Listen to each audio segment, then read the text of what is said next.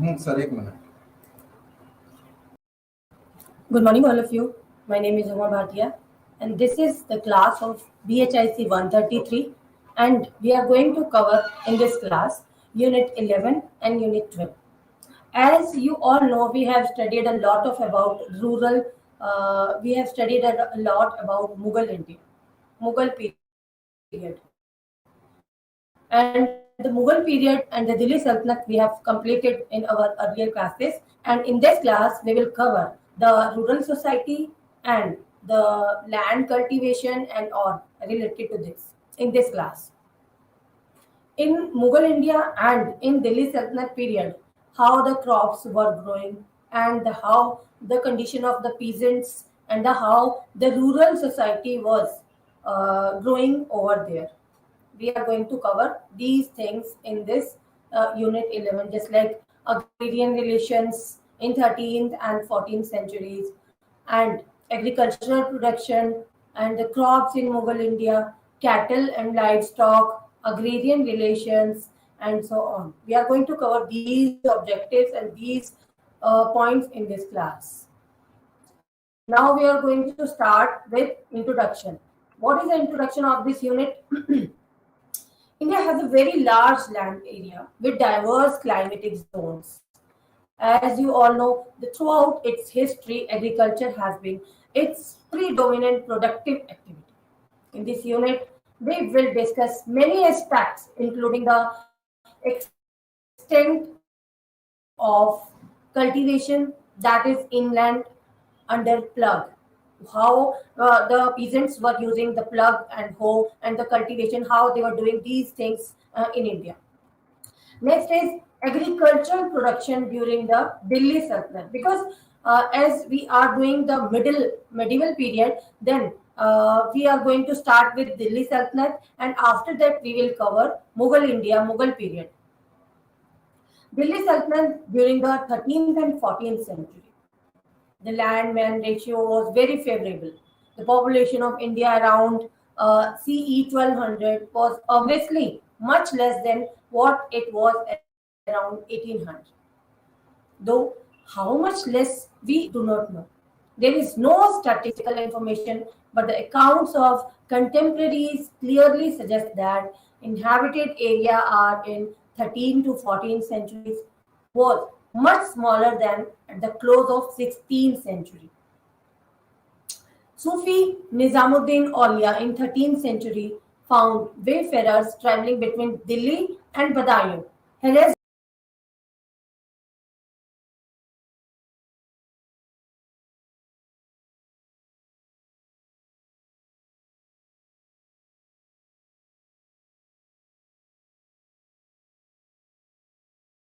provide refuge to vast number of peasants against the Sultan's army.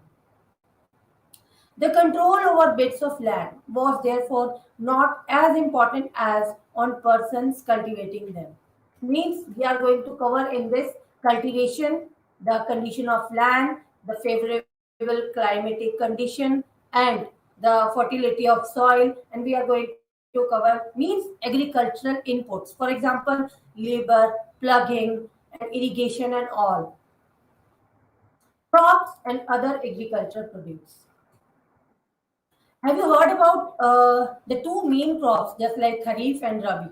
Two types of crops we were using at the time of Delhi Sultanate, because we are going to cover this in this Delhi Sultanate. Thakur Peru, the mint master at Delhi under Alauddin Khalji, writing in 1290, lists some 25 crops grown under two harvests and gives also their yields. One may perhaps legitimately assume that improved facilities of irrigation would have helped extend the under area under rabi crops such as wheat, sugar, sugarcane, etc. With the Islamic raiders, making of wine from sugarcane became widespread, and new rural industry emerged at least around Delhi and in Doab area by 14th century. This account was given by Ziauddin Barni at that time. Ibn Battuta also was very a famous traveler at that time. From Ibn Battuta account, we get information on fruits growing in Delhi Sultanate. It appears that technique of grafting was not known to peasants. Earlier, grapes were grown only in the few places besides Delhi, but Muhammad Tughlaq's urging to peasants to improve cropping by shifting from wheat to sugarcane to grapes. And Firoz Shah Tughlaq's lying down of 1200 orchards means the gardens which were having a lot of fruits at that time, 1200 orchards in the sugarcane to grapes, vicinity of Delhi to grow seven variety of grapes seems to have made them so abundant. According to Afif, the prices of grapes fell at that time. What time? At the time of Firoz Shah Tughlaq. What was the condition of irrigation at that time, and what was the impact of irrigation on agriculture produce, on agricultural activities at that time? Agriculture was generally dependent upon natural irrigation because at that time and at the present time also our peasants are dependent, are fully dependent on natural irrigation. When rain will come, then irrigation will sort out at that time. That is rains and floods.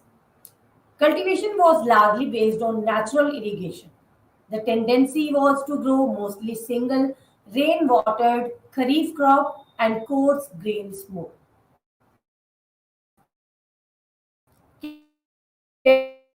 Canal irrigation.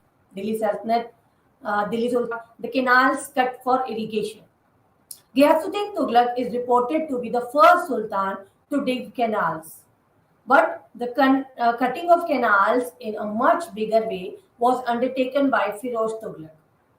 Firoz Tughlaq cut two canals, Rajabagh and Ulugh Khani, from the river Yamuna, carrying them to Hisar, one from Kali River in Doab, joining the Yamuna near Delhi, one each from the Satluj and the Ghaggar. From these rivers, the sultans were digged the canals from these Ghaggar River and the Yamuna River near about Delhi and Satluj River also. Canal irrigation helped greatly in the extension of cultivation in eastern Punjab and so many more areas related to that area. This led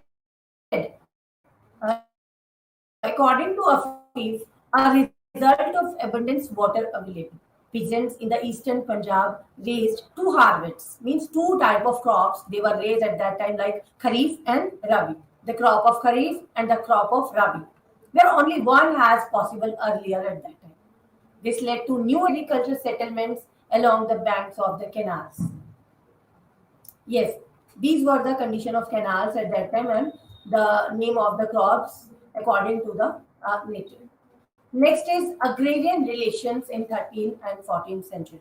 What was the relation between the crops and what was the relation between the crops and the fertility of soil? And these things we will discuss in this 11.3 point.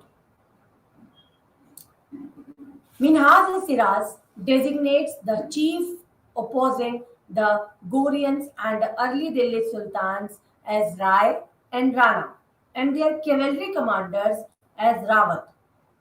From the epigraphic evidence from different parts of northern India, the earlier feudal hierarchy of Raja means Rai, Ranak means Rana, and the Rawat means Rawat is fairly well established. These names were point out for the particular post to the given to the particular people. In earlier phase, sultans tended to enter into settlement with this defeated and subjugated rural aristocracy. Have you heard have you heard about aristocrats? The wealthiest families of that particular time means aristocrats. As discussed earlier, kharas was largely the tribute imposed upon them. Kharas comes and were two types of taxes were imposed upon the people at that time. It seems that even after the replacement of this tribute by vigorously excessed tax imposed on the peasants under Alauddin Khilji, Allowing Khalji, the older rural aristocracy had some role to play in revenue collection. This can be inferred from an incident of Alauddin Khalji's reign. Ghazi Malik, the governor of Dipalpur, when he wanted to pressurize Rana Mal Bhatti. According to Afif, one of the Rajas of region, went to his territory and demanded the full year's revenue in cash at once. When Rana failed to comply, Ghazi tortured the Mukaddams. Mukaddams means the village headmen and the Chaudharis at that time.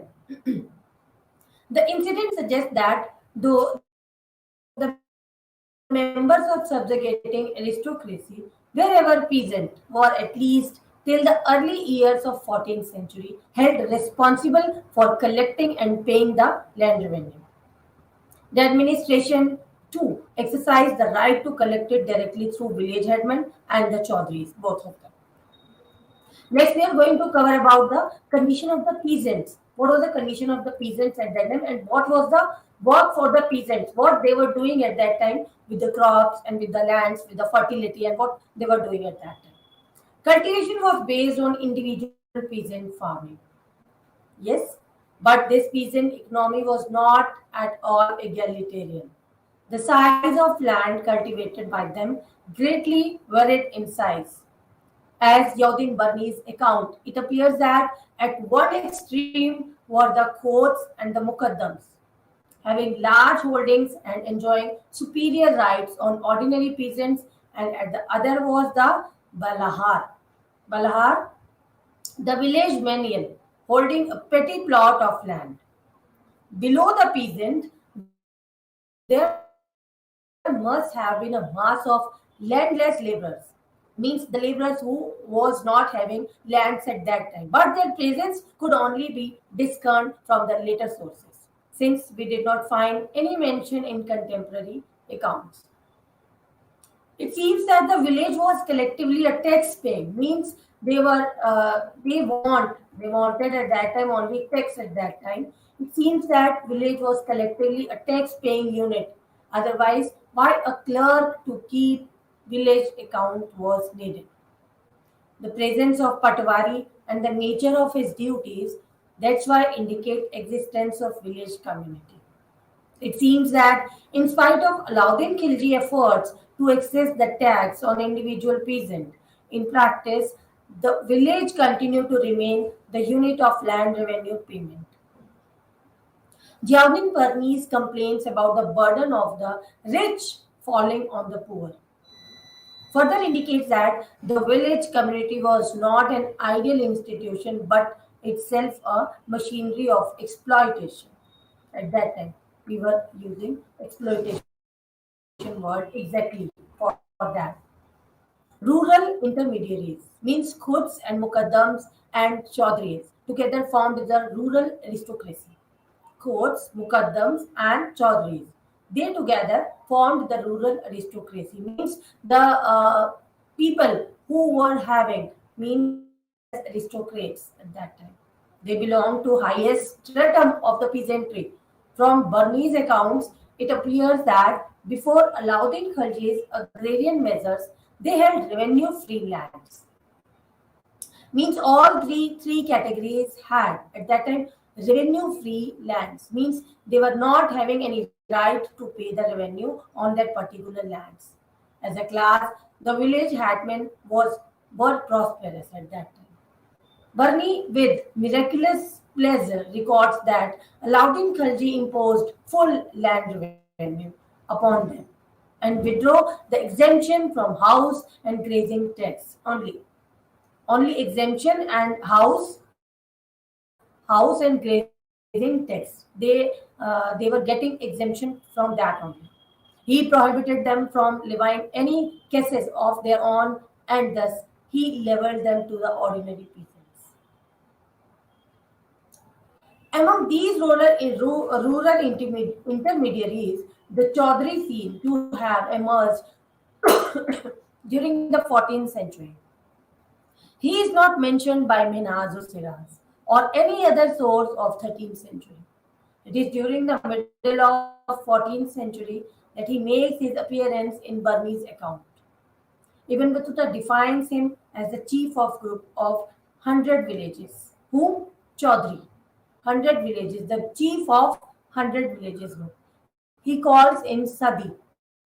However, the usual term from the middle of 14th century for a group of villages is Pargana.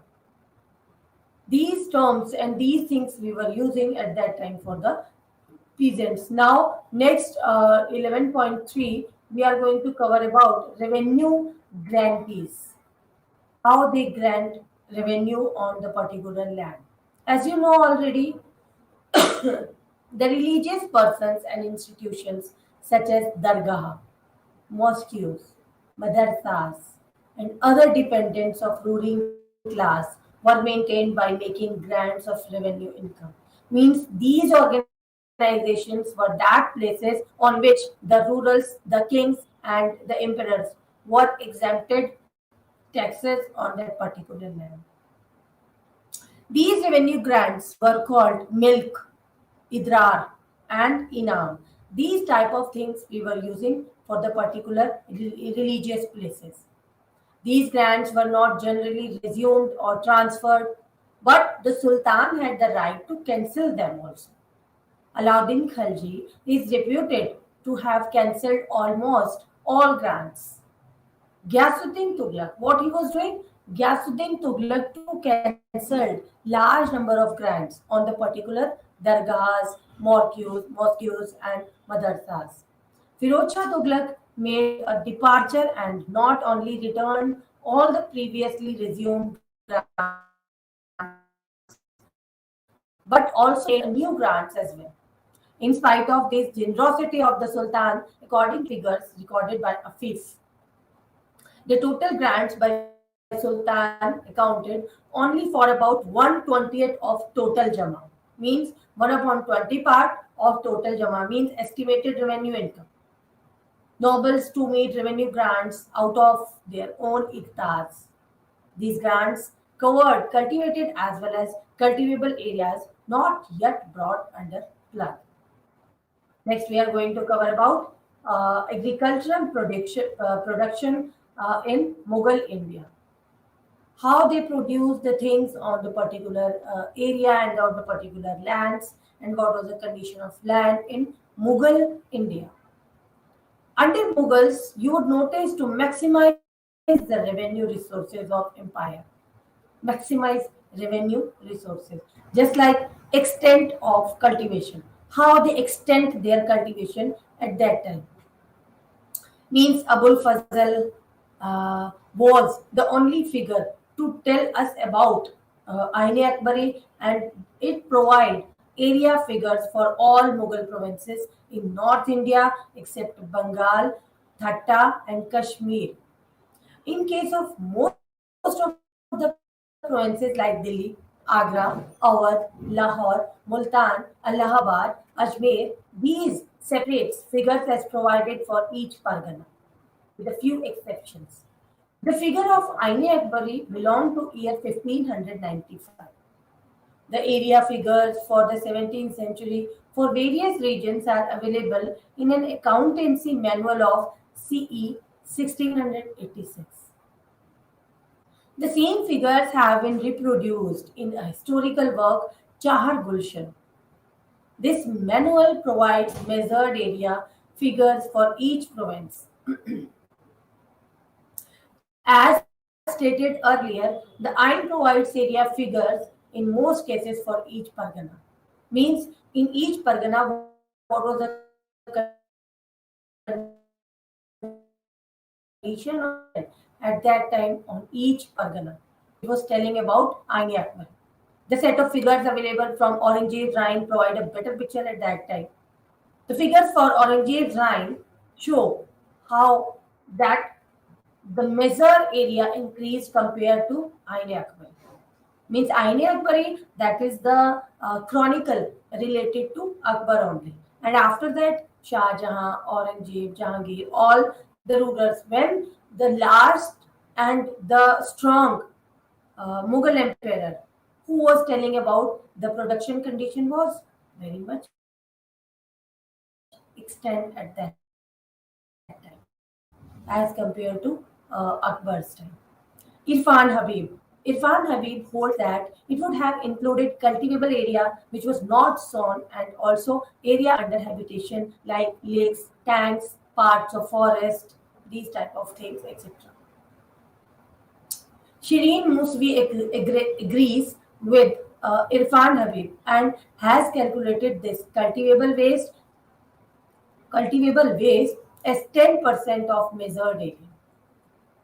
But she feels that even after deducting this 10%, the remaining area cannot be taken as net cropped area because large tracts of cultivable area were not measured. In such a situation, what thing was doing at that time? In such a situation, measured figures of Mughal period alone are not of much help to ascertain the extent of cultivation. According to their estimate, the cultivable area, at last we can say that according to the cultivable area between the end of 16th century and the beginning of 20th century almost doubled. The increase in Bihar, increase in Awadh and parts of Bengal ascribed to the clearance of forest. In Punjab and in the Sindh, the spread of canal network also contributed to the extent of cultivation. Now, what is the means of cultivation and what is the means of irrigation at that time? Means of methods of cultivation. How they cultivate their lands? What was the method? With the help of the pair of oxen, with the help of the plug, a pair of oxen to the plug. Letter was made of wood with an iron plugshare. Unlike in Europe, neither horse nor bullock, drawn wheel plugged, nor mauled board were ever used in India. Regional variations in a sprawling country like India in the size and in the weight plug must be expected from a light plug that could be carried by the tiller upon his shoulders to the heavy one meant for harder soil. Again, for soft soil, the iron plug share could have been dispensed with more so as the price of iron was high at that time. A separate device was used to lumps of earth. This was done with the help of wooden boards called patela in parts of North India. Wooden boards. Like plug, this flat board was also fastened to a pair of oxen, means connected to the pair of oxen. Generally, a man would stand on the board to provide weight, and the patela was dragged on the field of by oxen. Means they were using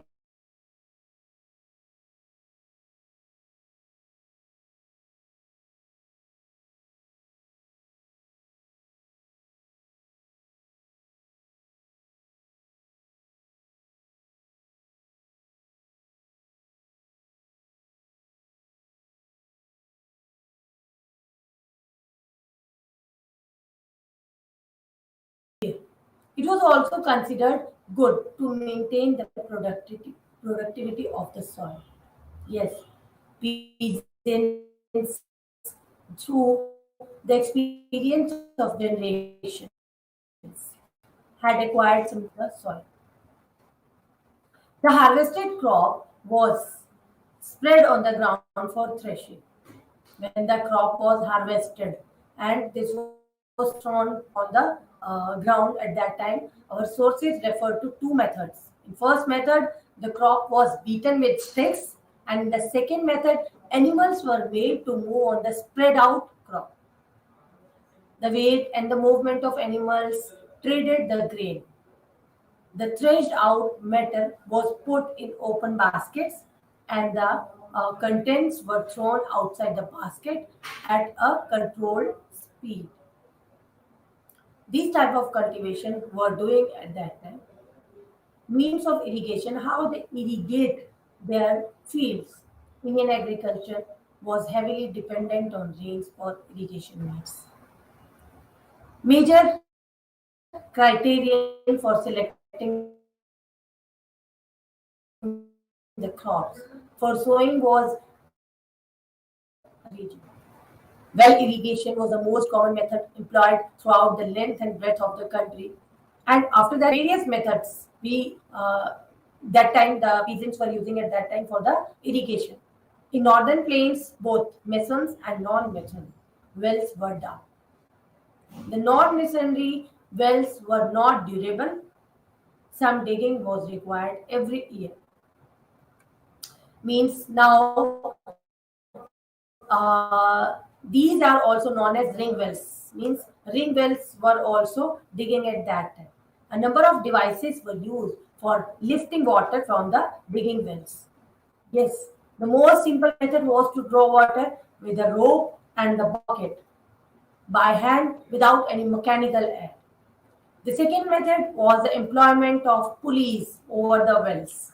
Means they make the pulleys over the wells or over the or on the mouth of the well. The same rope and bucket was used over the pulley to lift the water. In the third method, the rope pulley was used with the addition of employment of a pair of oxen. Means the pair of oxen were moving at that time, and the water with the help of the bucket and with the help of the rope was coming out from the wells. Next is the fourth devise a principle of an upright beam or trunk of a tree to put it in a swinging position. The bucket was fastened to rope tied to one end of the pole. The pole other end carried a weight heavier than the filled bucket, not used for wells. Next, fifth method required the use of a wheel. They were using the wheel to pull the water from the well. The use of wheel for lifting water from well was also done in this form. A garland of pots. The garland of pots was used with three wheels, a gear mechanism, and animal power with the help of this. Lakes, as we have talked about wells. Now we are going to talk about lakes, tanks, reservoirs of water. They were also using these things for the irrigation in the fields. In South India, this was the most prevalent method used for irrigation. Dams were made over the rivers, construction of the reservoirs and tanks were also made for the irrigation purposes to solve the irrigation purpose. And the massive Madad Lake, built by Vijayanagar ruler, is a marvel of civil engineering of the time at that time.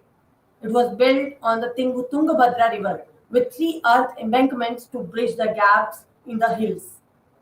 Rajasthan is another region where large reservoirs for storing water abound. Rajasthan.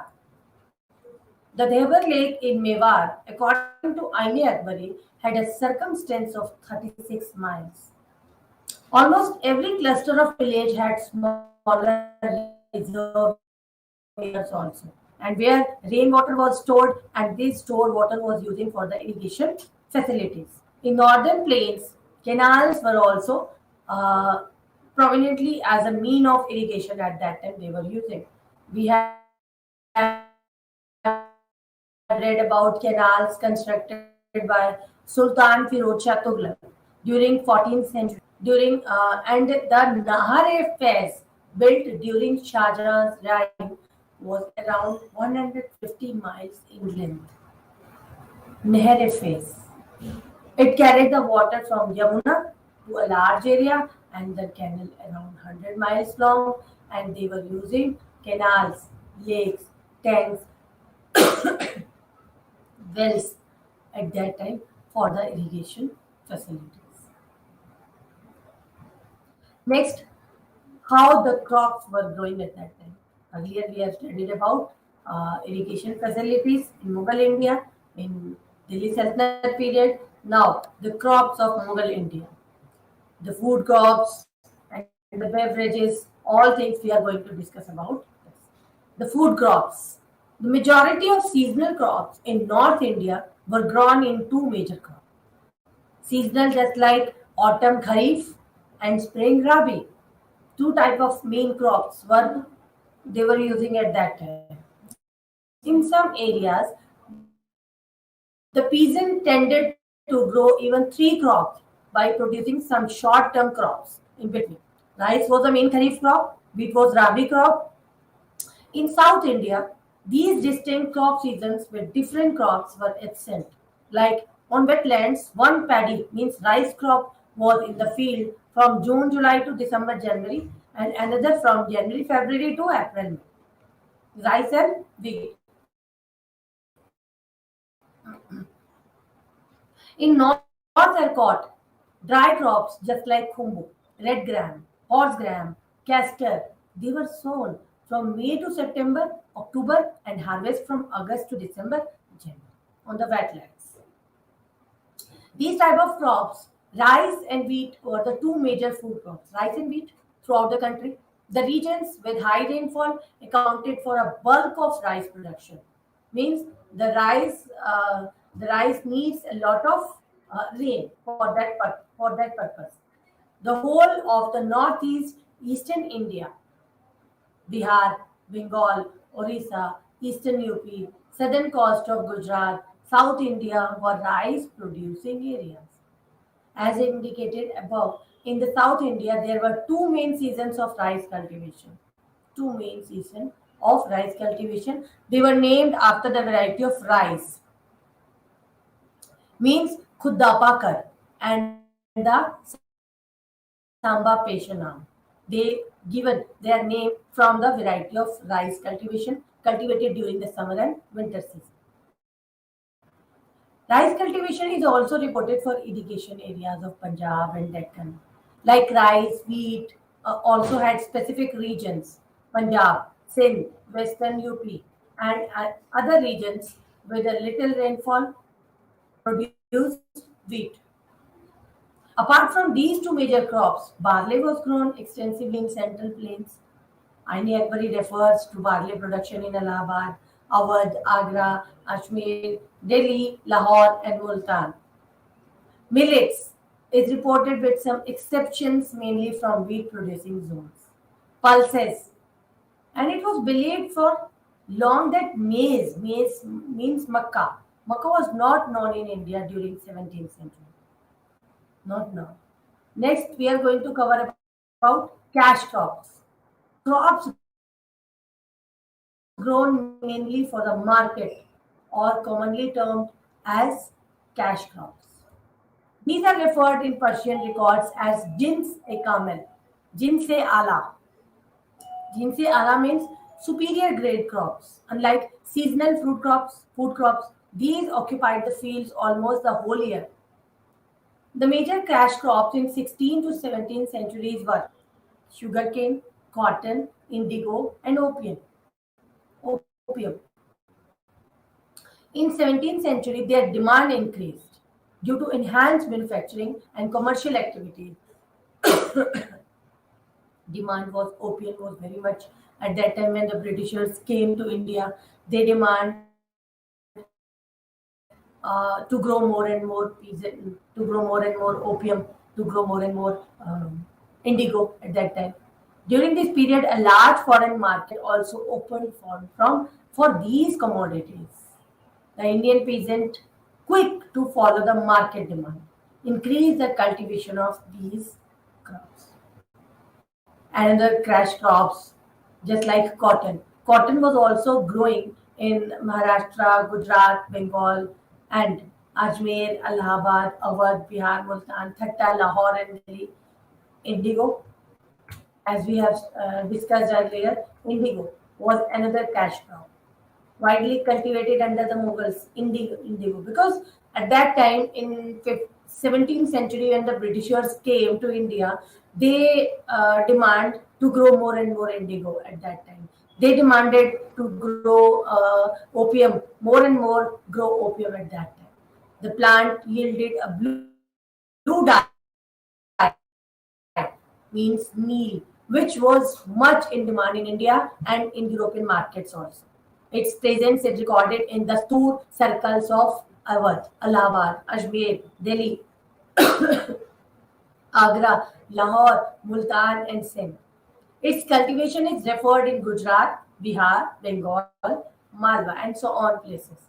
The varieties high in demand were those of Bayana and Sarkhes. Cultivation of opium is reported from a number of places in India. The Mughal provinces of Bihar and Malwa seem to have produced good opium. It was also cultivated in Awadh, Bihar, Delhi, Agra, Multan, Lahore, Bengal, Gujarat, and so on. Cultivation of tobacco. Tobacco seems to have spread in India in a short time. The Aine Akbari does not mention it as a crop in any of the Stoor circles or any of other regions. It seems to have been introduced in India during 16th century by the Portuguese. Portuguese. Uh, the plants whose seeds were used for extracting oil come under the category of food as well as cash crops, just like mustard. These type of crops were also grown in the places. Next, fruits, vegetables, and the spices we are talking about. Horticulture seems to have reached new heights during the Mughal period. The Mughal emperors and the nobles planted lavish orchards. Almost every noble of consequence had his gardens on the outskirts of towns where they resided. Orchards, groves were laid down for the a number of fruits available today were introduced in India during 16th and 17th centuries. Pineapple is one such fruit which was brought from Latin America and introduced in India by the Portuguese. In a short period of time, it became popular and was extensively cultivated all over the country. Pineapple, papaya, cashew nuts were also introduced through the same agency, but their spread was a bit slow. Lychee, guava seem to have been introduced later. Cherries were brought from Kabul and grown in Kashmir through grafting. Apricots, mangoes, these type of fruits were greatly improved through grafting. So many fruits and vegetables were growing at that time. Now, next is productivity and the yields. What was the condition of productivity at that time? That means how they produce the things, just like Shireen Shah's yields for Mughal India. How much per biga? Means the particular, how can we say that, the measured land. An average yield can be worked out on the basis of these. Abul Fazl does not inform us what was the basis of these categories. It seems the low yield are those of non-irrigated land, while the rest two are for irrigated fields. Cattle and livestock. How they take care of their cattle and how they maintain their livestock at that time. The cattle played a very important role in agricultural production of our period. They were employed in important agricultural activities like plugging, irrigation, and their dung was used for manuring. Besides, dairy products contributed subsequently to agriculture related production. The peasants, in general, along with some specialized caste, were involved in the rearing of cattle. Cattle rearing also was very much a big occupation at that time. Cattle rearing at the outskirts area of Delhi. Large-scale involvement of cattle in agriculture operations suggests the presence of large cattle population. Next is agrarian relations. Mughal India.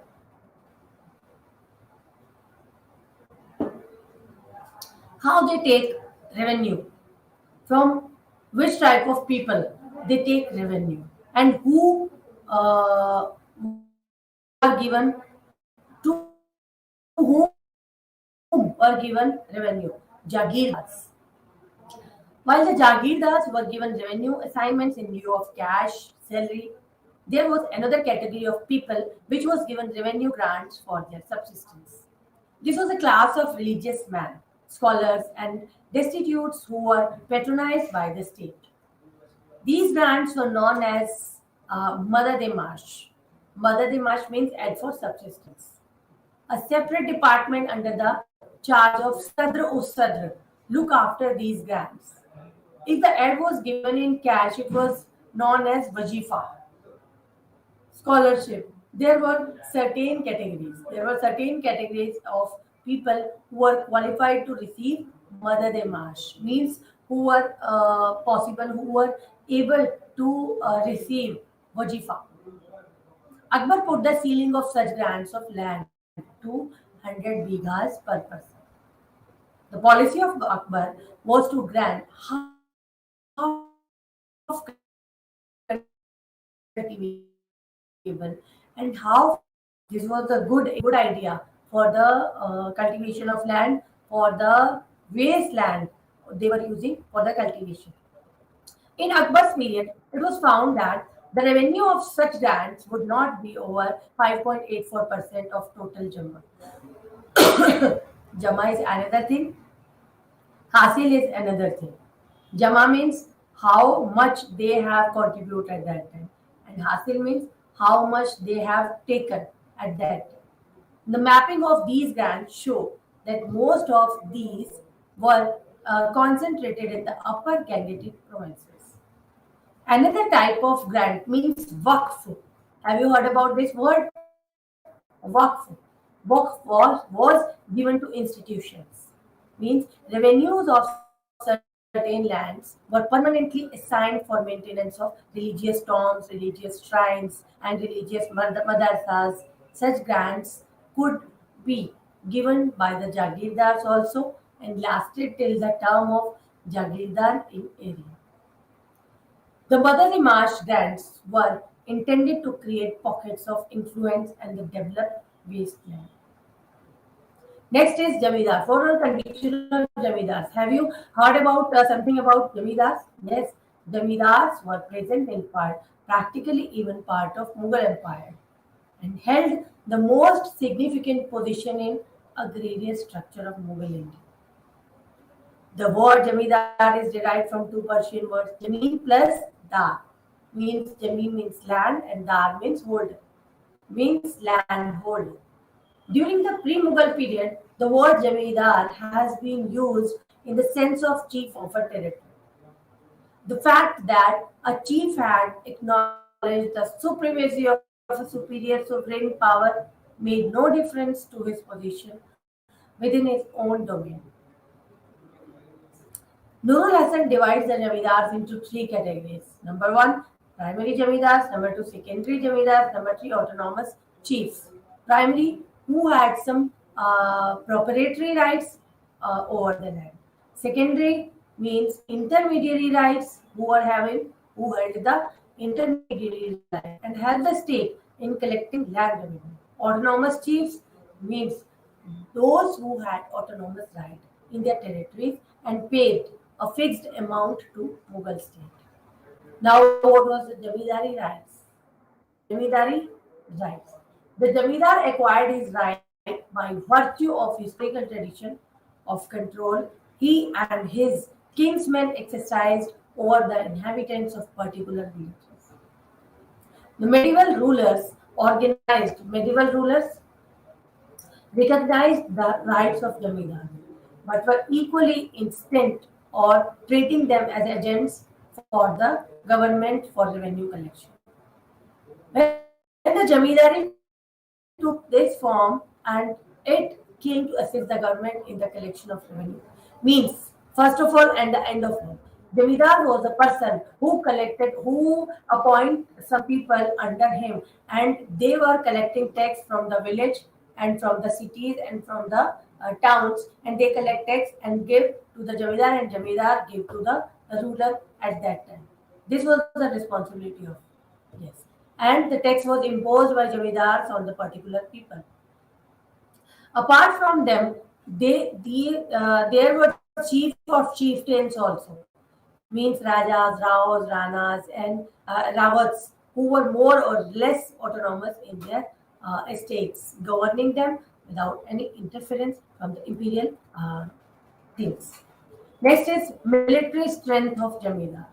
Military strength, Jamidars and the Chaudhries. The Jamidars employed their footmen and cavalry.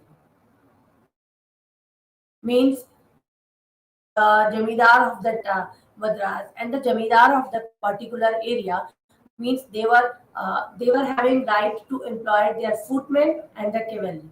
These troops helped them in the realization of land revenue and the subjugation of peasantry. Almost all Jamidars had their own small or big kilachas. Kilajas means forts. According to Aine Akbari, the troops of Jamidars in whole Mughal Empire exceeded 44 lakhs. In Bengal, they possessed thousands of boats. Other intermediaries, so many intermediaries were there. Intermediary, what was the role of intermediaries at that time? Each village had a number of hereditary officials. The most important of them was a village headman. Village headman means mukaddam. He was a person responsible for the collection of land revenue, maintenance of law and order in the particular village. For the services, so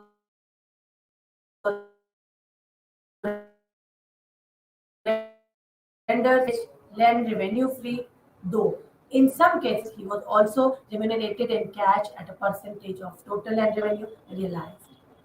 Next, we are talking about after Jamidars, uh, other intermediaries. How? Next is peasantry. Peasantry we have discussed. The main agrarian class directly in port with the agricultural production was the peasantry. The peasants constituted the primary class in rural society, and revenue collected from them sustained the whole state apparatus. Whole state apparatus. Next, land rights of peasants. There has been long debate among historians regarding the rights of peasantry over land. Peasants' claim to land was not disregarded by the state. Yet he has never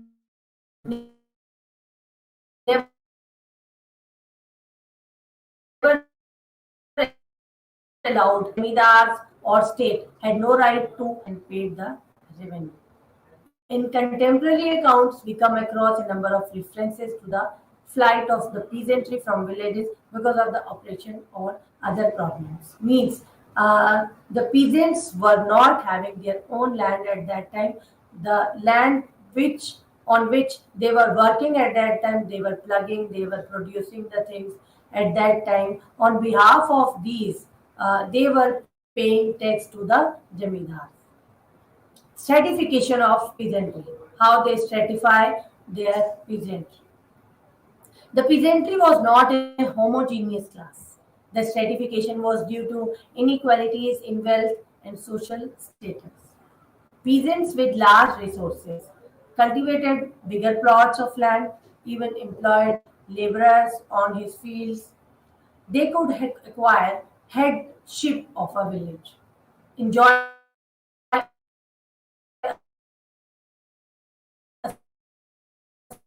superior share talking about peasants. One major reason for this can be found in the wide prevalence of cash nexus. Cash. Economic inequalities were not the only basis of division within the peasantry. They were also divided between the permanent residents of the village in North India, Mirasdar in Maharashtra, and Thalbek or Thalkar in temporary residents in Upari. caste association and kinship ties, even as they served as link that afforded supra local affinities also at that time. Below the class of peasants existed in rural India a large population of manual workers. They were doing at that time rural population. They are described in contemporary relation as chamars, balahars, thoris, and dhanuks. They were a cheap source of labor for the peasants and for the jamidars to work on their field during the sowing, and they were acquiring, they were hiring at that time to harvest the crops and to cut the to sow the crops. Next is village community. Village community, how they communicate with the village. The village had artisans attached to it to provide their services and were paid at the harvest time. The system was very well organized in Deccan and in Maharashtra. Some social groups in the village were not directly involved in the agrarian production, but they played some role in agrarian activities. Mahajans. Mahajans acted as a middleman between the rural society and Mahajan means you can use the term Sethji. Sethji, I need this. Sethji, this is this. Like they were known as Mahajans. They would advance loans to individual peasants and village collectively for buying seeds, for equipments, pay revenue, for social needs. Yes, we have completed our unit 11 in this, and now we are going to cover unit 12. Unit 12, what was the condition of inland trade at that time? At the time of Mughal period, inland trade. We are going to cover in this trade and commerce under the Mughals, trade and commercial practices under the Mughal, what was the condition of merchants and trading organizations, like this. First of all, we are going to start with the trade and commerce under the Delhi Sultanate period. Delhi Sultanate period inland trade. The inland trade developed at two levels at the time of Delhi Sultanate. Two levels. Number one, the short distance village town trade in commodities of bulk. Number two, long distance inter-town trade in high value goods. Means import and export they were using at that time also.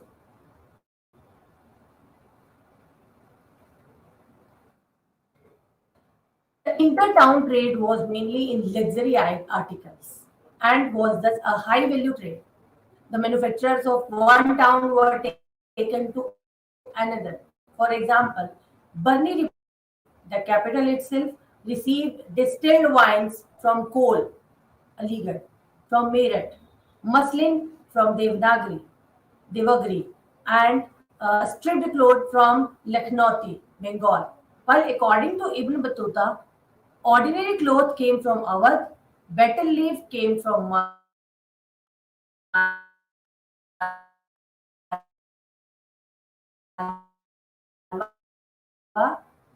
to Multan from Delhi, and these things were export and import from these places. Export these type of Indian trade were doing at that time. The urban centers were dependent for supply of food grains.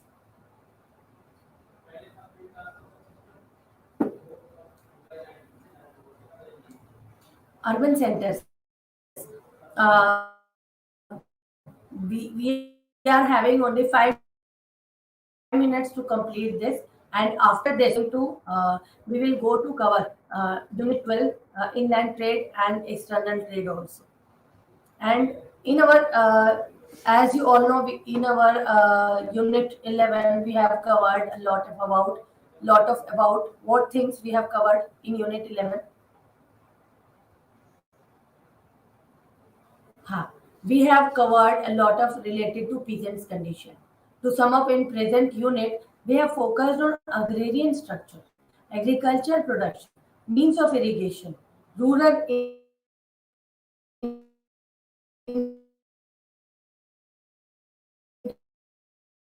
intermediate Mughal period also. We have discussed about Doab area where the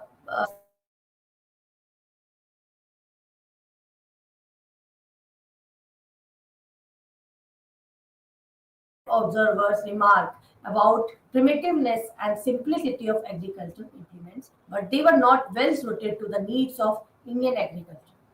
Agriculture of artificial irrigations, they were employed just like wells and canals and tanks they were making for solving the purpose of irrigation. The Indian peasants raised a number of food and cash crops, and a lot of some land was used for two or more crops. Rotation of crops and cultivation of cash crops according to market needs was a special feature of the period. Production of fruits, both in quality and quantity, reached new heights at that time, at the time of Mughal period. On behalf of state, we have studied about Jagirdars, we have studied about Jamidars, and we have studied about lot about the condition of the peasants and the taxpayers. And the peasants were a big taxpayers of the. If the peasant was paying tax, then nobody can disturb them in the production, in the yielding of the proper land. Productivity was the compare of productivity in the Delhi Sultanate and the Mughal period at that time. Alauddin Khalji and Firoz Shah Tughlaq and so on. And in Mughal period, Akbar and Aurangzeb, what was the condition of the productivity of uh, at the time of Akbar and at the time of Aurangzeb? That is a very big difference between these two rulers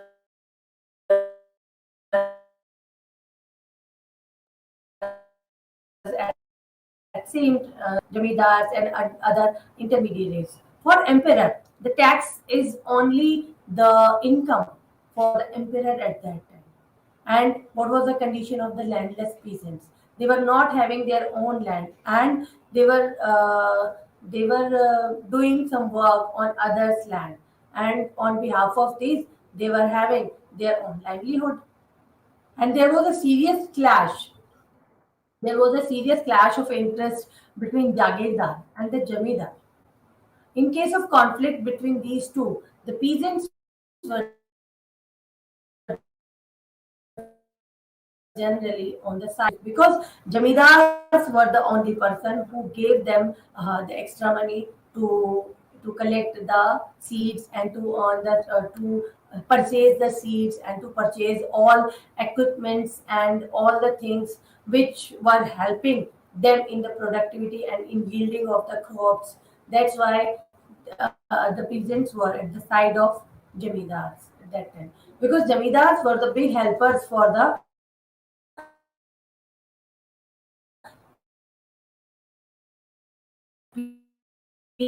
peasants also for the state.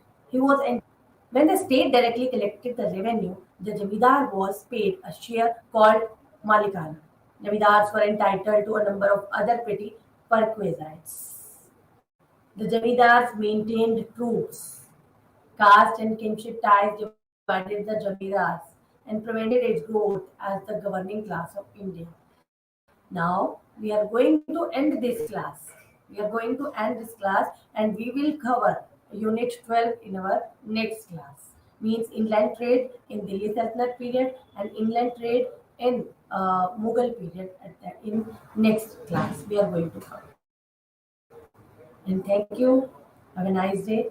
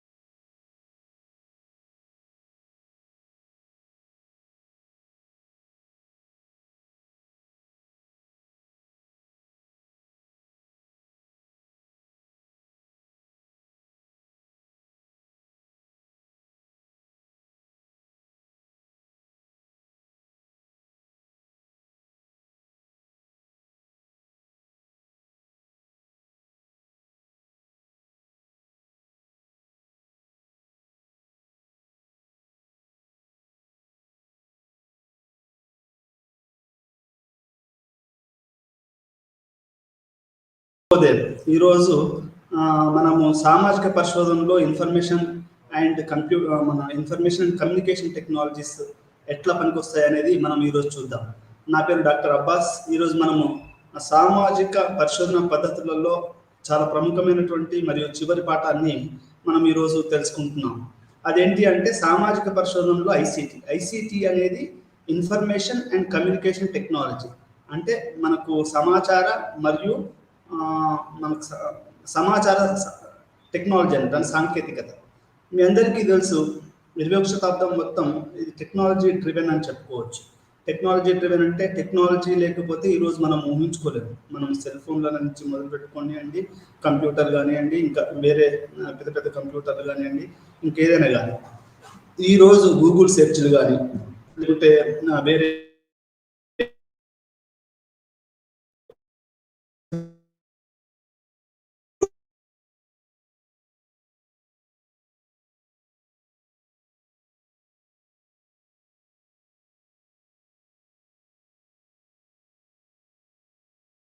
అని చెప్పుకోవచ్చు. ఇట్లాంటి information and computer and technology అనేది మన ఉన్నత విద్యలో ఎట్లా పనికొస్తుంది అనేది ఈ రోజు మనం పాఠంలో తెలుసుకుందాం. ఐసిటి అంటే ఇది సాంఘిక శాస్త్ర పరిశోధనలో ఎలా సంబంధించింది మీరు అడగవచ్చు. ఎలా అంటే ఈ సాంఘిక పరిశోధనకు దీనికి సంబంధం ఏంటి సార్, అది వేరు ఇది వేరు కదా అని మీరు అనొచ్చు. కానీ దానికి దీనికి సంబంధం ఉంది. ఎలా అంటే సాంఘిక పరిశోధనను ఈరోజు కంప్యూటర్ సైన్స్ లేకుండా అసలు ఒక పాట రాసేవాడు కూడా ఈరోజు వాట్సాప్లో పాట రాసుకొని ఏదన్నా కవి సమ్మేళనంలోనూ ఎక్కడనో వినిపిస్తున్నాడు. అంటే అర్థం ఏంటి అంటే టెక్నాలజీకును ఆ తర్వాత కవిత్వాలు మన పరిశోధనకి ఆ తర్వాత సాహిత్యానికి చాలా దగ్గర సంబంధం అని చెప్పుకోవచ్చు. ఇప్పుడు మీకు ఇంతకుముందు ఎట్లా ఉండేది అంటే ఒక కవితనో ఒక పాటనో రాస్తే అది పేపర్లో రావడము లేకుంటే ఫ్రెండ్స్కి వినిపించడము ఉంటుంది. కానీ ఈరోజు మనకు ఇన్ఫర్మేషన్ అండ్ కమ్యూనికేషన్ టెక్నాలజీస్ రావడం వల్ల ఇప్పుడు నువ్వు ఒక కవిత రాశావు అనుకో, ఆ కవితను నువ్వు యూట్యూబ్లో పెట్టి ప్రపంచాన్ని మొత్తాన్ని చెప్పొచ్చు. ఓవర్ నైట్లో అట్లా ఇప్పుడు రేణు మండల్ ఉంది, ఆమె పాడిన పాటని ఒక చిన్న వీడియో తీసి ఒక యువకుడు పెట్టడం వల్ల ఆమె ఒక రాత్రికి రాత్రి ఆమె పెద్ద ఫేమస్గా తయారైంది. అంటే కొన్ని కోట్ల మంది చూశారు. అంటే దీని అర్థం ఏంటి అంటే ఇన్ఫర్మేషన్ అండ్ కమ్యూనికేషన్ టెక్నాలజీస్ అనేటివి అది మన నిత్య జీవితంలో ప్రతి విషయంలోనూ అది మన భాగమైందని చెప్పొచ్చు. ఈరోజు మనం కంప్యూటర్, వాట్సాప్, సెల్ ఫోన్ లేకుండా అసలు చైనా తర్వాత ఇండియా హైయెస్ట్ మనకు సెల్ ఫోన్ వాడుతుండడం జరుగుతుంది. అంటే ఇంత ప్రభావవంతమైన ఈ యొక్క టెక్నాలజీస్ మన సోషల్ సైన్సెస్లో ఎట్లా ప్రభావితం చేస్తుంది అనేది ఈరోజు మనం చూడాలి. ఒకటి, సోషల్ సైన్సెస్ ఐసిటి ఎలా ప్రభావితం చేస్తుందో అర్థం చేసుకోవాలి మనం. అంటే ఇది ఏ రకంగా మనము సోషల్ సైన్సెస్ కదా సార్, మనకు టెక్నాలజీతో సంబంధం ఏంటి అనేది కూడా ఒక వాదన ఉంది. ఇప్పుడు హైదరాబాద్ సెంట్రల్ యూనివర్సిటీలో చాలా మంది ప్రొఫెసర్లు ఏం చేశారు, కమ్యూనిస్టు ప్రొఫెసర్లు కానివ్వండి, ఇప్పటికీ గాంధీయన్ ప్రొఫెసర్లు కానీ వాళ్ళు టెక్నాలజీ అనేది ఒక కంప్యూటర్ అనేది కొన్ని లక్షల మందిని అది రీప్లేస్ చేస్తుంది కాబట్టి అది మంచి పద్ధతి కాదు అని చాలా మంది ప్రొఫెసర్లు కంప్యూటర్కి దూరంగా బతికారు. అదేవిధంగా కార్లు వాడకపోయేవాళ్ళు. అంటే మన భారతదేశం అనేది ఒక శ్రామిక మరియు లేబర్ ఇంటెన్సివ్ సొసైటీ ఇది. కాబట్టి ఇక్కడ టెక్నాలజీ వాడటం వల్ల కొన్ని లక్షల మందికి ఉపాధిని కోల్పోయే అవకాశం ఉంది. అంతెందుకండి, ఇప్పుడు మన ఊర్లలో ప్రొక్లైనర్ వచ్చిన తర్వాత మొత్తం అసలు అది మొత్తం లేబర్ని ఒక రకంగా చేసింది. ఇప్పుడు చాట్ జీపీటీ వచ్చి మొత్తం చాలా సాఫ్ట్వేర్ రంగంలో ఉన్న చాలా లే ఆఫ్స్ జరుగుతున్నాయి ఉద్యోగాలలో.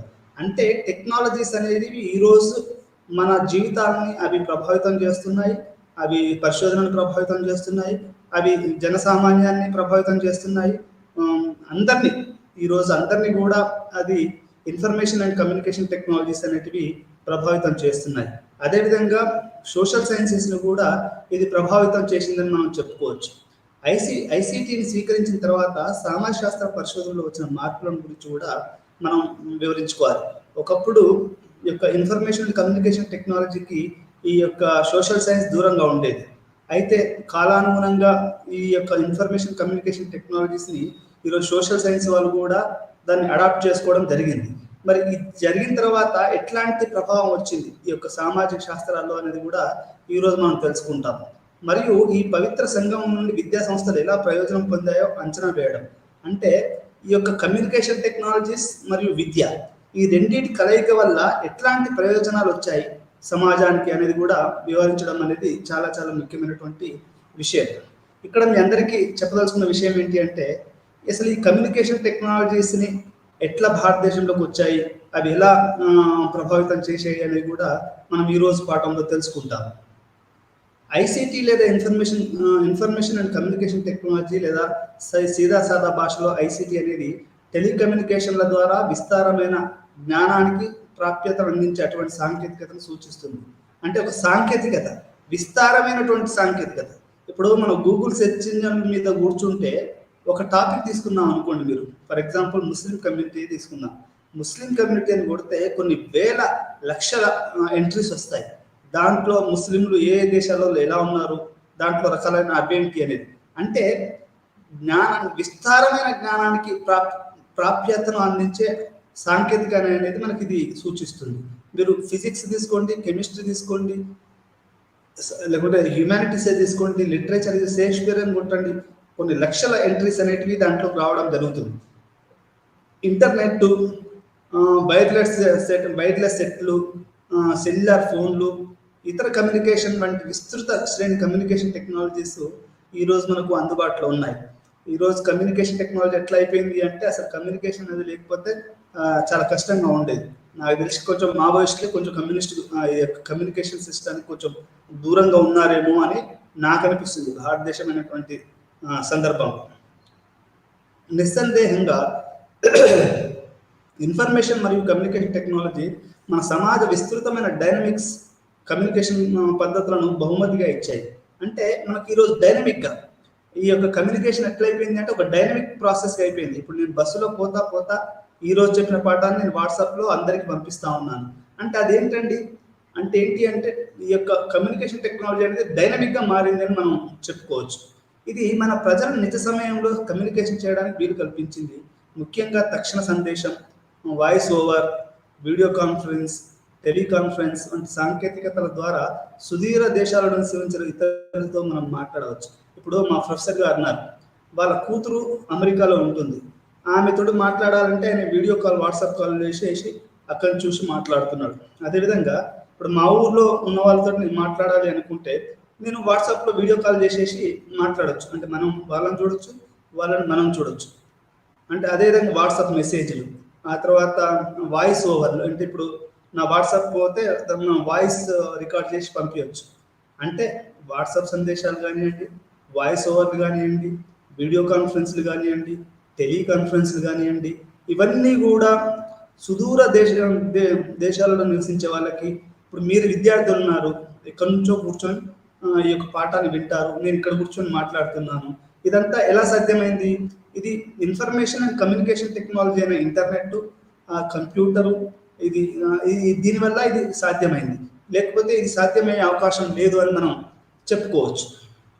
అంటే ఇక్కడ ఈ రకంగా విస్తృతమైనటువంటి సమాచారాన్ని మనకు ఇంటర్నెట్ ఈ యొక్క ఇవి మనకు అందిస్తున్నాయని నిస్సందేహంగా మనం చెప్పుకోవచ్చు.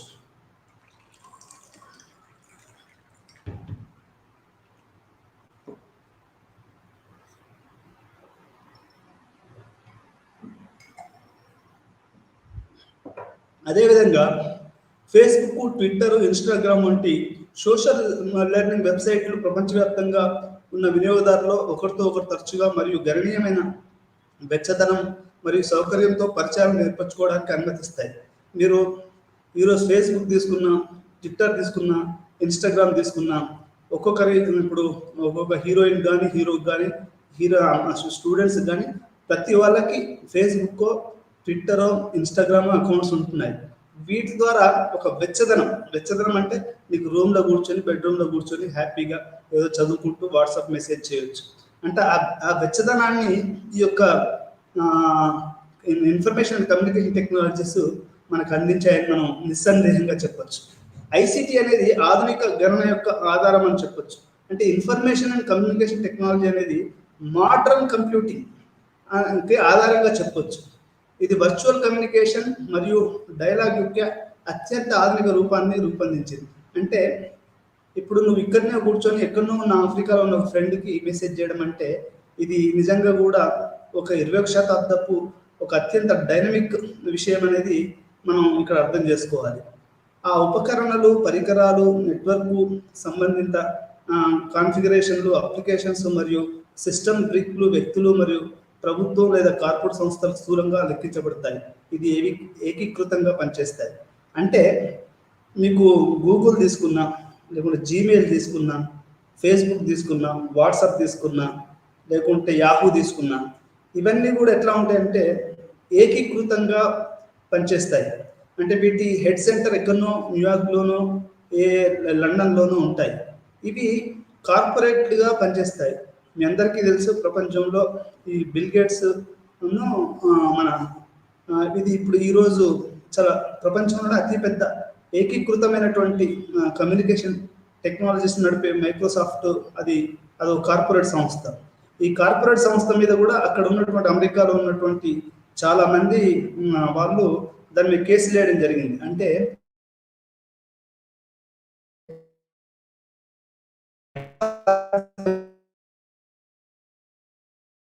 స్వేచ్ఛ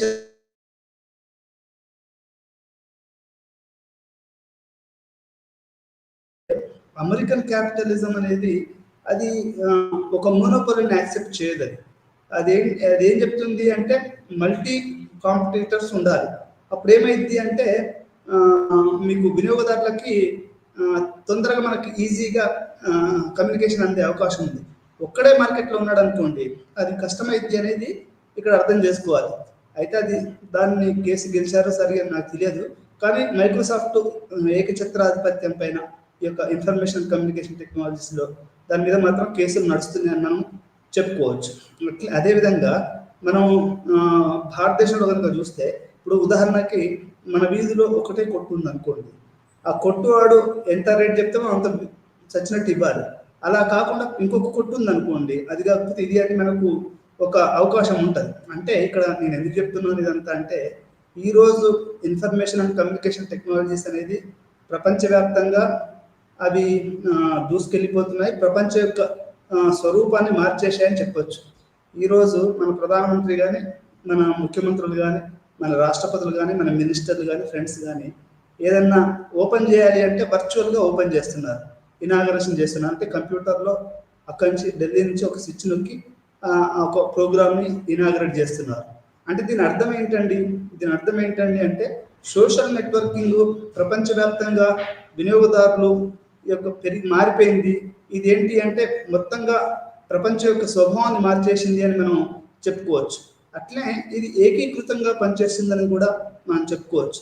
ఈరోజు మినిస్టర్లు, ప్రధానమంత్రులు, ప్రపంచవ్యాప్తంగా ఉన్న టెక్నాలజీ లీడర్స్, బిజినెస్ పీపుల్ వీళ్ళందరూ కూడా వర్చువల్ మీటింగ్స్లో పాల్గొంటారు, వర్చువల్గా పనులు కానిస్తారు. ఎక్కడో ఉన్నటువంటి ఇప్పుడు మీ అందరికీ ఒక ఉదాహరణ చెప్పి మనం ముందుకెళ్దాం. మీరందరూ బీపీఓస్ గురించి వినే ఉంటారు. బీపీఓస్ అంటే బిజినెస్ ప్రాసెసింగ్ అవుట్ సోర్సింగ్. ఈ బిజినెస్ ప్రాసెసింగ్ అవుట్ సోర్సింగ్లో వాళ్ళు అక్కడ ఉన్నటువంటి మెడికల్ బిల్స్ని లేకుంటే ఇంకా వేరే బిల్స్ని ఇండియన్ వాళ్ళకి అవుట్ సోర్స్ చేస్తారు. ఇక్కడ మన వాళ్ళు వాటికి బిల్లులు చేసేసి మళ్ళీ తిరిగి పంపిస్తారు. ఇది అవుట్ సోర్సింగ్ అని చెప్పుకోవచ్చు. ఈ రకంగా అంటే ఎక్కడో ఉన్నటువంటి ఒక అమెరికాలో ఉన్నటువంటి వాళ్ళు ఇక్కడ ఇది అవుట్ సోర్సింగ్ చేస్తున్నారు. అంటే ఈరోజు మొత్తం టెలికమ్యూనికేషన్, ఇప్పుడు మీరు సైబరాబాద్ తీసుకున్నారనుకోండి, సైబరాబాద్ మొత్తం ఈ యొక్క ఆఫీసులే. అది Facebook office, Twitter office, Google office, అన్ని రకాలైనటువంటి యొక్క అత్యంత ఆధునికమైనటువంటి హైదరాబాద్లోనే అత్యంత ఆధునికమైనటువంటిది ఈరోజు మనం సైబరాబాద్గా చెప్తున్నాం. ఎందుకంటే సత్యం కంప్యూటర్స్, టాటా ఇన్ఫోసిస్ ఇవన్నీ కూడా ఈరోజు సైబరాబాద్లో ఉన్నాయి. సో ఈ రకంగా అది మనకు ఈ యొక్క ఇన్ఫర్మేషన్ టెక్నాలజీ అనేది అత్యంత వేగంగా అది పోవడం జరుగుతుంది అనేది మనం అర్థం చేసుకోవాలి. ఇది ఈరోజు మీరు నమ్మండి నమ్మకపోండి, టెలిమెడిసిన్ వచ్చింది, టెలికమ్యూనికేషన్ వచ్చింది, టెలివిజన్ వచ్చింది, టెలిఫోన్ వచ్చింది.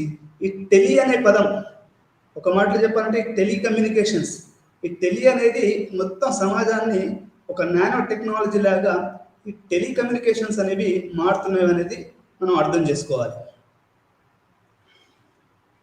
అకాడమిక్స్ ఐసిటి యొక్క పరిమాణం మరియు రీసెర్చ్ ఏ బ్రీఫ్ హిస్టరీ. అసలు ఇది ఈ పరిశోధనలోకి ఎలా వచ్చింది, ఈ యొక్క మనకు ఐసిటి అనేది ఏ రకంగా పరిశోధనలోకి వచ్చింది అనేది మనం చూసుకోవాలి. ఐసిటి యొక్క పరిణామ బీజాలు బహుశా మానవుల ప్రసంగాలతో అభివృద్ధితో నాటబడ్డాయి. ముఖ్యంగా ప్రసంగం ద్వారా జ్ఞానాన్ని పంచి భావతరాలకు అందించగలిగారు. మాటలు కాకుండా పురుషులు తమ భావాలను ఒకరు తెలియజేసుకోవడానికి చిహాన్ను కూడా సృష్టించారు. మొదటి రచన నైపుణ్యం యొక్క ఆవిష్కరణ కనుగొన్నారని ఆ తర్వాత ప్రజలు తమ రచన ప్రారంభించారు, ఈజిప్షియన్లు కనుక్కున్నారు. ఇక్కడ అసలు మనం ఇవన్నీ డిస్కషన్ చేసే ముందు అసలు ఈ యొక్క రైటింగ్ అంటే మనం రాస్తున్నాం కదా, అది ఏ రకంగా, ఎందుకంటే కమ్యూనికేషను ఎట్లా పెంచుకున్నారు, ఇప్పుడు రాయడం కూడా ఒక కమ్యూనికేషన్ సిస్టమే కాబట్టి ఇది ఏ రకంగా పెరిగింది అనేది మనం అర్థం చేసుకోవాలి. మీరందరూ మనం కనుక చరిత్రను కొంచెం డీప్గా కొంచెం లోతుగా అర్థం చేసుకోవాల్సిన ఆవశ్యకత ఇక్కడ ఉంది. ఎట్లా అంటే అసలు మనకు రైటింగ్ అనేది ఎక్కడి నుంచి వచ్చింది అంటే ఈజిప్షియన్స్, సుమేరియన్స్, అంటే మనకు దొరుకుతున్నటువంటి ప్రాథమిక ఆధారాల ప్రకారం ఈజిప్షియన్స్ మరియు సుమేరియన్స్ మొట్టమొదటిసారిగా రచనను మొదలుపెట్టినట్టు మనకు అర్థమవుతుంది. దీనికి గల కారణం ఏంటి అంటే మనకు ఈ యొక్క ఈజిప్షియన్స్ నైలు నది పక్కన ఈ పెపరస్ అనే ట్రీ యొక్క దాంతో పేపర్ రోల్స్ అనే వాళ్ళు పేపర్ రోల్స్ను కనుగొనడం జరిగింది. ఈ పేపర్ రోల్స్ ఎప్పుడైతే కనుక్కున్నారో అంటే పేపర్ రోల్స్నే రాయడం అన్నట్టు. ఇప్పుడు మనకు కాగితం మీద రాసినట్టు అంతకుముందు ఏదైతే మీద రాసేవాళ్ళు, ఆ తర్వాత ఇప్పుడు పేపర్ రోల్స్ మీద వాళ్ళు రాయడం మొదలుపెట్టారు. ఎప్పుడైతే ఈ పేపర్ రోల్స్ను కనుక్కున్నారో అప్పుడు ప్రజల యొక్క రచనా వ్యాసంగం అనేది ఇబ్బడి ముబ్బడిగా పెరిగింది అనేది మనం ఇక్కడ అర్థం చేసుకోవాలి. దీనికి ప్రధాన కారణం ఈజిప్షియన్స్ పేపర్ రోల్స్ కనుక్కోవడం, ఆ తర్వాత సుమేరియన్స్ ఈజిప్షియన్స్ యొక్క కాంట్రిబ్యూషన్ ఈ యొక్క రచనలో ఎక్కువ ఉందని మనం అర్థం చేసుకోవాలి. ఆ తర్వాత ప్రజలు తమ రచన ప్రస్థానాన్ని ప్రారంభించారు. అంటే రాయడం అనేది ఈ రకంగా 3000 క్రీస్తు పూర్వం 3000 సంవత్సరాల క్రితము ఈ రకంగా మనకు రాయడం అనేది మొదలైంది అనేది అర్థమైంది. పెపరస్కో పెరిగింది నైలు డెల్టా అంతా పుష్కలంగా ఉంది మరియు వ్రాయడానికి విస్తృతంగా ఉపయోగించబడ్డది. ఈ పెపరస్కో ట్రీని ఏమైంది అంటే ఇది నైలు డెల్టా అంతా ఈ చెట్టు ఉంది. దీని ద్వారా ఎక్కువగా ఈ యొక్క రోల్స్ తయారు చేశారు. చేయడం ద్వారా ఏమైంది అంటే అప్పుడు ఎక్కువగా జనాలు రాయడం అనేది మొదలుపెట్టారు. ఈరోజు మనం పేపర్ వాడడానికి భయపడుతున్నాం, ఎందుకంటే పేపర్ కాస్ట్ పెరిగింది, అది ఒక్కొక్క చెట్టును ఎకాలజికల్గా దెబ్బతీస్తుంది అనేది మనకు అర్థమవుతుంది. ఎక్కువగా ఇంటర్నెట్లోనూ దాంట్లో డౌన్లోడ్ మనం టైప్ చేయడానికి ట్రై చేస్తున్నాం, దానివల్ల పేపర్ వినియోగం తగ్గుద్ది. అంటే ఈ రకంగా మనం అభివృద్ధి చెందుతున్నాం. అసలు అంటే ఈ యొక్క రైటింగ్ కానీ ఈ యొక్క నైలు నది ఈజిప్షియన్స్ యొక్క సుమేరియన్స్ యొక్క దీంట్లో ఎక్కువగా వాళ్ళు చేసినటువంటి మన ప్రాముఖ్యత ఎక్కువగా ఉందని మనం చెప్పుకోవచ్చు. ఇది మధ్యధారా ప్రాంతం అంతటా అలాగే కుష్ సామ్రాజ్యంలో బాగా ఉపయోగించబడిందని చెప్పబడింది. ఇది మధ్యధారా సామ్రాజ్యంలో మరి కుష్ సామ్రాజ్యంలో కూడా ఈ యొక్క పేపర్ అనేది ఎక్కువగా వాడబడ్డది. పెపరస్ దాని స్థానంలో పర్చెంట్ వరకు కొనసాగింది మరియు బైజాంటిన్ సామ్రాజ్యంలో కాగితం ఉపయోగించబడింది. అంటే అది స్లోగా మారిపోయి ఈ ఈజిప్షియన్స్ నుంచి బైజాంటిన్ టైంకి వచ్చే వరకు పేపర్ అనేది జనాల్లోకి రావడం అనేది మొదలైంది. అయినప్పటికీ పెపరస్ పూర్తిగా అదృశ్యం కాలేదు. అయినప్పటికీ పేపరస్ రోల్స్ అవి పూర్తిగా అదృశ్యం కాలేదు. మీకు పేపర్ వచ్చినా కానీ ఆ రోల్స్ అనేది పూర్తిగా అది చేయలేదని నాకు అర్థం, అంటే పూర్తిగా మాయం కాలేదు. ప్రారంభ కాంస్య యుగంలో ప్రారంభమైన వ్రాత విధానానికి ఆకస్మికంగా రచన కూడా ఉండకూడదు. దానికి ముందు సింబాలిక్ వ్యవస్థలు కొన్ని పూర్వ సాంప్రదాయాలు ఉన్నాయి. ఇంతకుముందు మనుషులు ఎట్లా కమ్యూనికేట్ చేసుకునే వాళ్ళంటే మీరందరూ ఊర్లలో టెంపుల్స్ అవి చూసే ఉంటారు. దాని మీద రకరకాల బొమ్మలు ఏవేవో గీతలు రాసి ఉండేవాళ్ళు. అసలు ఈ లిపి కనుక్కోక ముందు మన పూర్వీకులు ఎట్లా మాట్లాడుకునే వాళ్ళంటే బొమ్మలు వేసుకొని సింబాలిక్గా సుమేరియన్స్ కానీ ఈజిప్షియన్స్ కానీ ఇండియన్స్ కానీ ఇండస్ వాళ్ళు కానీ ఇట్లా రకరకాలైన వాళ్ళు ఆ రకంగా కొన్ని సాంప్రదాయాన్ని కలిగి ఉన్నారు. ఆ రకంగా సింబాలిక్ వైలెన్స్, సింబాలిక్ కమ్యూనికేషన్ అనేది ఉండేది. ఇప్పుడు అంతేందుకండి, పోస్ట్ ఆఫీస్ రాకముందు పావురాలను ఉపయోగించేవాళ్ళు, మనకు జీపులు కార్లు రాకముందు గుర్రాలను ఉపయోగించేవాళ్ళు. ఇప్పుడు పావురం వచ్చి ఏదైనా ఇచ్చిందంటే సింబాలిక్ ఒక ఒక ఒక సింబాలిక్ కమ్యూనికేషన్ లాగా ఉండేది.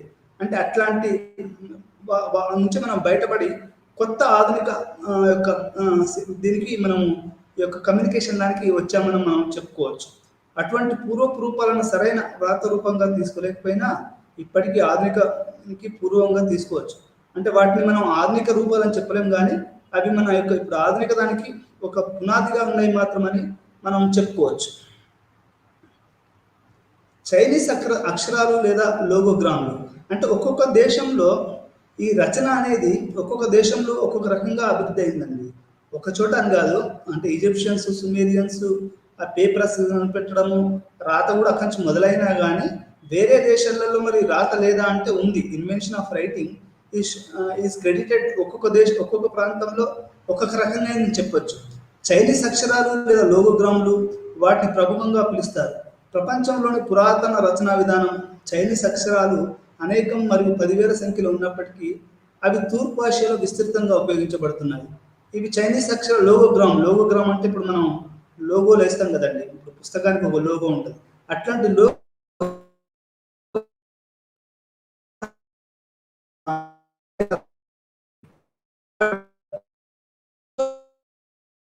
10,000 సంఖ్యలో ఉన్నప్పటికీ అవి తూర్పు ఏషియా విస్తృతంగా ఉపయోగించబడ్డాయి. అంటే ఏషియాలో వాటిని ఎక్కువగా ఉపయోగించారని మనకు చారిత్రాత్మక ఆధారాలు చెప్తున్నాయి. ఈనాటికి విస్తృతంగా ఉపయోగించే చైనా శ్లోగ్రాములు మాదిరిగా కాకుండా సింధులోగా నాగరికత ద్వారా ఉత్పత్తి చేయబడిన సింధు లిపి, అంటే ఇప్పుడు సింధు నది, ఈ సింధు నదిలో కూడా ఒక లిపి అనేది వచ్చింది అనేది నాకు ఇక్కడ అర్థమవుతుంది. సిల్క్ అర్థం చేసుకోవడం కష్టం, స్టిల్స్. అదేవిధంగా 1250-1400 BC మధ్యలో మెక్సికోలోని నిగల్తా ప్రాంతంలో ఒలిమిక్ లిపి అభివృద్ధి చెందింది. అంటే లిపి అనేది చైనీస్ వాళ్ళు లోగోగ్రామ్లు, సుమేరియన్స్ వాళ్ళో రకంగా, ఈజిప్షియన్స్ ఇంకో రకంగా, ఆ తర్వాత భారతదేశంలో ఇండస్ వ్యాలీ ఈ లిపి, ఇట్లా రకరకాల లిపులు రకరకాల చోట్లలో ఈ లిపి అనేది అది అభివృద్ధి అయిందని మనం అర్థం చేసుకోవాలి. ఇవి అమెరికాలోని తొలి రచనా వ్యవస్థలో ఒకదానిగా సూచించే అక్షరాలను ఉపయోగిస్తాయి. కాస్మా, జల్టా, కెక్స్లోని, టాబ్లెట్స్, జెంట్రిబా మరేం కాదు. అంటే ఇవన్నీ కూడా అమెరికాలో కూడా కొన్ని రకమైనటువంటి ఈ యొక్క తొలి రచనా వ్యాసంగాలని మనం చూడొచ్చు. మాస్ మీడియా ద్వారా ఐసిటి యొక్క ప్రేరణ. మాస్ మీడియా అంటే ఏంటండి? టెలివిజను, ఆ తర్వాత సినిమా, వీటిని మాస్ మీడియా. దీని ద్వారా ఇన్ఫర్మేషన్ కమ్యూనికేషన్ టెక్నాలజీ అనేది అది ప్రభావితమైందని నాకు అర్థమవుతుంది. బహుశా విద్యతో ఐసిటి యొక్క మొట్టమొదటి అన్వేషణ లేదా చర్చలు భారతదేశంలోని తన మొదటి రేడియో ప్రసారం సెషన్ ప్రారంభం చేసిన కాంచి కావచ్చు. అంటే భారతదేశంలో మనకి విద్య, ఈ కమ్యూనికేషన్కును ఈ విద్యకి ఎట్లా మొదలైంది అంటే అసలు మనం కనుక చూస్తే ఇది రేడియోతో మొదలైందని చెప్పొచ్చు. ఎట్లా అంటే 1930 దశకంలో అది 1923లో రేడియో ప్రసారాలు బాంబే నుంచి మొదలయ్యాయి. ఈ రేడియో ప్రసారాలలో చిన్న పిల్లలకు స్కూలింగ్ విషయాలు అనేటివి ఈ రేడియోలో మొదలయ్యాయి. మీ అందరూ గుర్తుందో లేదో నాకు తెలియదు, కానీ నా చిన్నతనంలో ఇప్పటికీ మొన్నటి వరకు కూడా, మా అమ్మ బతుకున్నంత వరకు కూడా నేను రేడియోలో వింటే, ఇప్పుడు మీరు కుటుంబ పిల్లల కోసం ఒక ప్రోగ్రాం వస్తుంది మన హైదరాబాద్ కానీ, వరంగల్ ఆకాశవాణి కానీ, హైదరాబాద్ ఆకాశవాణి కానీ బాల కార్యక్రమాలు వస్తూ ఉంటాయి. యాక్చువల్గా దీనికి ముందు 1923లో మొట్టమొదటిసారిగా ఈ చదువుకున్న ఈ కమ్యూనికేషన్స్కి ఈ రేడియో ద్వారా యొక్క కమ్యూనికేషన్ లింక్ అనేది కుదిరింది. అది జరిగింది అక్కడ. వాళ్ళు మొట్టమొదటిసారిగా చిన్నపిల్లల కార్యక్రమాన్ని రేడియో ద్వారా 1923లో అది Bombay radio club of Bombay ద్వారా ఇది మొదలైంది. దీనికి అనుసంధానంగా 1930 దశకంలో BBC, ప్రసిద్ధి చెందిన బ్రిటిష్ బ్రాడ్కాస్టింగ్ కార్పొరేషన్ వాళ్ళు రేడియో ద్వారా విద్య మరియు సాంస్కృతిక అభివృద్ధి కార్యక్రమాలను ప్రసారం చేసింది. 1923లోనేమో ఆల్ ఇండియా రేడియో బాంబే వాళ్ళు పిల్లలకి పాఠాలను మొదలుపెట్టారు. 1930లోనేమో బీబీసీ వాళ్ళు సాంస్కృతిక అంటే పాటలు, నాటికలు, నేను ఎన్నో నాటికలు ఆదివారం మరి ఇప్పుడు వస్తుందో లేదో నాకు తెలియదు కానీ ఈ టీవీ వచ్చిన తర్వాత ఈ రేడియోలోని ఆదివారం ఈ ప్రోగ్రామ్స్ ఇవన్నీ కూడా మాయమైపోయాయని చెప్పొచ్చు. ఆ రేడియోలో ఇప్పటికీ ఆదివారం పూట ఏదైనా ఒక కథ కానీ ఏదైనా కానీ వస్తూ ఉంటుంది. అట్లే ఇది మొట్టమొదటిసారిగా ఇది బీబీసీ వాళ్ళు సాంస్కృతిక అంటే పాటలు, పద్యాలు, యక్షగానాలు రకరకాలైనటువంటివి కూడా వాళ్ళు ప్రసారం చేశారు. అటేంటి ఒక పక్కనేమో సాంస్కృతిక మరియు రకరకాల ద్వారా విద్య, ఈ అంటే విద్యను కూడా ఒక సాంస్కృతిక పరంగా అందించడం అనేది జరిగింది.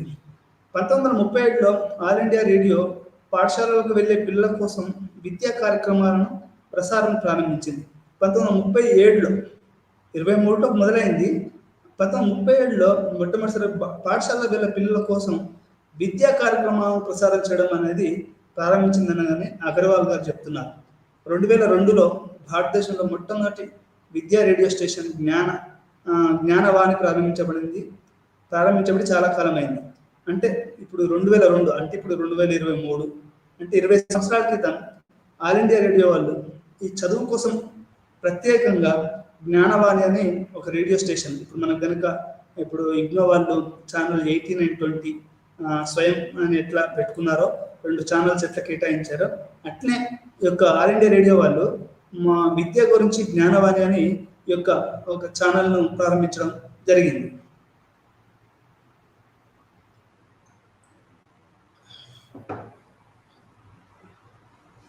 కంప్యూటర్ మరియు మల్టీమీడియా ద్వారా ఐసిటి యొక్క పరిమాణం అంటే అసలు ఈ కంప్యూటర్లు ఎట్లా వచ్చాయి?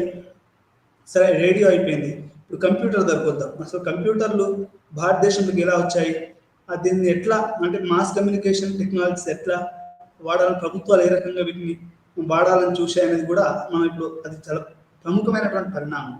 కంప్యూటర్లు మరియు మల్టీమీడియా రాకతో ఇన్ఫర్మేషన్ కమ్యూనికేషన్ టెక్నాలజీ బహుశా దాని గరిష్ట స్థాయికి చేరుకుంది. ఎప్పుడైతే మనం కంప్యూటర్ వాడామో మన టెక్నాలజీని గరిష్ట స్థాయిలో మనం వాడామనేది మనం ఇక్కడ అర్థం చేసుకోవాలి. ఎందుకంటే ఇక కంప్యూటర్ని మించిన టెక్నాలజికల్ ఇది ఇంకోటి లేదని మనం చెప్పుకోవచ్చు. బహుశా గరిష్ట స్థాయికి చేరుకుంది. అంటే ఇన్ఫర్మేషన్ ఇప్పుడు నువ్వు యూట్యూబ్ చూడాలన్నా కంప్యూటర్ చూడాలి, నువ్వు అప్లికేషన్ అప్లై చేయాలన్నా కంప్యూటర్ చూడాలి, నువ్వు ఫోన్ బిల్ కట్టాలన్నా కంప్యూటర్ చేయాలి, నువ్వు ఏది చేయాలన్నా కానీ ఈరోజు ఇంటర్వ్యూ ఇవ్వాలన్నా కానీ కంప్యూటర్ ద్వారానే జరగాలి. అంటే కంప్యూటర్ ఉపయోగం అనేది సాంకేతికతకు ఒక గరిష్ట స్థాయి అని మనము చెప్పుకోవచ్చు. ఇంగ్లీష్ మెకానికల్ ఇంజనీర్ అయిన చార్లెస్ బ్రోజో-గ్రాంబుల్ కంప్యూటర్ ఆలోచన రూపొందించినప్పుడు కంప్యూటర్లు 19వ శతాబ్దంలో ప్రారంభమయ్యాయి. అతను ఇంగ్లీష్ మెకానికల్ ఇంజనీరు యొక్క కంప్యూటర్ అనుకోవడం అనేది జరిగింది. అప్పటి నుంచి ఈ యొక్క 19వ శతాబ్దంలో ఇది జరిగింది అనేది మనం అర్థం చేసుకోవాలి. 1880లో మైక్రోసాఫ్టింగ్ operating system MS-DOS, Microsoft disk operating system అనేది ఉద్భవించింది. తదనంతరం 1982లో న్యూయార్క్లో ప్రధాన కార్యాలయంలో ఉన్న ఒక అమెరికన్ బహుళజాతి సాంకేతిక సంస్థ international business corporation IBM international business machines corporation అనేది అది అమెరికాలో మొదలైంది. దేశీయ మరియు పారిశ్రామిక అవసరాల కోసం వ్యక్తిగత కంప్యూటర్లను ప్రవేశపెట్టింది. 1980లో ఇది ఒక అంటే వ్యక్తిగత కంప్యూటర్లు అంటే ఏంటంటే పర్సనలైజ్డ్ కంప్యూటర్స్, అంటే ఇప్పుడు ల్యాప్టాప్స్ ఇట్లాంటివన్నీ. త్వరలో యునైటెడ్ కింగ్డమ్ మరియు ఫ్రాన్స్లో పరిశోధనలకు కొనసాగుతున్న సహకారాల ద్వారా యునైటెడ్ స్టేట్స్లో ఉద్భవించిన ఇంటర్నెట్ నెట్వర్క్ రూపొందించడానికి ప్రయత్నాలు జరిగాయి. ఫ్రాన్స్లో మరియు అమెరికాలో ఈ యొక్క ఎక్కువగా దీని యొక్క ఆవిర్భావం జరిగిందని మనం చెప్పుకోవచ్చు. 1970లో ప్రారంభమైన NPL network, national network, APR net, సిలాయిడ్స్ వంటి ప్రారంభ ప్యాకెట్ నెట్వర్కింగ్ అందించడానికి తీవ్ర పరిశోధనలు చేశాయి. ఇవి సిలాయిడ్స్, ఆపర్నెట్ ఇవి తీవ్ర పరిశోధనలు చేశాయి డాటా నెట్వర్కింగ్ ప్రజలకు అందించడానికి. ఇప్పుడు మీకు ఒక ఉదాహరణ చెప్తాను. ఇప్పుడు చంద్రబాబు నాయుడిని ఆంధ్రప్రదేశ్లో అరెస్ట్ చేశారు. అతను చేసింది ఏంటి అంటే స్కిల్ డెవలప్మెంట్ కార్పొరేషన్ అని పెట్టాడు. దాంట్లో 330 కోట్లు చేశాడు అనేది అభియోగం. అయితే ఇక్కడ స్కిల్ డెవలప్మెంట్ అనేది ఏంటండి, పిల్లలకి కంప్యూటర్లు, నెట్వర్కింగ్, విద్యను, ఈ సాంకేతికతను విద్యతో అనుసంధానం చేయడమే ఏపీ స్కిల్ డెవలప్మెంట్ అనేది. అంటే ఎందుకు చెప్తున్నాను అంటే, ఒక మినిస్టర్ ఏం చెప్తున్నాడు అంటే 21వ శతాబ్దంలో జనాభా అత్యధికంగా ఉన్నటువంటి భారతదేశం లాంటి చైనా కానీ, మలేషియా ఇట్లాంటి దేశాలు ఈ సాంకేతికతను అందిపుచ్చుకోవాలి, ఈ డివిడెండ్స్ తీసుకోవాలి అనే ఉద్దేశంతో స్కిల్ డెవలప్మెంట్, ఇప్పుడు మన ప్రధానమంత్రి గారు కూడా మాటికి కౌశల్ డెవలప్మెంట్ అన్న ఒక రోబో తోటి టీ తీసుకుంటున్నాడు ఆయన, మన ప్రధానమంత్రి. అంటే ఇక్కడ ఏంటి అంటే దాని ఉద్దేశం ఏంటి అంటే ఈ యొక్క సాంకేతికను పెంచాలి, ఈ యొక్క భారతదేశంలో యువత దాన్ని ఉపయోగించుకోవాలి. ఈ ఆంధ్రప్రదేశ్ ప్రభుత్వంలో చేసింది కూడా జరిగింది కూడా అదే. అంటే ఎందుకు చెప్తున్నాను ఉదాహరణ అంటే, ఈ సాంకేతికతకు ఉన్న ప్రభావం చెప్తున్నాను. అంటే విద్యని ఒక మ్యాసివ్ లెవెల్లో ఒక మొత్తం కొన్ని కోట్ల మంది జనాలు ఉన్నారు, దాంట్లో 60 కోట్లు 70 కోట్ల మంది యువత ఉన్నారు.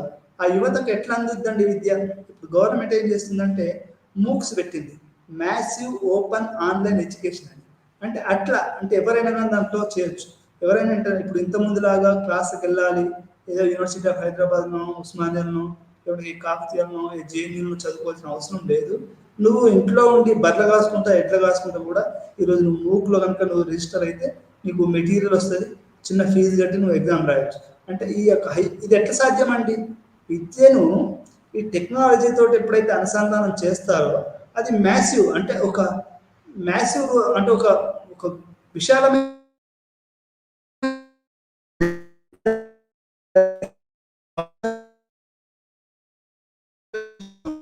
డెవలప్మెంట్ అనేది జరిగింది. తెలంగాణ ప్రభుత్వం వచ్చిన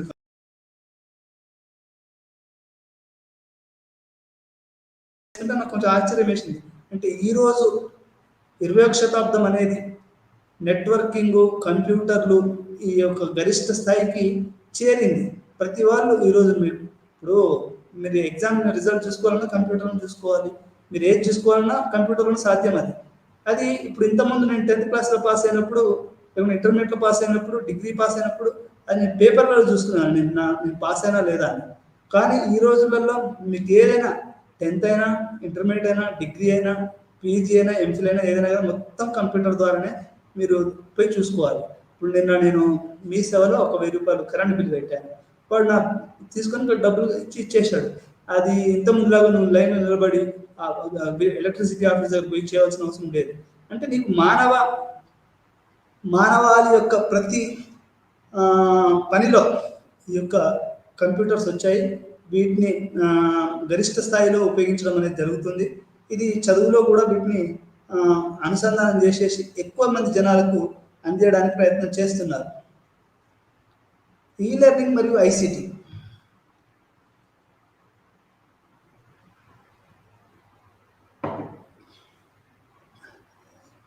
అయితే ఈ లెర్నింగ్కి చాలా చెక్కు చెదరని చరిత్ర ఉంది. ఇది 1970లో ప్రారంభమైంది మాత్రమే. అయితే అభివృద్ధి చెందిన దేశాల్లో 90ల నుండి వేగంగా విస్తరించింది. ఆన్లైన్ లెర్నింగ్ 1982లో జోల్లా, కాలిఫోర్నియాలోని ప్రముఖ western highway licence institute of school of management and strategical studies ప్రారంభించినప్పుడు కనిపించింది.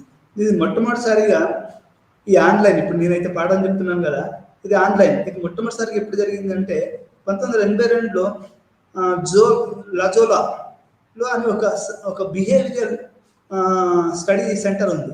ఆ స్టడీ సెంటర్లో మొట్టమొదటిసారిగా ఆన్లైన్ కోర్సులు వాళ్ళు మొదలుపెట్టారు. అదేవిధంగా మేనేజ్మెంట్ కోర్సులు కూడా వాళ్ళు మొదలుపెట్టారని మనం చెప్పుకోవచ్చు. అప్పటి నుంచి ఈ ఆన్లైన్ కోర్సింగ్ అని వచ్చేది. ఆ తర్వాత అమెరికాలోని చాలా యూనివర్సిటీలు ఈ ఆన్లైన్ కోర్సులు, ఆన్లైన్ చదువులు అనేవి మొదలుపెట్టారు. దాన్ని చూసే భారతదేశం కూడా నేర్చుకుందని చెప్పుకోవచ్చు. సత్యం. ఇది 1980లో యూనివర్సిటీ ఆఫ్ ఫినిక్స్ ఇంటర్నెట్ ద్వారా విద్యా కార్యక్రమాలని అందించడం ప్రారంభించింది. అంటే 89లో ఇది యూనివర్సిటీ ఆఫ్ ఫినిక్స్ అనేది కూడా విద్యా కార్యక్రమాలను అందించడానికి చేసింది. బిజినెస్ ఎగ్జిక్యూటివ్లకు దూర విద్య ఆధారిత కోర్సులను అందించడానికి పాఠశాల కంప్యూటర్ నెట్వర్క్ అమలు చేసింది. 1989లో యూనివర్సిటీ ఆఫ్ ఫినిక్స్ విద్యా కార్యక్రమాలను ఈ లెర్నింగ్ ద్వారా అందించడం ప్రారంభించింది. అమెరికాలోని university of Phoenix, university of వేరే యూనివర్సిటీలు ఈ లెర్నింగ్ ద్వారా అంటే ఎలక్ట్రానిక్ లెర్నింగ్ ద్వారా ఈ యొక్క చదువుని అది ఎంబీఏ కానివ్వండి లేకుంటే వేరే కోర్సులు కానీ మొట్టమొదటిసారిగా ఈ యొక్క అమెరికన్ యూనివర్సిటీలు మొదలుపెట్టాయని మనం చెప్పుకోవచ్చు. అయితే ఇప్పుడు ఇదంతా అయిపోయిందండి. అంటే అమెరికాలో ఇది ఇప్పుడు భారతదేశంలోకి వచ్చేవరకు మీకు ఒకటి మర్చిపోయాను, ఇక్కడ మీకు ఒకటి చెప్తాను. ఇది భారతదేశంలోకి వచ్చేవరకు మనకు ఇందిరాగాంధీ గారు ఏం చేశారు అంటే ఈ యొక్క విద్యను ఇన్ని కోట్ల మందికి అందాలి అంటే ఇది క్లాస్ రూమ్ని ఆమె రీడిఫైన్ చేసింది. ఎట్లా రీడిఫైన్ చేసింది అంటే 4 గోడల మధ్యలో కూర్చొని నువ్వు చదువుతున్న చదువు కాదు ఈ చదువు. ఇప్పుడు ఇగ్నో అంటే higher education at your doors అంటారు. అంటే దాని అర్థం ఏంటంటే ఇంటికే ఉన్నత విద్య వస్తుంది, నువ్వు ఇంటి అక్కడ పోయి చదువుకోవాల్సిన అవసరం లేదని.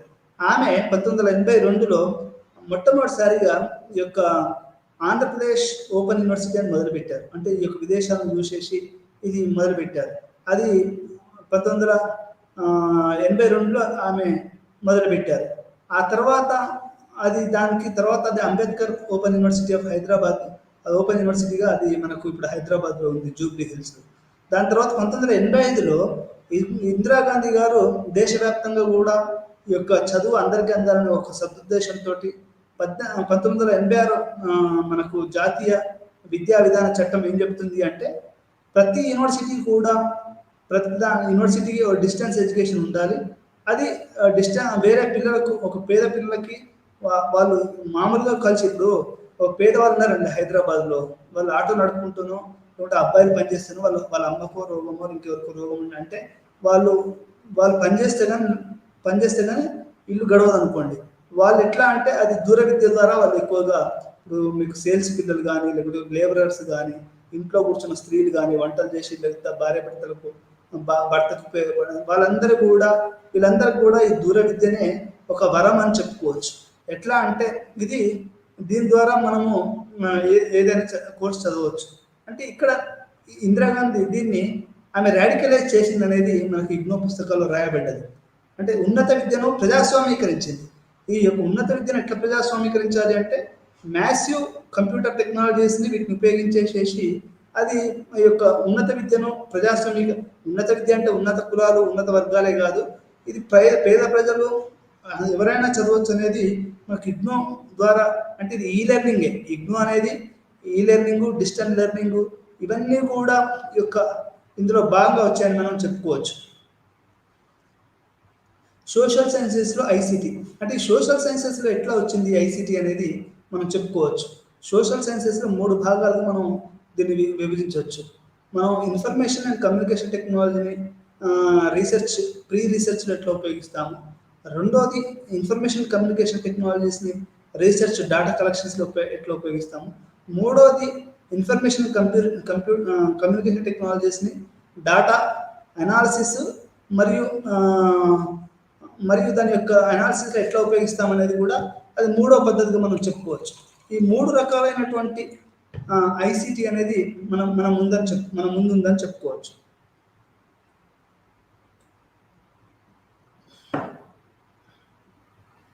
ఐసిటి మరియు సాంఘిక పరిశోధనల మధ్య పవిత్రమైన అనుబంధం ఎలా ఏర్పడిందో మనం చూసాం.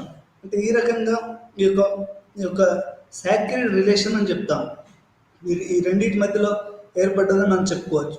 సామాజిక పరిశోధనలో దాని అప్లికేషన్ పెద్ద సంఖ్యలో ఉన్నట్టు అనిపిస్తుంది. ఐసిటి యొక్క సాంఘిక పరిశోధన డైమెన్షన్ దాని అనువర్తనం ఎక్కువగా కలిగి ఉన్నట్టు కనిపిస్తుంది. ఇది జ్ఞాన సంచిత ప్రక్రియలను సులభతరం చేయగల సామర్థ్యం కారణంగా ఇది ఒక బలమైన విచారణ వ్యవస్థను నిర్మించడానికి అవసరం.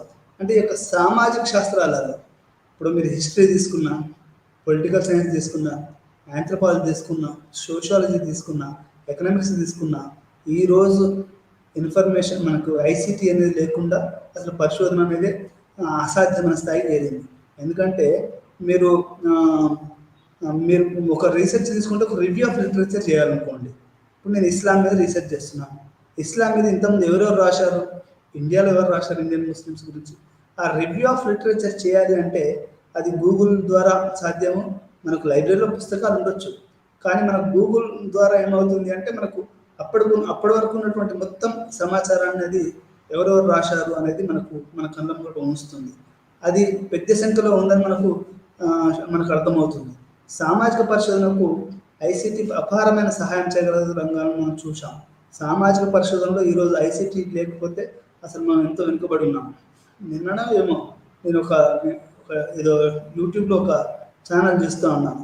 దాంట్లో ప్రతి ఇయర్ భారతదేశంలో చాలా తక్కువ పరిశోధక పత్రాలు వస్తున్నాయి, అమెరికాలో చాలా ఎక్కువ పరిశోధక పత్రాలు వస్తున్నాయి. ఎందుకంటే వాళ్ళు టెక్నాలజీ కానీ పరిశోధన కానీ ఎక్కువ చేస్తున్నట్టు మనకు అర్థమవుతుంది.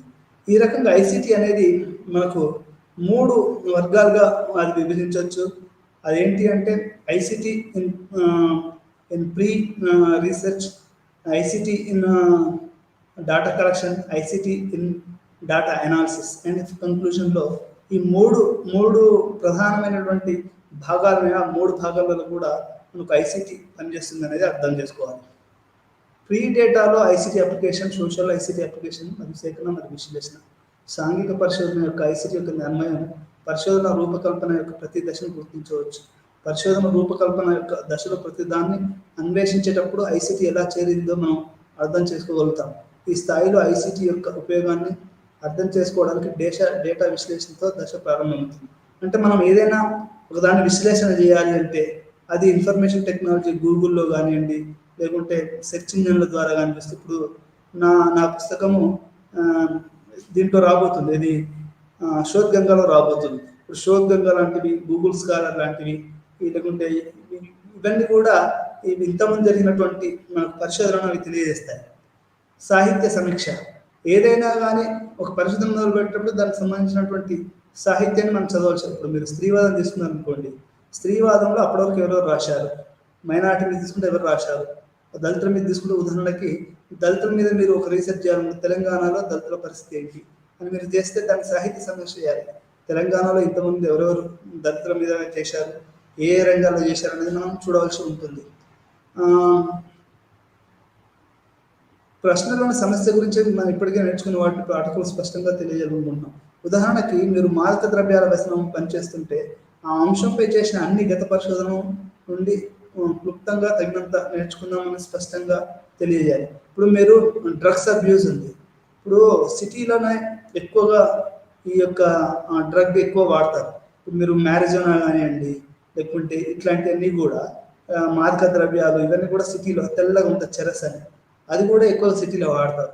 అది ఎందుకు మీరు వాడతారు, దీని మీద సిటీలోనే ఎక్కువ ఎందుకు వాడతారు, అర్బన్ కన్జంప్షన్ ఆఫ్ డ్రగ్స్ అనే ఏదైనా ఒక టాపిక్ తీసుకొని మీరు కనుక పరిశోధన మొదలు పెడితే అసలు ఈ డ్రగ్స్ అనే దాని మీద ఎవరెవరు ఎంతవరకు సామాజికంగా ఎంత పరిశోధన చేశారు అనేది మనకు గూగుల్లో కడితే అది మొత్తం సమాచారాన్ని ఇస్తుంది.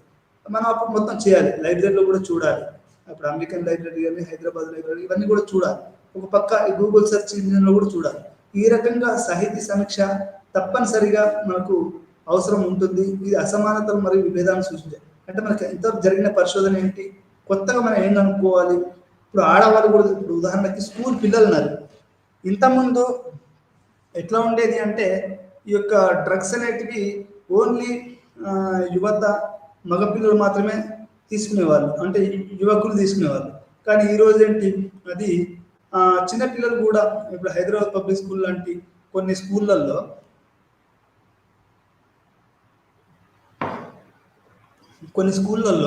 ఈ యొక్క డ్రగ్స్ అనేటివి వాడుతున్నారు అనేది మనకు అందుతున్న సమాచారం. అంటే దీని అర్థం ఏంటండి, దీని అర్థం ఏంటి అంటే మనకు పరిశోధన, అంటే ఇది కొత్త టాపిక్. ఇది ఇప్పుడు సినిమాలో పూరి జగన్నాథ్ని పట్టుకున్న తర్వాత అతనికి జైలు వేస్తారు అనుకున్నారు. కానీ ఏమైంది అక్కడ, విషయం ఏంటి అంటే ఇంకొక సినీ పరిశ్రమ దిగ్గజం, ఎందుకంటే సినీ పరిశ్రమ పెద్ద ఆయన ఇంకో చెప్పడం ఏంటంటే, ఎప్పుడైతే ఈ విదేశస్తులు మన ఇండియన్ సినిమాల్లో నటించడానికి రావడానికి వచ్చారో అప్పంచే డ్రగ్స్ కల్చర్ పెరిగిందనేది ఒక వాదన. ఇది పరిశోధన కొత్త అంశం అనిపించింది నాకు. ఎట్లా అంటే ఇంతకుముందు ఇప్పుడు పాత సినిమాలు మీరు తీసుకుంటే దాంట్లో ఒక్క విదేశీయులు కానీ ఎవరికైనా అవపడకపోయేవారు. కానీ ఇప్పుడు ప్రతి సినిమాలో ఒక విదేశీయురాలు అవపడుతున్నారు. ఇప్పుడు ఒక విదేశీయురాలు మన భారతదేశానికి వచ్చినప్పుడు వాళ్ళకుండే అలవాటు ఉంటాయి. ఇప్పుడు విదేశాలలో డ్రగ్స్ తీసుకోవడం, చెరస్ తీసుకోవడం, ఇవన్నీ చాలా లండన్లో, యూకేలో, యూరోప్లో ఇవంతా నార్మల్. వాళ్ళు ఇండియాకి వచ్చినప్పుడు వాళ్ళకి డ్రగ్స్ లేకపోతే, అంటే మ్యారజోనా ఇట్లాంటివి లేకపోతే వాళ్ళు నటించడం కష్టం. అంటే ఇట్లా ఇది ఈ రకంగా డ్రగ్స్ ఎక్కువైంది మన టాలీవుడ్లో కానీ బాలీవుడ్లో కానీ అనేది ఒక వాదన. ఇది ఇది కొత్త కొత్త అంశాలు అన్నట్టు. ఇప్పుడు వీటన్నిటిని కూడా మనం మొత్తం రివ్యూ ఆఫ్ సాహితీ సమీక్ష చేసిన తర్వాత దాంట్లో ఏం లేవు, షార్ట్ ఫాల్స్ ఏంటని మనం తెలుసుకోవాలి. తెలుసుకొని కొత్తగా మనం ఏం కనిపెట్టాలని చూసుకొని నోట్స్ రాసుకొని అవి అవి ఆబ్జెక్టివ్స్గా పెట్టుకొని అప్పుడు మనం కొత్త పుస్తకాలని వాటిని చూడడం అనేది మనకు జరుగుతుంది. శోధ్ గంగా ఇన్ఫ్లుబియాంట్ కేంద్రం ఏర్పాటు చేసిన, అంటే information and library science networking వాళ్ళు తయారు చేసిన భారతీయ ఎలక్ట్రానిక్స్ మరియు డిజిటల్ లిటరసీ సూచించడానికి ఇది పేరు.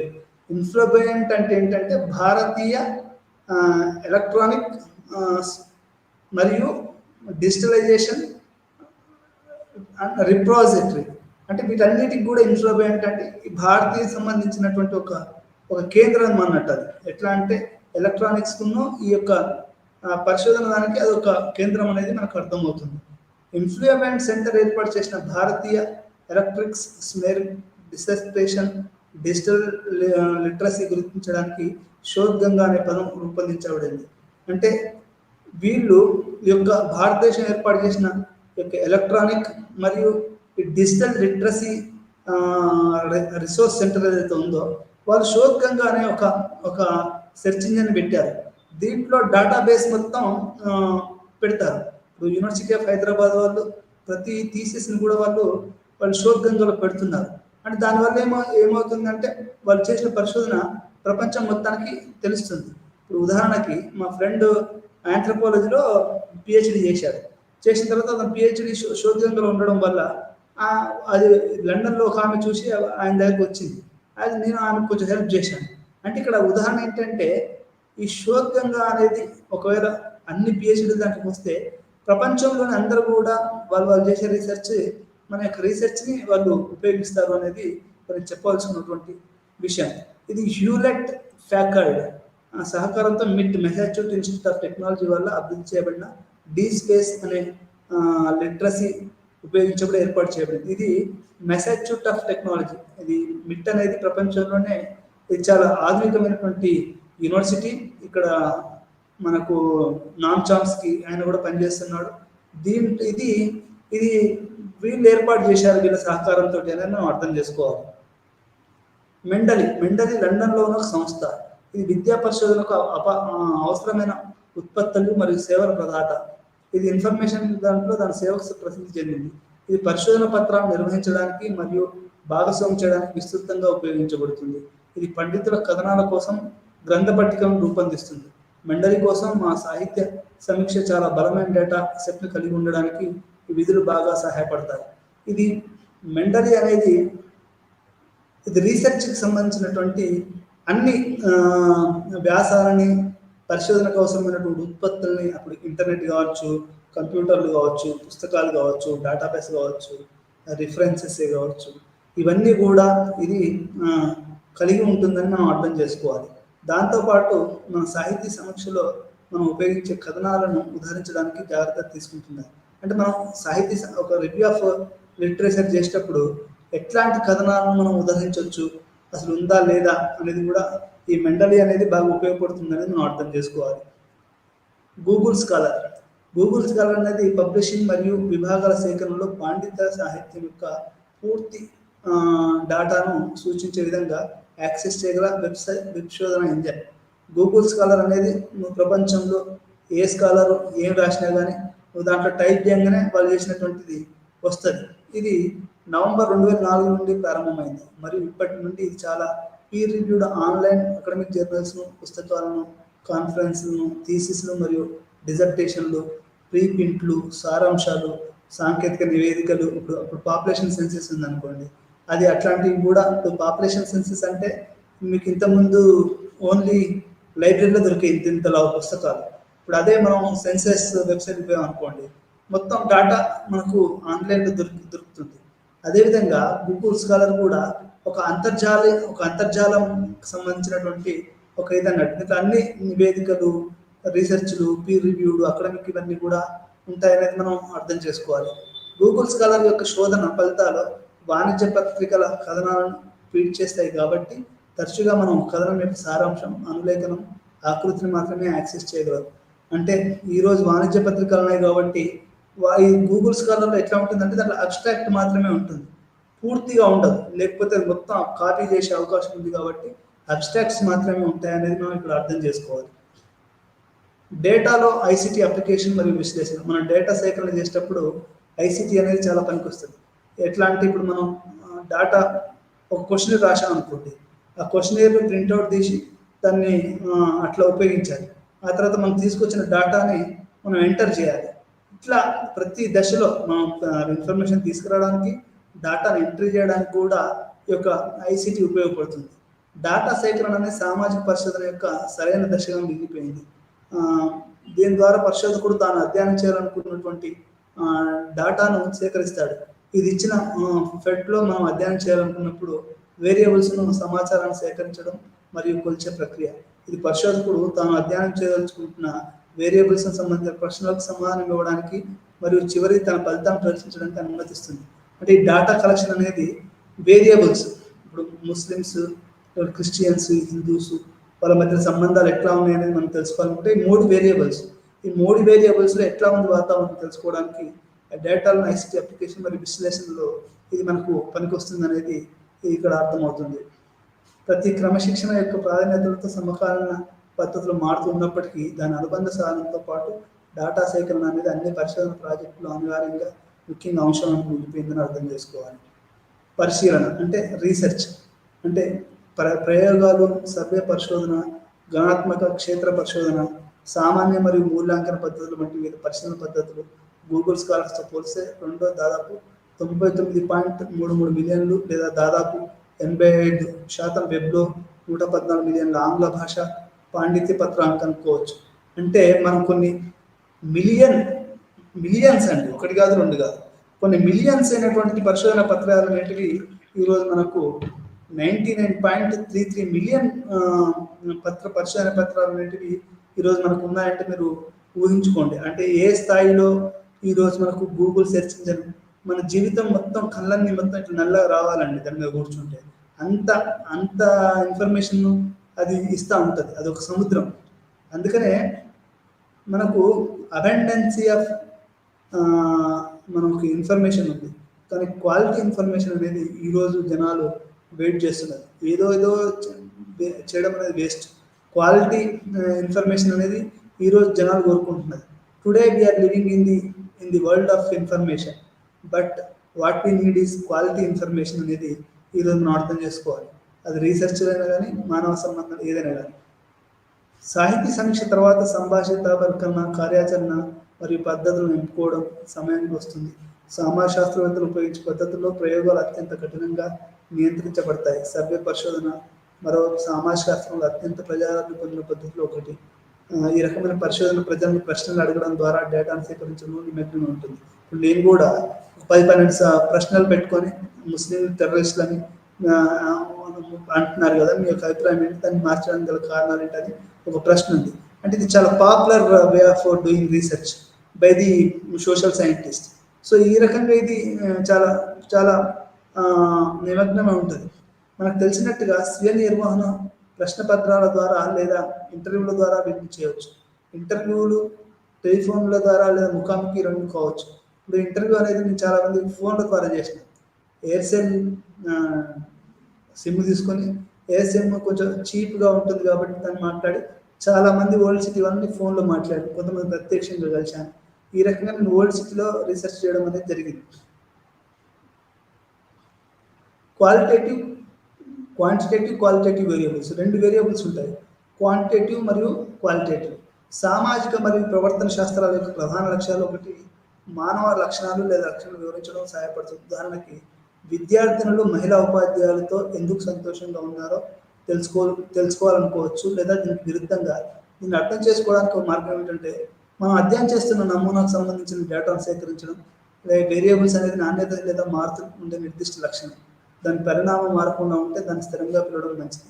సామాజిక ప్రవర్తన శాస్త్రాలు కొన్ని గణాలు ఎందుకు మారుతూ ఉంటాయి, స్థిరంగా ఎందుకు ఉంటాయి అనే దానిపై ఆసక్తి కలిగి ఉంటాయి. కొన్నేమో క్వాలిటేటివ్ వేరియబుల్స్, కొన్నేమో క్వాంటిటేటివ్ వేరియబుల్స్ ఉంటాయి. క్వాంటిటేటివ్ అంటేనేమో మనం ఘనంగా చూసేది, క్వాలిటేటివ్ అంటేనేమో అది ఇప్పుడు క్వాలిటేటివ్ అంటే ఏంటంటే అది సింబాలిక్ అని చెప్పొచ్చు, ఒక సైకలాజికల్ అని చెప్పొచ్చు, పోస్ట్ పాజిటివిస్ట్ అని చెప్పొచ్చు. డాటా విశ్లేషణ గురించి సాఫ్ట్వేర్ మీ అందరికీ తెలుసు. ఈరోజు SPSS అని ఒక ప్యాకేజ్ ఉంది. అది డెల్వినో కానీ, ఎల్కి కానీ, నిమో కానీ, ఆరెంజ్ కానీ, పాండాస్ కానీ, ఇవన్నీ డాటా అనాలిసిస్ ప్యాకేజ్. ఈరోజు మార్కెట్లో మనం ఒక డాటాని ఇస్తే ఎప్పటికప్పుడు మొత్తం అది ముక్కలు ముక్కలు చేసేసి నీ డాటా యొక్క ఇన్ఫర్మేషన్ అది అది నీ పట్టికల రూపంలో ఈరోజు ఎన్నో సాఫ్ట్వేర్లు ఈరోజు మార్కెట్లో అవి ఉన్నాయి. ఇది ఈ రకంగా మనము ఈ యొక్క డాటా సాఫ్ట్వేర్ యొక్క డెలివరీ కానివ్వండి, రా కానివ్వండి, పాండాస్ కానివ్వండి, రూట్ కానీ, ఇవన్నీ కూడా మనకు డాటా ఎనాలిసిస్ ప్యాకేజీలలో పనికొస్తాయని మనం అర్థం చేసుకోవాలి. ఈ పాఠాన్ని ఈరోజు ముగించబోయే ముందు మళ్ళీ ఒకసారి మనం ఒకసారి మొదటి నుంచి తెలుసుకుని వద్దాం.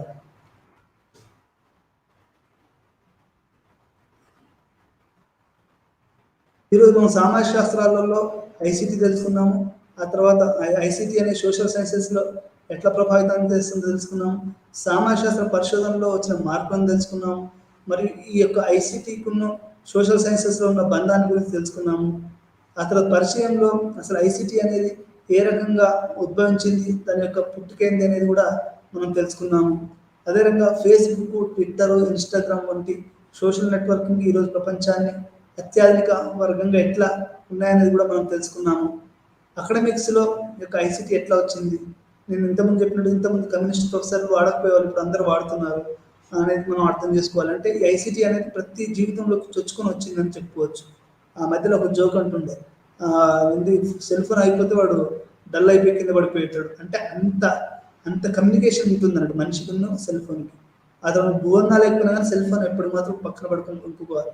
ఒకరోజు దీంట్లో వేసాడు, దీంట్లో అంటే ఎంప్లాయ్మెంట్ న్యూస్లో ఒకటి వేసాడు, ఒక కార్టూన్.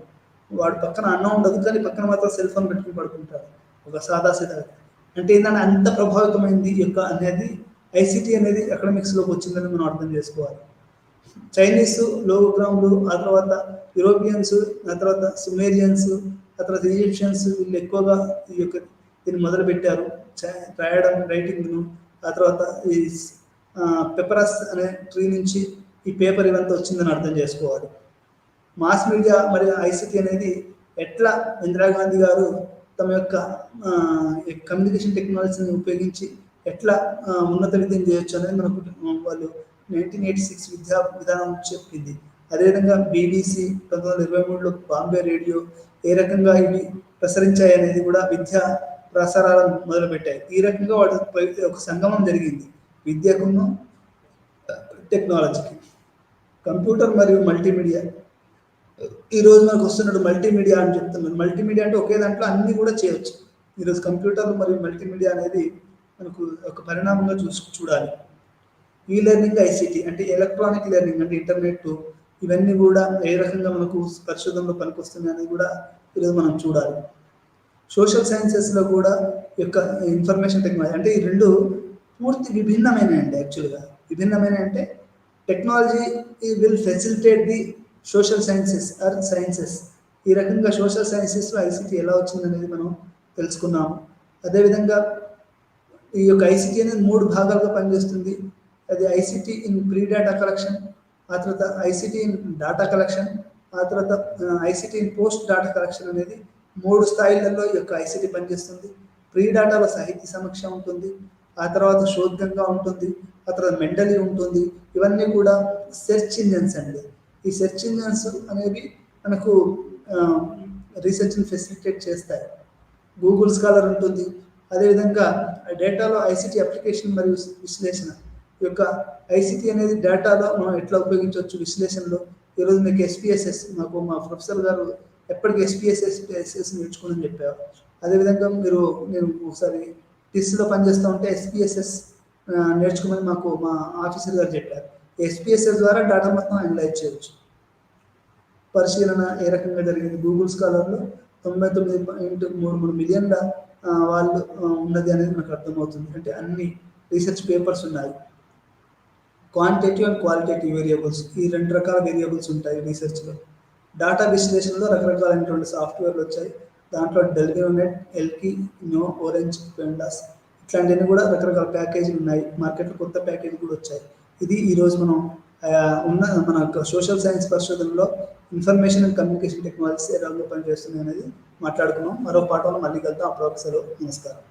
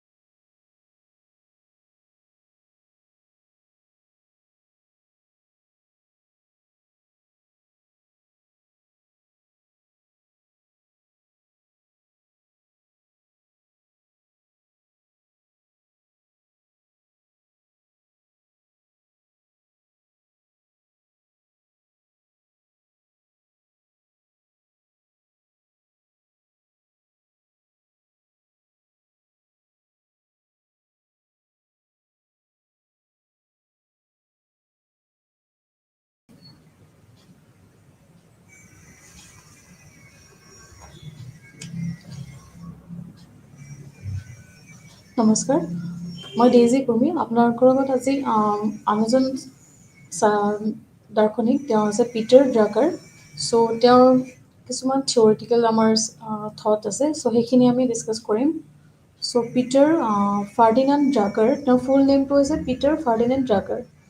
চ' তেওঁৰ যিখিনি আমাৰ এডমিনিষ্ট্ৰেশ্যনত যিখিনি তেওঁৰ অৱদান আছিল এজ এ থিংকাৰ, তেওঁ যিখিনি আমাৰ ক্ৰিয়েশ্যন তেওঁক দিলে বা তেওঁৰ যিখিনি চিন্তা চৰ্চাবিলাক আমাৰ এডমিনিষ্ট্ৰেশ্যনত আমি ইউজ কৰি আছোঁ এট প্ৰেজেণ্ট, চ' সেইবিলাক আমাৰ শৈক্ষিক দিশতে হওক বা মেনেজমেণ্ট দিশতে হওক বা যিখিনি আমাৰ এট প্ৰেজেণ্ট যিটো চিটুৱেশ্যন আমাৰ ছ'চাইটিৰ প্ৰতিটো ক্ষেত্ৰতে আমাৰ ব্যৱস্থাপনা পদ্ধতিত যিহেতু জড়িত হৈ আছে, সেই ব্যৱস্থাপনা পদ্ধতিত কেনেদৰে আমি সেই দাৰ্শনিকজনৰ ভিউজবিলাক আমি ব্যৱহাৰ কৰি আছোঁ, সেইখিনি আমি বিশেষভাৱে ইয়াতে আলোচনা কৰা হৈছে। চ' আমাৰ চেপ্টাৰটো হৈছে ইউনিট 16, পিটাৰ ড্ৰাকাৰ। ইয়াতে পিটাৰ ড্ৰাকাৰৰ ফুল নেমটো হৈছে আমি ক'ব পাৰোঁ পিটাৰ ফাৰ্ডিনাণ্ড ড্ৰাকাৰ।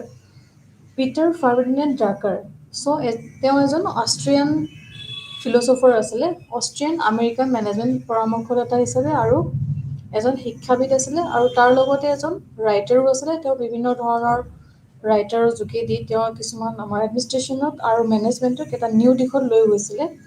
আৰু তেওঁ যিখিনি ব্যৱস্থাপনা পদ্ধতিৰ যিবিলাক তেওঁ থিয়ৰী আছিল, সেই থিয়ৰীবিলাক তেওঁ ডে বাই ডে এটা নতুন ৰূপত ক্ৰিয়েট কৰিছিলে। আৰু যিখিনি অনুশীলনৰ যিখিনি আমাৰ ফিলচফিকেল থট আছিলে, সেই যিখিনি ফিলচফিকেল চাইড আৰু যিখিনি আমাৰ ধৰি লওক বিহেভিয়াৰেল যিবিলাক এপ্ৰ'চ আছিলে, সেই এপ্ৰ'চবিলাক আমাক বিশেষ ধৰণে তেওঁ এটা অৰিহণা যোগাইছিলে। So' according to Peter Drucker, Peter Ferdinand Drucker, so' তেওঁ যিহেতু বিংশ শতিকাৰ শেষৰ ফালে যিবিলাক লিখনি তেওঁ উলিয়াইছিলে, সেই লিখনিবিলাকে এটা বিশেষ ৰূপ পাইছিলে আৰু বিংশ শতিকাৰ শেষৰ ফালে সেইবিলাক খুব ফেমাছ হৈছিলে। তেওঁৰ লিখনিবিলাকৰ জৰিয়তে যিখিনি ব্যক্তিগতকৰণ পদ্ধতি তেওঁ ব্যৱস্থাটো লৈছিলে, সেই ব্যক্তিগতকৰণৰ জৰিয়তে আৰু ইয়াৰ কিছুমান ডিচেণ্ট্ৰেলাইজ তেওঁ ছিষ্টেম ক্ৰিয়েট কৰিছিলে। সেই ডিচেণ্ট্ৰেলাইজ বা বিকেন্দ্ৰীকৰণকে ধৰি আৰু বহুতো কিছুমান গুৰুত্বপূৰ্ণ কিছুমান তেওঁ ডেভেলপমেণ্ট ইছ্যুৰ বিষয়ে তেওঁ এটা ফিউচাৰ এটা কনচেপ্ট দিছিলে। আৰু যে বিংশ শতিকাত কেনেকুৱা ধৰণে আমি এই মেনেজমেণ্ট এপ্ৰ'চটো আমি ইউজ কৰিব পাৰোঁ, বা এই আমাৰ যিখিনি আমাৰ তেওঁ থট আছে, সেই থটবিলাক কেনেকৈ আমি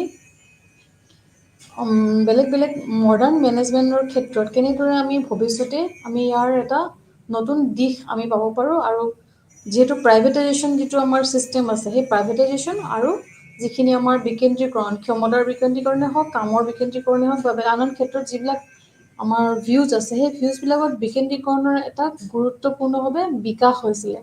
আৰু তেওঁৰ যিটো আমাৰ থিয়ৰী আগবঢ়াইছে, সেই থিয়ৰী মতে এই বিকাশবিলাক হোৱাৰ পাছতহে এটা এডমিনিষ্ট্ৰেশ্যনৰ আৰু ডেভেলপমেণ্ট হৈছে বুলি আমি ক'ব পাৰোঁ। বা সেই তেওঁৰ যিখিনি বিশিষ্ট যিখিনি অৱদান লেখনিবিলাক, তেওঁৰ সেই লেখনিবিলাকৰ যোগেদি ভৱিষ্যতৰ আমি এটা সুনিশ্চিত এটা প্ৰশাসন আমি আশা কৰিব পাৰোঁ। আৰু সেই লেখনিবিলাকৰ জৰিয়তে ড্ৰাকাৰে তেওঁৰ যিখিনি প্ৰবন্ধন আছিলে বা তেওঁৰ যিখিনি থিয়ৰী আছিলে, সেই থিয়ৰীবিলাকত আমাৰ ৰাজহুৱা প্ৰশাসনৰ যিখিনি এডমিনিষ্ট্ৰেশ্যনৰ আমাৰ যিখিনি অনুশাসন আছে, সেই অনুশাসনবিলাক এটা ব্ৰডলি তেওঁ আলোচনা কৰিছিলে আৰু অধ্যয়ন কৰিছিলে, য'ত কি হয় ৰাজহুৱা প্ৰশাসনৰ এটা বেলেগ এটা ৰূপ পাইছিলে আৰু ৰাজহুৱা প্ৰশাসনে এটা স্বীকৃতি পাইছিলে যে কেনেধৰণে অনুশাসনৰ জৰিয়তে আমাৰ ৰাজহুৱা প্ৰশাসন কিদৰে আমি নিয়াৰিকৈ চলাব পাৰি আছোঁ। আৰু সেইখিনিৰ বিষয়ে এটা তেওঁ ব্ৰডলি এটা কনচেপ্ট আমাক আগবঢ়াইছিলে ফাৰ্ষ্ট টাইম, যিখিনি আমি এটা বিশেষভাৱে এটা গুৰুত্বপূৰ্ণ দিশ বুলি আমি ক'ব পাৰোঁ। So' Peter Drucker is called the father of modern management. So' যিখিনি আমাৰ আধুনিক ব্যৱস্থাপনা পদ্ধতি আছে, সেই আধুনিক ব্যৱস্থাপনা পদ্ধতিৰ পিটাৰ ড্ৰাকাৰকে আমি ফাদাৰ বুলি ক'ব পাৰোঁ। চ' আধুনিক ব্যৱস্থাপনা পদ্ধতিত আমি বেলেগ বেলেগ ধৰণৰ আমি তেওঁৰ যিখিনি ক্ৰিয়েশ্যন, সেই ক্ৰিয়েশ্যনবিলাক আমি দেখা পাইছোঁ আৰু পিছলৈ আমি আলোচনা কৰিম। তেওঁ এজন লেখক হিচাপে আৰু এজন শিক্ষক হিচাপে এজ এ প্ৰফেচাৰ আছিলে, তেওঁ এজন ৰাইটাৰো আছিলে, আৰু ব্যৱস্থাপনা যিটো পদ্ধতি সেই পৰামৰ্শদাতা হিচাপে তেওঁ এজন এডভাইজাৰ, আৰু যিখিনি তেওঁৰ ব্যৱসায়িক দূৰদৰ্শী হিচাপে অৱদান আছিলে, সেইখিনি সদায় আমি অনুকৰণীয়ভাৱে ল'ব লাগিব আৰু সেইখিনি তেওঁৰ এটা বিশেষ অৱদান বুলি আমি ক'ব লাগিব। চ' পিটাৰ ড্ৰাকাৰৰ জন্ম হৈছিলে 1909 চনৰ 19 নৱেম্বৰ অষ্ট্ৰিয়াৰ ভিয়েনাত হৈছিলে। চ' তেওঁৰ যিখিনি ক্ৰিয়েশ্যন আমি আমাৰ ছ'চাইটিত আমাৰ এডমিনিষ্ট্ৰেশ্যনত সেই থিয়ৰীবিলাক আমি এটা উল্লেখযোগ্য অৱদান বুলি আমি ক'ব পাৰোঁ। চ' তেওঁৰ যিমান কনচেপ্ট আছিলে সেই কনচেপ্টবিলাক আমি ষ্টেপ বাই ষ্টেপ আমাৰ মেটেৰিয়েলছত আমি পাম বেলেগ বেলেগ ষ্টেপত। চ' প্ৰথমে আমি ইন্ট্ৰডাকশ্যন পাইছিলোঁ, তাৰপিছতে আমি বায়োগ্ৰাফিকেল স্কেচ অফ পিটাৰ ড্ৰাকাৰ, তাৰপিছত concept of modern management, then major contribution of Peter Drucker, then Drucker's management theory, তাৰপিছতে আমি কনক্লুজনটো আমি আলোচনা কৰিম। চ' ইন্ট্ৰডাকশ্যনত আমি পাইছিলোঁ যে পিটাৰ ড্ৰাকাৰ কি হৈছে এজন তেওঁ one of the best known and most widely influential thinkers and writer on the subject of management theory. So' তেওঁক এজন বেষ্ট থিংকাৰ বুলি আমি অভিহিত কৰিছোঁ। আৰু পিটাৰ ড্ৰাকাৰৰ যিহেতু মেনেজমেণ্ট থিয়ৰীক এক গুৰুত্বপূৰ্ণ অনুশাসনলৈ পৰিৱৰ্তন কৰিছিলে, আমাৰ যিটো মেনেজমেণ্ট মডাৰ্ণ মেনেজমেণ্ট ছিষ্টেম, সেই মেনেজমেণ্টৰ যিবিলাক তেওঁ এজ এ ফাদাৰ আমি কওঁ, তেওঁ কি কৰিছিলে, যিটো আমাৰ মেনেজমেণ্ট থিয়ৰী এটা গুৰুত্বপূৰ্ণ অনুশাসনলৈ তেওঁ পৰিৱৰ্তন কৰিছিলে। আৰু তেওঁৰ যিখিনি আধুনিক ব্যৱসায়িক প্ৰণালী আছে তাত নতুন এটা তেওঁ ক্ৰিয়েট কৰিছিলে, এটা বিপ্লৱৰ সৃষ্টি কৰিছিলে, য'ত বিকেন্দ্ৰীকৰণ, ব্যক্তিগতকৰণ আৰু যিখিনি আমাৰ এৱাৰনেছ বুলি কওঁ বা সবলীকৰণৰ ক্ষেত্ৰত যি সুদূৰ প্ৰসাৰী এটা তেওঁ উন্নয়নৰ ব্যৱস্থা কৰিছিলে। চ' যিখিনি আমাৰ ব্যক্তিগতকৰণ বা হওক বা সবলীকৰণৰ ক্ষেত্ৰতে হওক বা বিকেন্দ্ৰীকৰণৰ ক্ষেত্ৰতে হওক, তেওঁ যিখিনি অৱদান যোগাইছিলে সেইখিনি তেওঁ এটা গুৰুত্বপূৰ্ণ আমাৰ এটা মানে এটা চেঞ্জটো এনেকৈ আনিছিলে, তেওঁ এটা বিপ্লৱৰ সূচনা কৰিছিলে যে আমাৰ বিকেন্দ্ৰীকৰণ কিয় প্ৰয়োজন, ব্যক্তিগতকৰণ কিয় প্ৰয়োজন, বা প্ৰতিটো ক্ষেত্ৰতে সমাজত বা আধুনিক আমাৰ মেনেজমেণ্টৰ দিশত বা মেনেজমেণ্ট আমাৰ যিটো প্ৰণালী আৰু মডাৰ্ণ মেনেজমেণ্ট ছিষ্টেমত এই আমাৰ এৱাৰনেছটো কিয় প্ৰয়োজন বা সবলীকৰণৰ ক্ষেত্ৰত এটা সুদূৰ প্ৰসাৰী তেওঁ উন্নয়নক মানে তেওঁ ৰাস্তা দেখুৱাইছিলে, যাক আমি সদায় লেখত ল'ব লাগিব। আৰু সেইখিনি তেওঁৰ যিখিনি ক্ৰিয়েশ্যন আছিলে, তেওঁৰ যিখিনি ৰাইটিং আছিলে, সেই ৰাইটিংছবিলাকৰ যোগেদি তেওঁ বহুতো ধৰণে বেলেগ বেলেগ আমাৰ কনচেপ্ট আমাৰ মেনেজমেণ্টৰ দিশত বা অৰ্গেনাইজেশ্যন এখনত কিদৰে আমি সামঞ্জস্য কৰি চলি আগবাঢ়ি আহিছোঁ সেই বিষয়ে আমি বিশেষভাৱে ইয়াতে লাভান্বিত হৈছোঁ। চ' তেওঁৰ যিখিনি সুদূৰ প্ৰসাৰী উন্নয়নৰ দিশ আছিল, সেই দিশবিলাক তেওঁৰ ৰাইটিঙৰ যোগেদি, তেওঁৰ সেই থিয়ৰীবিলাকৰ যোগেদি আমি সময়ে সময়ে আমি দেখা পাই আহিছোঁ।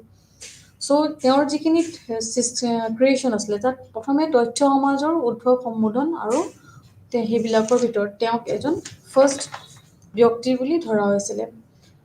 এজ এ তথ্য সমাজৰ উদ্ভাৱক তেওঁ কি কৰিছিলে, মানুহ আৰু শক্তিৰ ওপৰত আধাৰিত কৰি নিজৰ যিখিনি অধিকাৰ থাকে সেই অধিকাৰত এক অনুশাসন হিচাপে ব্যৱস্থাপনা অধ্যয়নখিনি তেওঁ প্ৰতিষ্ঠা কৰাত সফল হৈছিলে। যিখিনি আমাৰ ব্যৱস্থাপনাৰ অধ্যয়ন প্ৰতিষ্ঠা আছে সেইখিনি ক্ষেত্ৰত তেওঁ সফল হৈছিলে। আৰু লগতে যিখিনি ইয়াৰ লগত জড়িত মূল্যবোধ আছে আৰু তাৰ যিখিনি ষ্ট্ৰাকচাৰ আছিলে আৰু ষ্ট্ৰাকচাৰৰ লগতে এখন সংবিধান আছিলে, এই গোটেই সকলোখিনি দায়িত্বৰ ওপৰত তেওঁ বিশেষভাৱে গুৰুত্ব দিয়া দেখা গৈছিলে। চ' এইখিনি তেওঁ সঁচাকৈ এটা আমাৰ বাবে এটা খুব ভাল ক্ৰিয়েশ্যন বুলি ক'ব লাগিব। আৰু সেই উদাৰ যিটো তেওঁ কলা আছিলে, সেই কলা হিচাপে তেওঁ পৰিচালনাৰ এটা অনুশাসনৰ ওপৰত বিশেষভাৱে তেওঁ গুৰুত্ব দিছিলে। পিটাৰ ড্ৰাকাৰৰ যি কিছুমান আমি অৱদান ইয়াতে আলোচনা কৰিছিলোঁ, যে কনচেপ্ট অফ মডাৰ্ণ মেনেজমেণ্ট, তো কনচেপ্ট অফ মডাৰ্ণ মেনেজমেণ্ট বিষয়ে তেওঁ আমাৰ ইয়াতে উল্লেখ আছে। তাৰপিছত পিটাৰ ড্ৰাকাৰে প্ৰথমে আমাক ক'ব বিচাৰিছে যে নেচাৰ অফ মেনেজমেণ্ট বিউৰ'ক্ৰেটিক। ইয়াতে কি হৈছিলে, ড্ৰাকাৰৰ আমোলাতান্ত্ৰিক ব্যৱস্থাপনা আৰু কল্পনা প্ৰৱণতা আৰু ব্যৱস্থাপনাৰ বিৰুদ্ধে আছিল কিছুমান সৃষ্টিশীল অভিনৱৰ এটা এৰিয়া, য'ত কি হৈছিলে, প্ৰবন্ধকৰ মুখ্য উদ্দেশ্য হৈছে উদ্ভাৱনৰ দিশত আগবাঢ়ি যোৱা। চ' তেওঁলোকে সদায় নতুন নতুন কিছুমান ক্ৰিয়েশ্যন কৰিবলৈ বা নতুন কিছুমান আৱিষ্কাৰ কৰিবলৈ, সৃষ্টিশীল মনোভাৱ লৈ আগবাঢ়ি যাবলৈ তেওঁলোকে ওতঃপ্ৰোতভাৱে জড়িত হৈ আছিলে। চ' as A philosopher, age a thinkers, তেওঁ দৃষ্টিত উদ্ভাৱনৰ যিটো ধাৰণা আছিল যথেষ্ট বিস্তৃত আছিলে, যাৰ ভিতৰত তেওঁ বেলেগ বেলেগ তেওঁৰ যিখিনি কনচেপ্ট সেইখিনি তেওঁ আগবঢ়াইছিলে। চ' তেওঁৰ দৃষ্টিত উদ্ভাৱনৰ ধাৰণাটো যথেষ্ট বিস্তৃত, আৰু যাৰ ভিতৰত আছিল নতুন কিছুমান ধাৰণা বিকাশ কৰা, পুৰণি আৰু নতুন ধাৰণাসমূহৰ একত্ৰীকৰণ কৰা, আৰু অন্যান্য ক্ষেত্ৰত সেই ধাৰণাবোৰৰ অভিযোজন। আৰু ইয়াত কি হৈছিলে, আনক যিবিলাক উদ্ভাৱন কৰিবলৈ উৎসাহিত কৰা হৈছিলে, সেই উৎসাহৰ জৰিয়তে তেওঁ যিখিনি অনুগত হিচাপে পৰিগণিত হৈছিলে সেইখিনি আমি ইয়াতে দেখা পাইছোঁ। চ' তেওঁ সৃষ্টিবিলাকত পিটাৰ ড্ৰাকাৰে সাধাৰণতে এটা এম্পেৰিকেল স্কুল আৰু অফ মেনেজমেণ্ট তেওঁ ৰখাৰ চেষ্টা কৰিছিলে, য'ত কি হৈছিলে তেওঁ ব্যৱস্থাপনাত এক অনুশাসন আৰু ইয়াৰ লগতে তেওঁ যিখিনি বৃত্তি অনুশাসনৰ যিখিনি বৃত্তি হিচাপে তেওঁ গণ্য কৰিছিল সেইখিনি দেখা পাইছিলোঁ। আৰু যিখিনি পেচা হিচাপে ব্যৱস্থাপনাৰ পদ্ধতিত তেওঁ এটা সম্পৰ্কৰ কথা যিহেতু মেনশ্যন কৰিছিলে, সেই ব্যৱস্থাপনা পদ্ধতিৰ লগত প্ৰবন্ধকৰ এক বৃত্তি হিচাপে কোৱাটো তেওঁ প্ৰয়োজন বুলি ভাবিছিল। চ' ড্ৰাকাৰৰ মতে যিখিনি মেনেজমেণ্ট থিয়ৰী আছিলে সেই মেনেজমেণ্টক তেওঁলোকে মেনেজমেণ্টত তাতে সেই থিয়ৰীত তেওঁলোকে মেনেজমেণ্টক এক কঠোৰ বৃত্তি হিচাপে গণ্য কৰিছিল। চ' ইয়াতে তেওঁলোকে নেচাৰ অফ মেনেজমেণ্টত ইয়াতে দেখাব বিচাৰিছে যে যিখিনি মেনেজমেণ্টৰ আমাৰ বা যোনে মেনেজমেণ্ট কৰি আছিলে তেওঁলোকৰ যিটো বৃত্তি আছিলে সেইটো এটা কঠোৰ বৃত্তি বুলি তেওঁ গণ্য কৰিছিল আৰু পোষকতা কৰা নাছিল। যিহেতু ইয়াতে কি হয় তেওঁলোকে বিকেন্দ্ৰীকৰণ, প্ৰাইভেটাইজেশ্যন আৰু এটা এৱাৰনেছ ভিউজ তেওঁলোকে আনিছিলে।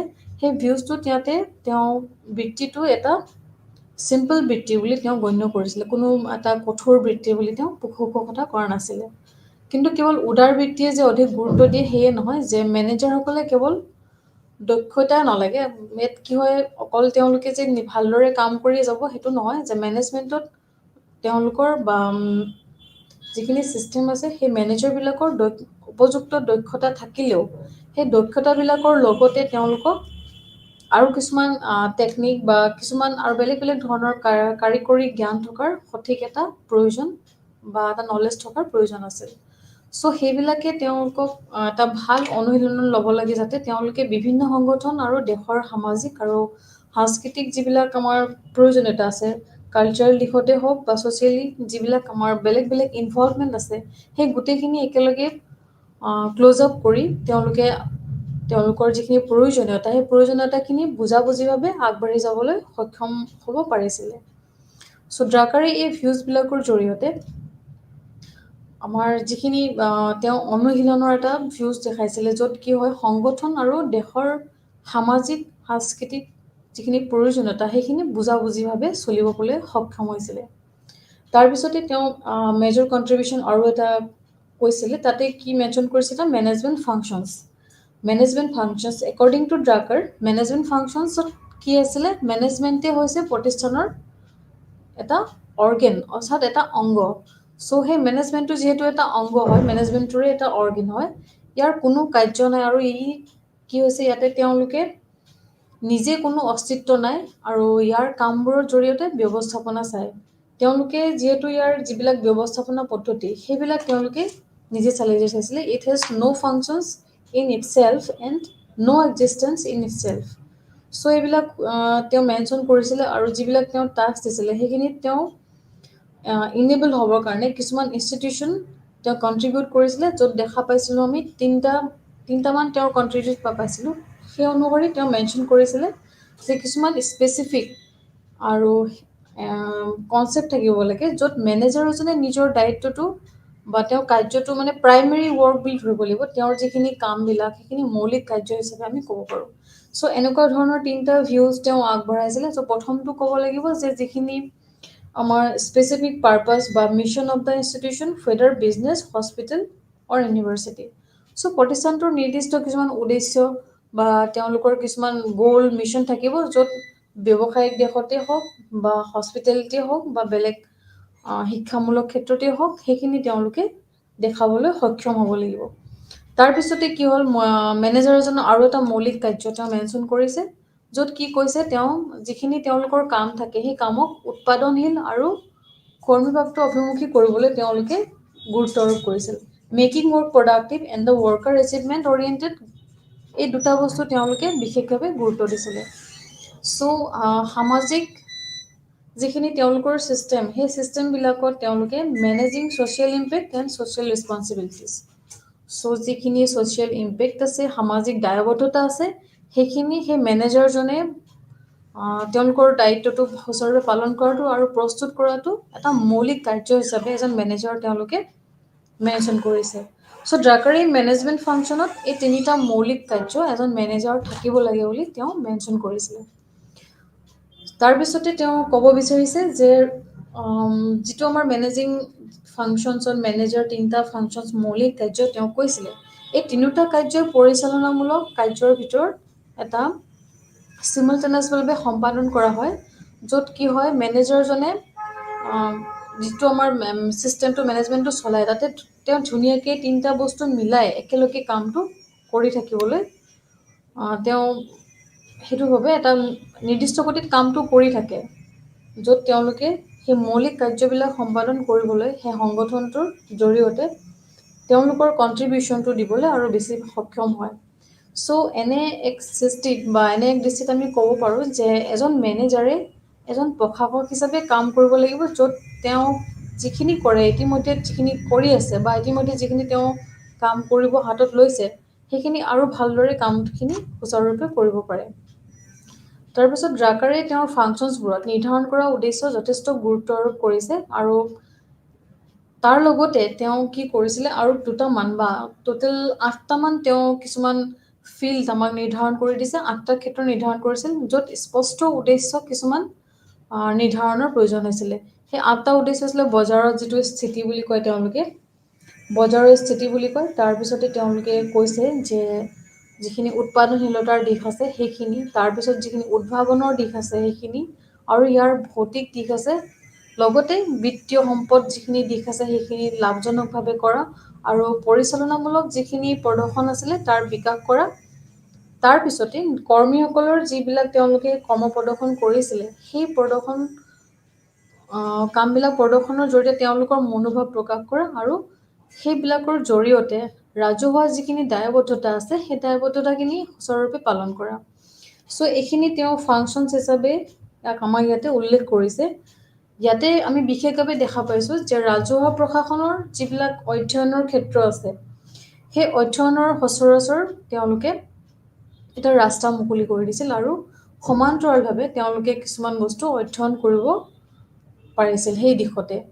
চ' ইয়াতে ড্ৰাকাৰে ক'ব বিচাৰিছে যে এই বিশেষত্বসমূহ যিবিলাক তেওঁ কৈছে, যিখিনি বিশেষত্ব তেওঁ ক'লে যে বজাৰৰ স্থিতি, উৎপাদনশীলতা, ভৌতিক আৰু বিত্তীয় সম্পদ, তাৰপিছত সেইবিলাকৰ ওপৰত লাভজনকতা, পৰিচালনামূলক প্ৰদৰ্শন আৰু বিকাশ, তাৰপিছতে দিয়াৰ কৰ্মীসকলৰ যিখিনি প্ৰদৰ্শন আৰু তেওঁলোকৰ যিটো মেণ্টেল চিটুৱেশ্যন আৰু ৰাজহুৱা যিখিনি দায়বদ্ধতা, সেই বিশেষত্ববোৰ ৰাজহুৱা প্ৰশাসনৰ অধ্যয়নৰ বাবে খুব প্ৰয়োজনীয় বস্তু হয়, আৰু লগতে এটা সমান্তৰাল অধ্যয়ন ইয়াৰ লগতে আমি কৰিব পাৰিছোঁ এইবিলাকৰ জৰিয়তে। তাৰপিছতে তেওঁ আৰু এটা কণ্ট্ৰিবিউশ্যন আগবঢ়াইছিলে, সেইটো হৈছে ৰিষ্ট্ৰাকচাৰিং গভৰ্ণমেণ্ট। ৰিষ্ট্ৰাকচাৰিং গভৰ্ণমেণ্ট বুলি ক'লে ড্ৰাকাৰে ইয়াতে যিখিনি আমাৰ বিউৰ'ক্ৰেটিক ষ্ট্ৰাকচাৰ আছে সেই বিউৰ'ক্ৰেটিক ষ্ট্ৰাকচাৰটোৰ এগেইনষ্টত কিছুমান ধাৰণা লৈছিল। আমোলাতান্ত্ৰিক গাঁথনি তাৰ বিৰুদ্ধে ড্ৰাকাৰে কিছুমান তেওঁৰ ভিউজ আগবঢ়াইছে। ইয়াতে আমোলাতান্ত্ৰিক গাঁথনিৰ বিৰুদ্ধে তেওঁলোক সদায় আছিল, কাৰণ ইয়াত কি হৈছিলে, ইয়াত বহুতো এটা অকাৰ্যকৰী প্ৰভাৱ এটা তেওঁলোকে দেখা পাইছিলে, য'ত তেওঁলোকে ডিছফাংচনেল ইফেক্ট বুলি কৈছিলে। চ' সেই ডিছফাংচনেল ইফেক্টবিলাক কেতিয়াবা আমি গভমেণ্টত দেখা পাওঁ। তো তেনেধৰণৰ এটা তেওঁ ভিউজ বা কেনেদৰে ৰিপ্লেচ কৰিব পাৰি, সেইবিলাক কেনেদৰে আঁতৰাব পাৰি, তেওঁ তাৰ ওপৰত গুৰুত্ব দিছিলে। আৰু সেয়ে তেওঁৰ যিখিনি ক'ব বিচাৰিছে যে ৰিষ্ট্ৰাকচাৰিং গভৰ্ণমেণ্টৰ জৰিয়তে ইয়াক সলনি কৰিব লাগে, আৰু এক কাৰ্যকৰী সংগঠন গাঁথনিৰ ইয়াত তিনিটা কিছুমান মৌলিক বৈশিষ্ট্য তেওঁ গুৰুত্ব দিব লাগে বুলি মেনশ্যন কৰিছে।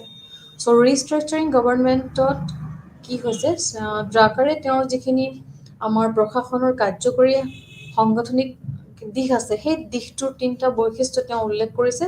সেই তিনিটা বৈশিষ্ট্যক বিশেষভাৱে গুৰুত্ব দিব লাগে বুলি তেওঁ মন্তব্য প্ৰকাশ কৰিছে। চ' একৰ্ডিং টু ড্ৰাকাৰ, সেই প্ৰদৰ্শনৰ বাবে উদ্যোগত সংগঠিত কৰিব লাগে, আৰু ইয়াত পৰিচালনা আৰু ষ্টৰৰ আটাইতকৈ কম সম্ভৱ সংখ্যক থাকিব লাগে। তাৰপিছতে তেওঁ মেনশ্যন কৰিছে, প্ৰথমটোতে কৈছে enterprise should be organised by performance, মানে তেওঁলোকে যিখিনি কাম কৰিছে সেইবিলাক পাৰফৰ্মেঞ্চৰ জৰিয়তে সংগঠিত কৰিব লাগে, উদ্যোগত সংগঠিত কৰিব লাগে। তাৰপিছতে it should contain least possible number of managerial level, ইয়াতে যিখিনি পৰিচালনাৰ ষ্টেজ আছে বা স্তৰ আছে, ভাগ আছে, তাতে আটাইতকৈ কম সম্ভৱ সংখ্যক থাকিব লাগে বুলি তেওঁ মেনশ্যন কৰিছে। তাৰপিছতে তেওঁ মেনশ্যন কৰিছে ৰিষ্ট্ৰাকচাৰিং গভৰ্ণমেণ্টত it must make possible the training and testing of tomorrow's top manager responsibility to managers while still be is young. চ' ইয়াত এজন মেনেজাৰৰ ওপৰত কাইলৈ শীৰ্ষ মেনেজাৰৰ দায়িত্ব প্ৰশিক্ষণ কেনেদৰে আমি দিব পাৰোঁ। এজন চিম্পল মেনেজাৰ কাইলৈ তেওঁ শীৰ্ষ মেনেজাৰ হ'ব, তেওঁক সেই দায়িত্ব আমি কেনেকৈ প্ৰশিক্ষণ দিম বা কেনেদৰে পৰীক্ষাসমূহ কৰিব লাগিব, তেওঁ যিখিনি কাম কৰি আছে সেইখিনি কেনেকৈ আৰু বেছি আগবাঢ়ি যাব, সেই বিষয়ৰ ওপৰত এটা সৰু তেওঁ আৰু আজি যেতিয়া তেওঁ কামখিনি আগবাঢ়ি যাব, সেই কামখিনি তেওঁ কেনেদৰে হাতত ল'ব সেইখিনিৰ বিষয়ে বিশেষভাৱে তেওঁ গুৰুত্ব দিছিল। চ' একৰ্ডিং টু ড্ৰাকাৰ, ইয়াতে তেওঁ আইডেণ্টিফাইড কৰিছে 3টা basic aspect in organisation: activity analysis, design analysis and relation analysis. চ' এই 3টা দিশ তেওঁ ইয়াতে এজ এ এছপেক্ট তেওঁ অৰ্গেনাইজেশ্যনত থাকিব লাগে বুলি মৌলিক দিশ তেওঁ মেনশ্যন কৰিছে। চ' ইয়াতে আমি এটা কাৰ্যকলাপৰ বিশ্লেষণ, সিদ্ধান্ত বিশ্লেষণ আৰু সম্পৰ্কৰ বিশ্লেষণ সংঘটিত কৰাৰ 3টা মৌলিক দিশ আমি চিনাক্ত কৰিব পাৰিছোঁ। আৰু এক কাৰ্যকলাপ হিচাপে আমি ক'ব পাৰিম যে এজ এ এক্টিভিটি এনালাইচিছ, আমি ক'ব পাৰিম যে ইয়াত যিখিনি কাম দেখুওৱা হৈছে, য'ত কি কৰিব লাগে, সংগঠন এটাত কি কৰিব লাগে, কেনেধৰণৰ কাম একেলগে কৰি ৰাখিব লাগে, বা সংগঠনখনত কেনেধৰণৰ কামে সকলোকক মানে লোকসকলৰ মাজত এটা বণ্ডিং আনিব পাৰে, একলগ হৈ সকলোৱে কেনেদৰে কামবিলাক কৰিব পাৰে, তেওঁলোকৰ যিখিনি গ'লছ লৈছে সেই গ'লছবিলাক কেনেদৰে আগবাঢ়ি যাব পাৰে সেইটোৰ ওপৰত গুৰুত্ব দিছিল। আৰু সংগঠনৰ যিটো গাঁথনি আছিল, সেই গাঁথনিবিলাকৰ প্ৰতিটো কাৰ্যকলাপৰ ওপৰত কেনেধৰণে গুৰুত্ব দিব লাগে সেইটোৰ ওপৰত বিশেষভাৱে তেওঁলোকে গুৰুত্ব দিছিলে। তাৰপিছতে আহিলে ইয়াৰ যিখিনি সিদ্ধান্ত বিশ্লেষণ, সিদ্ধান্ত মানে যাক আমি ডিচিজন এনালাইচিছ বুলি কওঁ, সেই ডিচিজন এনালাইচিছকো তেওঁ এটা মৌলিক এছপেক্ট অৰ্গেনাইজেশ্যনত ল'ব বিচাৰিছে, য'ত কি হয় সিদ্ধান্ত বিশ্লেষণে সিদ্ধান্ত এটাৰ কিছুমান দিশ বিবেচনা কৰে আৰু ইয়াৰ প্ৰতিটো বস্তু ষ্টেপ বাই ষ্টেপ তেওঁলোকে আগবাঢ়ি যাবলৈ সক্ষম হয়। In decision, the impact of the decision over the periodically recurrent and rare such as analysis will be determine the level of which the guidance in meaning the structure. চ' গোটেইখিনি কেনেদৰে সংগঠনত এটা ষ্ট্ৰাকচাৰ হৈ কাম কৰিব পাৰে, একলগ হৈ কাম কৰিব পাৰে, তেওঁলোকে সেই এনালাইচিছ কৰিছিলে। তাৰ লগতে এই দিশ 3টা ড্ৰাকাৰে তেওঁলোকৰ এটা বেচিক এছপেক্ট অফ অৰ্গেনাইজেশ্যন হিচাপে সামৰি লৈছে। তাৰপিছৰ নেক্সট কণ্ট্ৰিবিউশ্যনটো মেজৰ কণ্ট্ৰিবিউশ্যন বুলিও ক'ব পাৰি। আৰু এটা মেজৰ কণ্ট্ৰিবিউশ্যন হৈছে ফেডাৰেলিজম। এই ফেডাৰেলিজমত আমি ইয়াৰ ড্ৰাকাৰৰ কিছুমান ভিউজ আমি ক'ব পাৰোঁ যে ফেডাৰেলিজমত কি হৈছিলে, ধাৰণাটো বিকেন্দ্ৰীকৰণ গাঁথনিৰ ওপৰত, যিটো আমাৰ ডিচেন্ট্ৰেলাইজেশ্যন ছিষ্টেম আছিলে বা চেণ্ট্ৰেলাইজ কণ্ট্ৰল ইন দ্য ডিচেন্ট্ৰেলাইজ ষ্ট্ৰাকচাৰ। ইয়াত আমাৰ বিকেন্দ্ৰীকৰণ গাঁথনিত কেন্দ্ৰীভূতৰ নিয়ন্ত্ৰণক বুজাইছিল। আৰু ইয়াতে কি হৈছিলে, যিটো আমাৰ কৰ্তৃত্ব আছিলে, য'ত আমাৰ গাঁথনি কেন্দ্ৰীভূত কৰা হৈছিলে, সেইখিনি তাত কৰ্তৃত্বৰ মাজত এটা বিভেদতকৈ বহু দূৰ লৈ যায়। আৰু তেওঁলোকৰ মাজত কি হৈছিলে, নতুন যিটো আমাৰ কনষ্টিটিউশ্যন, এটা সিদ্ধান্ত, নতুন এটা অৰ্ডাৰিং এটা নীতি, বা আমি কি বুলি ক'ব পাৰোঁ, এটা অৰ্ডাৰিং নীতি সৃষ্টি ক্ৰিয়েট কৰিছিলে। চ' সেই প্ৰিন্সিপলবিলাক তেওঁলোকৰ নিজৰ এটা নতুন এটা দিশ ফেডাৰেলিজম আমি ক'ব পাৰোঁ। It creates a new constitution and new ordering principles. So' ড্ৰাকাৰে ইয়াতে মেনশ্যন কৰিছিলে কিদৰে এটা close link between decision adopted by the top management on the other hand and by the autonomous unit on the other hand. So' ইয়াত তেওঁ mention কৰিছিলে যিদৰে এফালে যিটো শীৰ্ষ প্ৰবন্ধ থাকে, সেই শীৰ্ষ প্ৰবন্ধনৰ দ্বাৰা তেওঁলোকে সিদ্ধান্ত গ্ৰহণ কৰে, আৰু আনফালে যিবিলাক ডিচেন্ট্ৰেলাইজ ভাগত যিবিলাক স্বায়ত্তশাসিত গোটৰ দ্বাৰা কিছুমান সিদ্ধান্ত গ্ৰহণ কৰে, আৰু তাৰ নিকট সম্পৰ্কৰ ওপৰত তেওঁলোকে এটা গুৰুত্ব তেওঁলোকে বজাই ৰাখে বা গুৰুত্বটো তেওঁলোকে কৰিছিল। চ' এইখিনি এটা শীৰ্ষ প্ৰবন্ধনৰ পৰা যিহেতু যিখিনি তেওঁলোকৰ স্বায়ত্তশাসিত গোট আছে, সেই গোটবিলাকৰ মাজত কেনেধৰণে সম্পৰ্কটো ভাল হ'ব পাৰে বা গুৰুত্বপূৰ্ণভাৱে কেনেদৰে তেওঁলোকে সকলো ধৰণৰ কামত আগবাঢ়ি যাব পাৰে, তেওঁলোকে এটা তাৰ প্ৰিন্সিপাল ক্ৰিয়েট কৰিছিলে আৰু এটা নতুন কনষ্টিটিউশ্যনৰ তেওঁলোকে উদ্ভাৱন কৰিছিলে। এইদৰে সংগঠিত কৰাৰ অন্যান্য পদ্ধতিৰ তত্বাৱধানত তেওঁলোকে ড্ৰাকাৰৰ মতে যিটো আমাৰ ফেডাৰেলিজম ভিউজটো তেওঁ দেখুৱাইছিলে, এই ফেডাৰেলিজমৰ কিছুমান ইতিবাচক মূল্য আছে বুলি তেওঁ মেনশ্যন কৰিছিল। চ' ইতিবাচক মূল্য তেওঁ যিহেতু আমি জানো যে ফেডাৰেলিজমত যিটো তেওঁ একলগ হৈ কাম কৰাৰ কথা মেনশ্যন কৰিছে, এটা শীৰ্ষ প্ৰবন্ধনৰ পৰা স্বায়ত্তশাসিত গোটৰলৈকে আৰু নিকট সম্পৰ্কৰ আন আন ব্যক্তিসকলৰ লগত যিহেতু সকলোৱে এটা সামঞ্জস্য বজাই ৰাখিছিল, ইয়াতে এটা পজিটিভ ভেলু তেওঁ কিছুমান দেখা পাইছিলে। Certain positive value Drucker have to mention this topic federalism. তেওঁ প্ৰথমতে ক'ব বিচাৰিছিল যে যিহেতু ইয়াতে it sees of top management free to devote itself to its proper functions. যিজন শীৰ্ষ বিষয়া থাকে সেই শীৰ্ষ ব্যৱস্থাপনাত ইয়াৰ সঠিক যিবিলাক কাৰ্য থাকে সেই কাৰ্যত নিজকে নিয়োজিত কৰিছিল আৰু সেই নিয়োজিত কৰিবলৈ ব্যৱস্থাপনাত তেওঁলোকে মুক্তকৈ ৰাখিছিল। আৰু ইয়াত যিখিনি অপাৰেটিং ছিষ্টেম আছিলে সেই অপাৰেটিং লোকসকলৰ মাজত কামৰ এটা দায়বদ্ধতা তেওঁলোকে নিৰ্ধাৰণ কৰিছিলে। চ' কামৰ দায়বদ্ধতাৰ লগে লগে তেওঁলোকৰ অপাৰেটিং গোটেইখিনি ব্যৱস্থাপনা পদ্ধতি এটা সুচাৰুৰূপে চলিছিল আৰু সেইবাবে ইয়াক পজিটিভ ভেলু বুলি ফেডাৰেলিজমক মেনশ্যন কৰিছিল। চ' ড্ৰাকাৰে তাৰপিছতে কৰিছিল it creates a yardstick and measure their success and effectiveness in operating jobs. So' তেওঁলোকে ইয়াত অপাৰেটিং স্থিতিত থাকোঁতে শীৰ্ষ ব্যৱস্থাপনাৰ যিবিলাক সমস্যা আৰু কাৰ্যত বিভিন্ন শিক্ষাৰ যিখিনি মেনেজমেণ্টসকলৰ যিখিনি ধাৰণা আছিল সেইখিনিৰ জৰিয়তে ধাৰাবাহিকতাৰ যিখিনি তেওঁলোকে কিছুমান প্ৰব্লেম বা সমস্যাৰ সন্মুখীন হৈছিল সেই সমস্যাবোৰৰ সমাধান কৰাত বহু ক্ষেত্ৰত সহায় কৰিছিলে। It helps to resolve the problems of continuity through the giving managers of various units education in top management's problem and functions while in an operating position. So আমি এইখিনি এটা পজিটিভ ভেলু হিচাপে ফেডাৰেলিজমত আমি দেখা পাইছিলোঁ। চ' এইবিলাক আমি ইয়াতে মেনশ্যন কৰি আছিলোঁ। তাৰপিছত আমি ক'ব পাৰিম আৰু এটা কণ্ট্ৰিবিউশ্যন তেওঁ এজ এ থিংকাৰ্ছ পিটাৰ ড্ৰাকাৰে তেওঁ আৰু এটা কণ্ট্ৰিবিউশ্যন আমাক আগবঢ়াইছিল যাক আমি কওঁ মেনেজমেণ্ট বাই অবজেক্টিভ।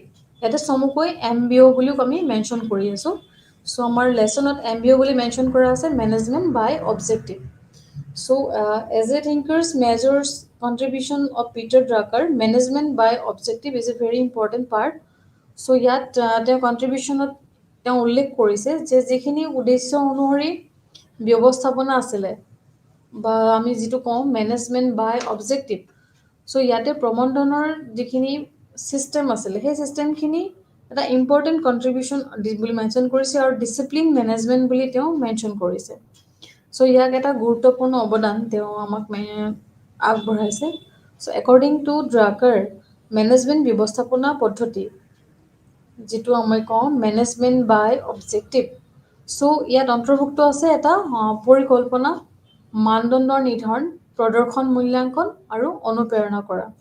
চ' এইখিনি ইয়াতে মেনশ্যন আছে বুলি তেওঁ আমাক দেখুৱাইছে। চ' দিছ কনচেপ্ট মেনেজমেণ্ট বাই অবজেক্টিভ এটা পৰিকল্পনা থাকিব আৰু ইয়াত নিৰ্দিষ্ট মানদণ্ড তেওঁলোকে ধাৰণা কৰা থাকিব আৰু যিহেতু তেওঁলোকৰ যিখিনি প্ৰদৰ্শন কৰা থাকিব সেই প্ৰদৰ্শনবিলাক তেওঁলোকে দেখুৱাবলৈ সক্ষম হ'ব আৰু লগতে ইয়াৰ কিছুমান মূল্যাংকন কৰা হ'ব য'ত প্ৰতিটো ক্ষেত্ৰতেই চ' মেনেজমেণ্টৰ যিখিনি অনুপ্ৰেৰণা থাকিব সেইখিনি ফুটি উঠিব পাৰে। আৰু ড্ৰাকাৰৰ মতে মেনেজমেণ্ট বাই অবজেক্টিভছ কেৱল ব্যৱস্থাপনাৰ এক কৌশল নহয়, ই এটা পৰিচালনাৰ এটা দিশ বুলি আমি ক'ব পাৰোঁ, এটা পৰিচালনাৰ এক দৰ্শন হিচাপে তেওঁ মেনশ্যন কৰিছিল। চ' ইয়াতে মেনেজমেণ্ট MBO ছিষ্টেম কেনেদৰে ৱৰ্কছ কৰে সেইখিনিৰ ভিতৰত তেওঁ কিছুমান ক্ৰাইটেৰিয়াও মেনশ্যন কৰিছিলে। চ' মেনেজমেণ্ট বাই অবজেক্টিভে নিয়ন্ত্ৰণৰ পৰা স্বনিয়ন্ত্ৰণলৈ আৰু নিয়ন্ত্ৰণৰ যিখিনি আধাৰ সেই ধাৰণাবোৰ ৰূপান্তৰ কৰে। চ' ই তলৰ পৰা ওপৰলৈকে বা টপ মেনেজমেণ্টৰ পৰা একেবাৰে লোৱাৰ মেনেজমেণ্টলৈকে যিখিনি তেওঁ কাম কৰে, চ' সেইখিনি আমি ক'ব পাৰোঁ যে it transforms the basic assumption of the managing from exercising to self control. So' এইখিনিও তেওঁ মেনশ্যন কৰিছে আৰু মেনশ্যন কৰিছে যে management by objective works from the bottom up as always from the top down. So' এইখিনি আমি ইয়াতে management by অবজেক্টিভত আমি দেখা পাই আছোঁ।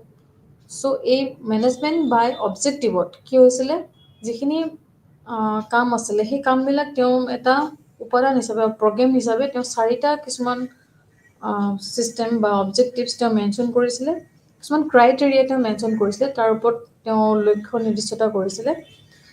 সেইখিনি এনেদৰে ক'ব পাৰিব যে সময়ৰ যিখিনি প্ৰয়োজন হৈছিলে বা স্পেচিফিক কিছুমান টাইমিং তেওঁলোকৰ প্ৰয়োজন হৈছিলে, আৰু they must be hierarchically put from most important to least important.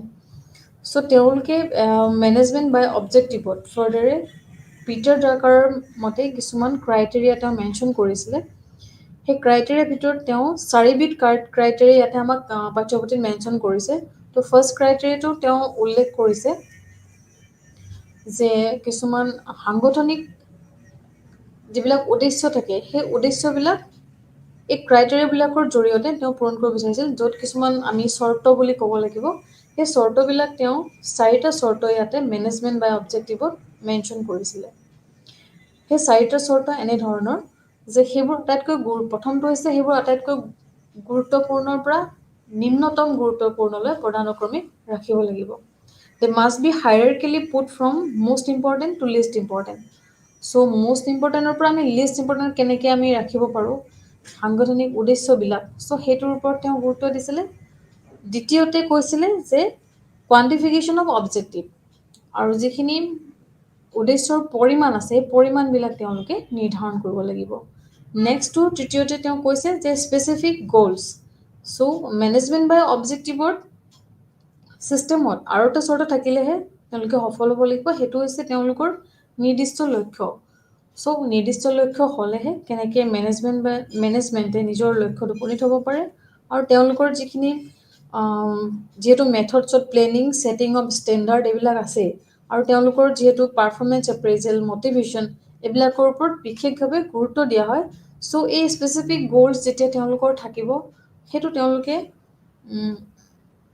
এটা বিশিষ্ট দিশত বা এটা সম্পূৰ্ণ পৰিপক্কভাৱে তেওঁলোকে এটা প্লেনিং কৰি সেইবিলাক অৰ্গেনাইজেশ্যনখনত ইউজফুল তেওঁলোকে কৰিব পাৰিব। চ' সেই 3টা যিহেতু চৰ্ত আমি কৈছোঁ যে প্ৰথমটো হৈছে আমাৰ যিখিনি পদানুক্ৰমিকভাৱে নিম্নতম গুৰুত্বপূৰ্ণলৈ ৰাখিব লাগিব, তাৰপিছতে যিখিনি পৰিমাণবিলাক আছে সেই পৰিমাণবিলাকৰ উদ্দেশ্য নিৰ্ধাৰণ কৰিব লাগিব, তাৰপিছত নিৰ্দিষ্ট লক্ষ্য নিৰ্ধাৰণ কৰিব লাগিব, তাৰ লগতে এটা কনচিষ্টেণ্ট গ'ল থাকিব লাগিব, এটা ধাৰাবাহিক লক্ষ্য তেওঁলোকে থাকিব লাগিব বুলি মেনশ্যন কৰিছে। চ' মেনেজমেণ্ট বাই অবজেক্টিভত আমি এইকেইটা বস্তু বা এইকেইটা চৰ্ত থাকিলেহে গোটেইখিনি বস্তু ছিষ্টেমেটিক হ'ব বুলি তেওঁ মেনশ্যন কৰিছে। So' MBO programs have 4 elements: goal, goal, তাৰপিছত আছে specificity and participation, then time period and performance feedback for an MBO। So' এইখিনি তেওঁ মেনশ্যন কৰিছিলে মেনেজমেণ্ট বাই অবজেক্টিভত। চ' এইটো কণ্ট্ৰিবিউশ্যনো এটা গুৰুত্বপূৰ্ণ কণ্ট্ৰিবিউশ্যন পিটাৰ ড্ৰাকাৰৰ। তেওঁ এই কণ্ট্ৰিবিউশ্যনটোৰ জৰিয়তে এইখিনি বস্তু আমাক দেখুৱালে যে কিদৰে সংগঠন এখনত এই ক্ৰাইটেৰিয়াবিলাক লৈ কেনেদৰে আগবাঢ়ি যাব পাৰি আৰু সংগঠনটো আৰু সকলো দিশতে সক্ষম হ'ব পাৰে। চ' যিবোৰ আমাৰ পৰিৱৰ্তন আছে সেই পৰিৱৰ্তনবোৰৰ তেওঁ ষ্টেপ বাই ষ্টেপ আমাৰ ছ'চাইটিত তেওঁ দেখুৱাইছিলে, আৰু সাংগঠনিক যিবিলাক উদ্দেশ্য আছিলে সেই উদ্দেশ্যবিলাক সফল হ'বৰ কাৰণে তেওঁ সেই ক্ৰাইটেৰিয়াবিলাক ৰাখিছিলে। উইদাউট সেই ক্ৰাইটেৰিয়া কেতিয়াও সংগঠন এটা আৰু উচ্চ পৰ্যায়ৰ বা সংগঠন এটাৰ তেওঁলোকৰ যিখিনি উদ্দেশ্য থাকে সেইখিনি সফল হ'ব নোৱাৰিব বুলি তেওঁ মেনশ্যন কৰিছিল। চ' এইটো এটা নিউ দিশ, তেওঁ আমাক অতিকৈ গুৰুত্বপূৰ্ণ এটা দিশ বা কণ্ট্ৰিবিউশ্যন আমাক আগবঢ়াইছে পিটাৰ ড্ৰাকাৰে। নেক্সট কণ্ট্ৰিবিউশ্যনটো হৈছে অৰ্গেনাইজেশ্যনেল চেঞ্জেছ। অৰ্গেনাইজেশ্যনেল চেঞ্জেছ আমি দেখা পাইছোঁ যে যিহেতু সমাজত আমি এটা ষ্টেপ বাই ষ্টেপ বেলেগ বেলেগ ধৰণে আমি গতি কৰি আছোঁ। আজি যিটো ষ্টেজ চলি আছে কাইলৈ সেইটো সম্পূৰ্ণ চেঞ্জ হৈ গৈছে, এটা দ্ৰুতগতিত আগবাঢ়ি আছে, আৰু দ্ৰুতগতিত সমাজখন ডে বাই ডে চেঞ্জ হৈ আছে। ঠিক সেইদৰে মানুহে পৰিৱৰ্তনবোৰৰ সন্মুখীন হ'বলৈ মানুহে সদায় সেই পৰিৱৰ্তনবোৰৰ সন্মুখীন হ'বলৈ তেওঁলোকৰ মাজতো এটা ডেভেলপমেণ্ট হোৱাৰ উচিত আমি ভাবোঁ। যিহেতু ছ'চাইটিখনো দ্ৰুতগতিত আগবাঢ়ি আছে, পৰিৱৰ্তন হৈ আছে, আৰু সেই তাৰ লগে লগে মানুহেও তেওঁলোকৰ যিখিনি ফিলচফিকেল ভিউজ আছে সেই ফিলচফিকেল ভিউজখিনি ডেভেলপমেণ্ট কৰাটো অতিকৈ প্ৰয়োজনীয় হৈ পৰিছে। চ' ইয়াতে অৰ্গেনাইজেশ্যনেল চেঞ্জেছ তেওঁলোকে ইয়াতে ক'ব বিচাৰিছে যে যিবোৰ আমাৰ সমাজত বৰ্তমান এটা চেঞ্জেছ চলি আছে তাত উন্নতিকৰণ প্ৰক্ৰিয়াও বিশেষভাৱে জড়িত হৈ আছে আৰু সমাজৰ সমাজখনক প্ৰতিটো ক্ষেত্ৰতে উন্নত কৰাৰ ক্ষেত্ৰত এটা প্ৰত্যাহ্বানৰ সন্মুখীনো হৈ আছোঁ আৰু সেই প্ৰত্যাহ্বানবিলাকক আমি পজিটিভলি লৈ সকলো কামত আগবাঢ়ি যোৱাটো এটা অৰ্গেনাইজেশ্যনেল চেঞ্জেছ অনাটো খুবেই প্ৰয়োজন হৈ পৰিছে। আমি ট্ৰেডিশ্যনেল ছিষ্টেমত অৰ্গেনাইজেশ্যন চলাই থাকিলে সেই চেঞ্জবিলাক হৈ থাকিব, কিন্তু মানুহৰ যিটো ফিলচফিকেল বিকাশ বা যিটো আমাৰ মনস্তাত্ত্বিক যিটো বিকাশ সেইটো কৰাৰো এটা গুৰুত্বপূৰ্ণ দিশ আহি পৰিছে আৰু আমাৰ যিহেতু চেঞ্জ অহাৰ লগে লগে এটা প্ৰত্যাহ্বানৰ সন্মুখীন হ'ব লগা হয়, সেই প্ৰত্যাহ্বানবিলাক আমি উচিত সময়ত লোৱাটো খুবেই প্ৰয়োজনীয় হৈ পৰে। উচিত সময়ত ডিচিজন লোৱাটো বা তেওঁলোকৰ যিখিনি কাম কৰিলে বিকাশ সম্ভৱপৰ হৈ উঠিব বা পৰিৱৰ্তন হোৱাৰ লগে লগে কেনেদৰে তেওঁলোকৰ আন দিশতো বিকাশ কৰিব পাৰি সেইটোৰ ওপৰত বিশেষভাৱে গুৰুত্ব দিয়াটো উচিত বুলি তেওঁ মন্তব্য কৰিছে অৰ্গেনাইজেশ্যনেল ষ্ট্ৰাকচাৰত বা অৰ্গেনাইজেশ্যনেল চেঞ্জত। চ' এইটো গতিশীল সংগঠনৰ দ্বাৰা কৰিব পাৰি, এটা মানে কণ্টিনিউৱাছ অৰ্গেনাইজেশ্যন য'ত তেওঁলোকে প্ৰতিটো কাম ষ্টেপ বাই ষ্টেপ কৰিব পাৰে আৰু দ্ৰুতগতিত যিবিলাক চেঞ্জ আহিছে সেই চেঞ্জবিলাক অৱশোষণ কৰিবলৈ সক্ষম হ'ব পাৰে। চেঞ্জ আহিছে হয়, ইয়াৰ কাৰণে যাতে একো হানি হ'ব নোৱাৰে তাৰ প্ৰতি তেওঁলোকে সদায় সজাগ হৈ থাকিব লাগিব আৰু তেওঁলোকে মেণ্টেলি ৰেডি হৈ থাকিব লাগিব যে কেনেদৰে আমি সেই চেঞ্জবিলাক ফেচ কৰিম বা সেই চেঞ্জবিলাক কেনেদৰে আমি পজিটিভলি আমি ডেভেলপমেণ্ট কৰিম তাৰ ওপৰত এটা উচিত সিদ্ধান্ত ল'বলৈ তেওঁলোকে বা সমাজখনক উন্নত দিশত আগবঢ়াই নিবলৈ এটা প্ৰত্যাহ্বান হিচাপে তেওঁলোকে চেষ্টা কৰাটো উচিত বুলি তেওঁ মন্তব্য কৰিছে। চ' যিবোৰ পৰিৱৰ্তনে অৱশোষণ ৰূপ লৈছিলে সেই অৱশোষণ ৰূপ কৰিবলৈ হ'লে তেওঁক সকলো ক্ষেত্ৰতে অৰ্গেনাইজেশ্যনেল চেঞ্জেছটো খুবেই প্ৰয়োজনীয় বুলি তেওঁ মন্তব্য কৰিছে, য'ত স্থিৰ পৰিৱৰ্তনবোৰতকৈ দ্ৰুত পৰিৱৰ্তন হ'ব লাগিব আৰু ড্ৰাকাৰৰ মতে যিবিলাক উদ্যোগপতি আছিল সেই উদ্যোগপতিসকলে উৎপাদনৰ যিবিলাক তেওঁলোকৰ ছিষ্টেম আছিলে কেনেদৰে প্ৰডাকশ্যন কৰিছিলে সেই উৎপাদনৰ প্ৰক্ৰিয়াত ব্যৱস্থাপনা পদ্ধতিত মেনেজমেণ্টত লেবাৰবিলাকক সীমিত অংশগ্ৰহণৰ যিটো তেওঁলোকৰ এটা ফিয়েৰ ভাৱ আছিলে সেই ভয় ভাৱটো তেওঁলোকক নাইকিয়া কৰিবলৈ ইয়াতে দেখুওৱা হৈছে যে কিদৰে তেওঁলোকে শ্ৰমিকসকলে ব্যৱস্থাপনাত বা অৰ্গেনাইজেশ্যন এখনত সীমিত সংখ্যক অংশগ্ৰহণৰ পৰা বাহিৰত আহি সমানভাৱে অংশগ্ৰহণ কৰিব পাৰে, এটা পাৰ্টিচিপেটিভ তেওঁলোকে সমানেই অংশগ্ৰহণ কৰিব পাৰে মেনেজমেণ্টৰ লগত, সেইটো দিশত তেওঁলোকে বিশেষভাৱে গুৰুত্ব দিছিলে। তাৰপাছত আমি ক'ব লাগিব ইয়াত নেক্সট কণ্ট্ৰিবিউশ্যনটো হৈছে ৰিথিংকিং অফ এবাণ্ডনমেণ্ট। ইয়াতে পিটাৰ ড্ৰাকাৰে এটা বিশেষ গুৰুত্বপূৰ্ণ আমাক কণ্ট্ৰিবিউশ্যন আগবঢ়াইছিলে। চ' ইয়াত তেওঁ কৈছে যে পিটাৰ ড্ৰাকাৰে ডাউন চাইজিং সংগঠনটোৰ ধাৰণাটো এটা প্ৰত্যাখ্যান হিচাপে তেওঁ লৈছিল। ইয়াত কি হয়, তেওঁ এটা দীৰ্ঘম্যাদী সময়ত যি তেওঁ মেনশ্যন কৰিছিলে সেই দীৰ্ঘম্যাদী সময়ত মাৰাত্মকভাৱে তেওঁ প্ৰমাণিত হ'ব পাৰে আৰু সেয়ে তেওঁ পুনৰ চিন্তা কৰাৰ প্ৰস্তাৱ দিছে যে যিবোৰ উৎপাদনশীল আৰু শক্তিশালী প্ৰচাৰ মাধ্যম আছিল বা সম্প্ৰসাৰিত কৰাৰ যিখিনি প্ৰয়োজনীয়তা আছিল সেইবিলাক খুব সোনকালে তেওঁ চিনাক্ত কৰাটো দৰকাৰ। এটা ৰিথিংকিং আৰু এবাণ্ডনমেণ্ট তেওঁ বিচাৰিছিলে। চ' পিটাৰ ড্ৰে আৰু বহুত তেনেকৈ দাৰ্শনিক আছিলে যিবিলাকে সেই ৰিথিংকিং বা এবাণ্ডন বিচাৰিছিলে। তেওঁৰ লগতে কিছুমান আৰু বেলেগ বেলেগ ধৰণৰ দাৰ্শনিকে পৰামৰ্শ দিয়ে যে যিবিলাক কাৰ্যকলাপ আছিল আৰু পৰামৰ্শৰ ওপৰত তেওঁলোকৰ যিখিনি আধাৰিত সাংগঠনিক ব্যৱস্থাপনা আছিলে তাৰ ওপৰত পুনৰ তেওঁলোকে চিন্তা কৰাৰ প্ৰয়োজন আছিলে।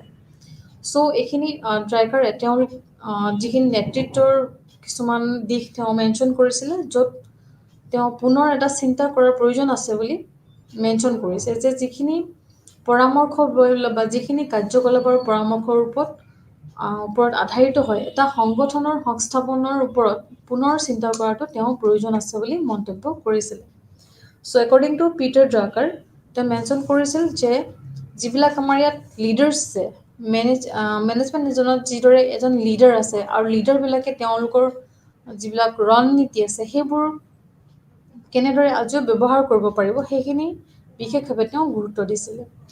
তেওঁ এক অধিক নমনীয় আৰু সহযোগিতামূলক কৰ্মক্ষেত্ৰ আৰু সমগ্ৰ বৰ্ডৰ শক্তিৰ প্ৰবঞ্চনাৰ পোষকতা কৰিছিল। চ' তেওঁৰ যিখিনি সহযোগিতামূলক ভাৱ দেখাইছিল কৰ্মক্ষেত্ৰত অতিকৈ গুৰুত্বপূৰ্ণ বিষয় বুলি তেওঁ মেনশ্যন কৰিছিল। ত' ড্ৰাকাৰৰ মতে মেনেজমেণ্টৰ কামবোৰ সঠিকভাৱে কৰি আছে নে নাই, তাক নেতৃত্বই সঠিক কাম কৰি আছে নে নাই, সেই গোটেইখিনি তেওঁ বিশেষভাৱে গুৰুত্ব দিছিল। চ' এইখিনি তেওঁলোকৰ কণ্ট্ৰিবিউশ্যন আছিল। এই কণ্ট্ৰিবিউশ্যনবিলাকত তেওঁৰ আমাৰ মেনেজমেণ্টক লৈ এটা নতুন দিশ তেওঁ আগবঢ়াইছিলে। চ' এইখিনি উল্লেখযোগ্য অৱদান পিটাৰ ড্ৰাকাৰৰ। চ' নেক্সট টপিকটো আছিলে আমাৰ ড্ৰাকাৰ্ছ মেনেজমেণ্ট থিয়ৰী। চ' ড্ৰাকাৰ্ছ মেনেজমেণ্ট থিয়ৰীত আমি দেখা পাইছোঁ যে তেওঁৰ যিখিনি ব্যৱস্থাপনা তত্ত্ব আছিলে তাক খুব আধুনিক ধৰণে তেওঁ মত প্ৰকাশ কৰিছিলে আৰু আধুনিক ধৰণে সেইবিলাক দৃষ্টিভংগীৰে তেওঁ আমাক ডিছক্ৰাইব কৰিছিলে। Drucker's management theory embodied many modern concept, বহুতো নতুন নতুন কনচেপ্ট তেওঁ ইয়াতে সংলগ্ন কৰিছিলে তেওঁ যিটো মেনেজমেণ্ট থিয়ৰী আছিলে। চ' ফাৰ্ষ্ট আমি ভিউটো ক'ব পাৰোঁ ডিচেণ্ট্ৰেলাইজেশ্যন, তাৰপিছতে knowledge of work, management by objectives. এই তিনিটা বস্তু তেওঁ ইয়াতে মেনশ্যন কৰাৰ লগতে মেনেজমেণ্ট বাই অবজেক্টিভত তেওঁ 5টামান বস্তু তেওঁ আৰু বিশেষভাৱে গুৰুত্ব দিছিল। চ' প্ৰথমতে আমি চাওঁ ডিচেণ্ট্ৰেলাইজেশ্যন, য'ত ড্ৰাকাৰে কৰ্মক্ষেত্ৰৰ ব্যৱস্থাপনা বিকেন্দ্ৰীকৰণৰ ওপৰত বিশেষ গুৰুত্ব দিছিলে। এটা ডিচেণ্ট্ৰেলাইজ তেওঁ ছিষ্টেম তেওঁ থাকিব লাগে বুলি তেওঁ মেনশ্যন কৰিছিলে ইন দিছ মেনেজমেণ্ট থিয়ৰী। চ' তেওঁ বিচাৰিছিলে যে যিহেতু বিকেন্দ্ৰীকৰণ ছিষ্টেমটো থকাটো খুবেই প্ৰয়োজন এটা মেনেজমেণ্ট বা এখন সংগঠনত, আৰু সকলো কৰ্মচাৰীয়ে তেওঁলোকৰ কামক মূল্যৱান আৰু ক্ষমতাশালী অনুভৱ কৰিব লাগিব। তো যিয়ে কাম নকৰক তেওঁলোকে নিজৰ কামৰ প্ৰতি সদায় শ্ৰদ্ধা থাকিব লাগিব আৰু সেইখিনি মূল্য দিব লাগিব, ভেলু দিব লাগিব। সেই কথাটো তেওঁলোকে অনুভৱ কৰিব লাগিব আৰু তেওঁলোকৰ কাম আৰু যিবিলাক তেওঁলোকৰ কামৰ কণ্ঠস্বৰ আছে সেইবিলাক তেওঁলোকে সঠিকভাৱে ল'বলৈ তেওঁলোকে সকলো সময়তে ৰেডি হৈ থাকিব লাগিব আৰু শ্ৰমিকসকলক সকলো ক্ষেত্ৰতে অনুপ্ৰাণিত কৰিব লাগিব। কোনে কৰিব লাগিব? ছুপাৰভাইজাৰজনে। ছুপাৰভাইজাৰ এজন থাকিব, যিহেতু সংগঠন এখনত ছুপাৰভাইজাৰজনেই সকলো মেইনটেইন কৰি থাকে এমপ্লয়ীবিলাকক। চ' তেওঁ আন অধীনস্থ লোকসকলক সাধাৰণ কোম্পানীৰ লক্ষ্যপ্ৰাপ্ত কৰিবলৈ একত্ৰিত কৰি তেওঁলোকৰ যিবিলাক কাম আছে সেই কামবিলাক নিৰ্ধাৰণ কৰিব আৰু সেই কামৰ প্ৰতি তেওঁলোকৰ এটা বিশ্বাস এটা তেওঁলোকৰ মাজত আনিবলৈ চেষ্টা কৰিব। তাৰপিছতে আছে আমাৰ নলেজ ৱৰ্ক। চ' ড্ৰাকাৰ্ছ মেনেজমেণ্ট অফ থিয়ৰীত নলেজ ৱৰ্কৰ জৰিয়তে তেওঁ ক'ব বিচাৰিছে যে যিবিলাক তেওঁলোকৰ নলেজ আছে, ৱৰ্কাৰবিলাকৰ যি নলেজ আছে সেই নলেজবিলাক সেইসকল যিসকলে কাম কৰি আছে, চাকৰি ৰখা বা তথ্য ব্যৱহাৰ কৰা প্ৰয়োজন, আৰু তেনে যিবিলাক অভিযন্তা আছে বা বিশ্লেষক আছে তেওঁলোকে সেইবিলাক এনালাইজ কৰাটো খুবেই প্ৰয়োজন হৈ পৰিছে বুলি ড্ৰাকাৰে ক'ব বিচাৰিছে। চ' ড্ৰাকাৰৰ মতে এই সমস্যা সমাধান কৰা আৰু সৃষ্টিশীলভাৱে চিন্তা কৰা শ্ৰমিকসকলৰ ওপৰত উচ্চ মূল্য দিছিলে তেওঁ, আৰু তেওঁ কৰ্মচাৰীসকলক যিবিলাক আমাৰ সংস্কৃতি আছে সেই এটা কৰ্ম সংস্কৃতি গঢ়ি তুলিব বিচাৰিছিলে আৰু যিয়ে অন্তৰ্দৃষ্টি আৰু ধাৰণা প্ৰদান কৰিব পাৰে, তেওঁলোকৰ নিজৰ ভিউজ তেওঁলোকে প্ৰদান কৰিব পাৰে আৰু মেনেজমেণ্ট আৰু মেনেজাৰ আৰু ছাবঅৰ্ডিনেটৰ মাজত যিবিলাক ৰিলেশ্যন আছে সেই ৰিলেশ্যনবিলাকত তেওঁলোকে এটা অন্তৰ্দৃষ্টিৰ ধাৰণা বা এটা নিউ এটা কনচেপ্ট, এটা কালচাৰেল যিটো তেওঁলোকৰ ধাৰণা বা কালচাৰেল যিটো তেওঁলোকৰ ভিউজ বা কেনেকুৱা কালচাৰ তেওঁলোকে কাম কৰি আছে সেই গোটেইখিনি মেইনটেইন কৰিবলৈ এটা নলেজৰ দৰকাৰ বুলি তেওঁ মেনশ্যন কৰিছে। চ' ড্ৰাকাৰে তেওঁ ক'ব বিচাৰিছে যে কিছুমান কৰ্মীৰ হ্ৰাসৰ অধিক পূৰ্বানুমান তেওঁ কৰিছিল, যে য'ত তেওঁ দেখা পাইছিল যে ৱৰ্কাৰবিলাক কাৰেক্টলি ফ'ৰকাষ্ট কৰা হৈছিলে, য'ত decrease in blue collar workers বুলি তেওঁ মেনশ্যন কৰিছিল। So' today's there is an increasing number of knowledge workers in the business world. So' আমাৰ বিজনেছ ৱৰ্ল্ডত সেই নলেজ ৱৰ্কাৰ যিটো আমাৰ কনচেপ্ট বা ভিউজ, সেই নলেজ ৱৰ্কাৰ খুবেই আমাৰ দ্ৰুতগতিত বৃদ্ধি পাই আহিছে। তাৰপিছতে ড্ৰাকাৰে মেনশ্যন কৰিছে যে মেনেজমেণ্ট থিয়ৰীত তেওঁ ক'ব বিচাৰিছিল যে আমাৰ যিখিনি মেনেজমেণ্ট বাই অবজেক্টিভছ আছে তাতে কিছুমান গ'লছ আৰু ডেলিগেট কিছুমান টাস্ক থাকে, সেইবিলাক কৰিব হ'লে কিছুমান স্কিল ছেট কৰিব লাগে, আৰু স্কিল ছেট কৰিবলৈ তেওঁ এই মেনেজমেণ্ট বাই অবজেক্টিভৰ 5টা ষ্টেপ তেওঁ মেনশ্যন কৰিছে, 5টামান ষ্টেপ। সেই ষ্টেপবিলাক হৈছে review goals, set objectives, monitor progress, evaluating performance and reward of employees. So' এইবিলাকৰ জৰিয়তে তেওঁ সেই আমাৰ যিটো পদ্ধতি ক'লোঁ মেনেজমেণ্ট বাই অবজেক্টিভ, তাৰ জৰিয়তে কৰ্মচাৰীসকলক একত্ৰিত কৰিবলৈ উৎসাহিত কৰা হৈছিল আৰু ইয়াত কি হৈছিল এই প্ৰক্ৰিয়াৰ জৰিয়তে কিছুমান উদ্দেশ্য তেওঁলোকে সংগঠনটো সুচাৰুৰূপে চলিবলৈ কেনেদৰে ব্যৱস্থাপনা পদ্ধতিটো আৰু ভাল কৰিব পাৰি তাৰ ওপৰত বিশেষভাৱে গুৰুত্ব দিছিলে চ' ইয়াত কি হয় প্ৰতিজন ব্যক্তিয়ে বা প্ৰতিজন কৰ্মীয়ে এটা ইকুৱেলভাৱে তেওঁলোকক চাবলৈ যিটো ধাৰণা সেইটো ৰূপ লৈছিলে আৰু সাধাৰণ গ্ৰুপৰ লগত উপনীত হ'বলৈ তেওঁলোকক নিজৰ নিজৰ অন্তৰ্দৃষ্টি আৰু মতামত ভাগ বতৰা কৰিবলৈ চেষ্টা ইয়াতে বিচৰা হৈছিল চ' তেওঁলোকৰ পৰা যিবিলাক বেলেগ বেলেগ লক্ষ্য তেওঁলোকে ভাগ বতৰা কৰিছিল বা যিবিলাক কামৰ ভাগ বতৰা কৰিছিল সেইবিলাকত তেওঁলোকে বিশেষভাৱে দক্ষতা নিৰ্ধাৰণ কৰিছিলে আৰু সেই দক্ষতাবিলাকৰ আগ্ৰহ অনুসৰি কামবিলাক বেলেগ বেলেগ ব্যক্তিক প্ৰদান কৰা হৈছিলে চ' মেনেজমেণ্ট বা অবজেক্টিভত আমি যিহেতু কিছুমান আমি ষ্টেপ দেখা পাইছিলোঁ সেই উদ্দেশ্য কিছুমান তেওঁ আমাৰ পদক্ষেপ হিচাপে তেওঁ ক'ব পাৰি সেই পদক্ষেপবিলাক লওঁতে আমাৰ ইয়াতে কি হৈছিলে ড্ৰাগাৰ্ছ মেনেজমেণ্ট থিয়ৰীত এটা বিশেষ গুৰুত্বপূৰ্ণ ষ্টেপ বুলি আমি ক'ব পাৰোঁ সেই মেনেজমেণ্ট বা অবজেক্টিভৰ জৰিয়তে প্ৰথমটো হৈছে সমীক্ষাৰ লক্ষ্য দ্বিতীয়টো হৈছে উদ্দেশ্য নিৰ্ধাৰণ কৰা তাৰপিছতো আমাৰ দেখাইছে এটা মনিটৰ প্ৰগ্ৰেছ কৰা তাৰপিছত প্ৰদৰ্শন মূল্যাংকন কৰা যিটো পাৰফৰ্মেঞ্চ এপ্ৰেজেল বুলি কওঁ আমি তাৰপিছতে কৰ্মচাৰীসকলক পুৰস্কৃত কৰা তেওঁলোকক ৰিৱাৰ্ড দিয়া এই গোটেইখিনি বস্তু আমাৰ মেনেজমেণ্ট বা অবজেক্টিভৰ জৰিয়তে ড্ৰাকাৰে দেখুৱাব বিচাৰিছে ইন ইজ মেনেজমেণ্ট থিয়ৰী চ' ইয়াতে আৰু এটা বস্তু তেওঁ মেনশ্যন কৰিছে যে ইন মেনেজমেণ্ট বাই অবজেক্টিভত এজ এ প্ৰেক্টিচ যেতিয়া কৰি থকা হয় Drucker used smart SMART a process of coined by George T Donald so' তেওঁ ইনক্ৰিজ কৰিছিলে কেনেকৈ এই স্মাৰ্ট পদ্ধতিটোৰ জৰিয়তে আমাৰ মেনেজমেণ্ট থিয়ৰীটো আৰু ডেভেলপ কৰিব পাৰি আমাৰ মেনেজমেণ্টটো আৰু ভাল কৰিব পাৰি সেইটোৰ ওপৰত বিশেষ গুৰুত্ব দিছিল ইয়াৰ অৰ্থ হৈছে SMART প্ৰথমটো হৈছে specific measurable achievable relevant and time oriented so' এইখিনি তেওঁ ইয়াতে আমাক দেখুৱাইছিল নিৰ্দিষ্ট পৰিমাপযোগ্য প্ৰাপ্ত কৰিব পৰা আৰু ৰিলেভেণ্ট সময়মুখী যিবিলাক টাইম অৰিয়েণ্টেড চ' ড্ৰাকাৰে বিশ্বাস কৰিছিল যে মেনেজাৰসকলে সকলোতকৈ অধিক হ'ব লাগিব তেওঁলোকে খুব ভাল হ'ব লাগিব সকলো ক্ষেত্ৰতে he believe that manager should above all সকলোবিলাকৰ ওপৰত হ'ব লাগিব তেওঁলোকে be leader so' as a leader মেনেজাৰজন সকলো ফালৰ পৰা তেওঁ দক্ষ হ'ব লাগিব এজন দক্ষ ব্যক্তি হ'লেহে মেনেজাৰ হ'ব পাৰিব এজন লিডাৰ হ'ব পাৰিব সেইবুলি তেওঁ মেনশ্যন কৰিছে এই গোটেইখিনি specific measurable achievable relevant and time oriented so' এইখিনি বস্তু তেওঁ পদক্ষেপ হিচাপে লৈছিলে আৰু he placed high importance on the decentralisation knowledge work তাৰপিছতে management by objective and process called smart এই স্মাৰ্ট প্ৰচেছটো তেওঁ মেনশ্যন কৰিছিলে তেওঁ কৈছিল যে কঠোৰ সময় আৰু উদ্ভাৱনক নিৰুৎসাহিত কৰা যিটো সলনি আৰু তেওঁ যিখিনি অধিক নমনীয় কৰিছিল আৰু সহযোগিতামূলক যিটো দৃষ্টিভংগী সেই দৃষ্টিভংগীটো ইয়াতে তেওঁ মেনশ্যন কৰিছিল ৰিলিভেণ্ট ভিউজটো মেনশ্যন কৰিছিলে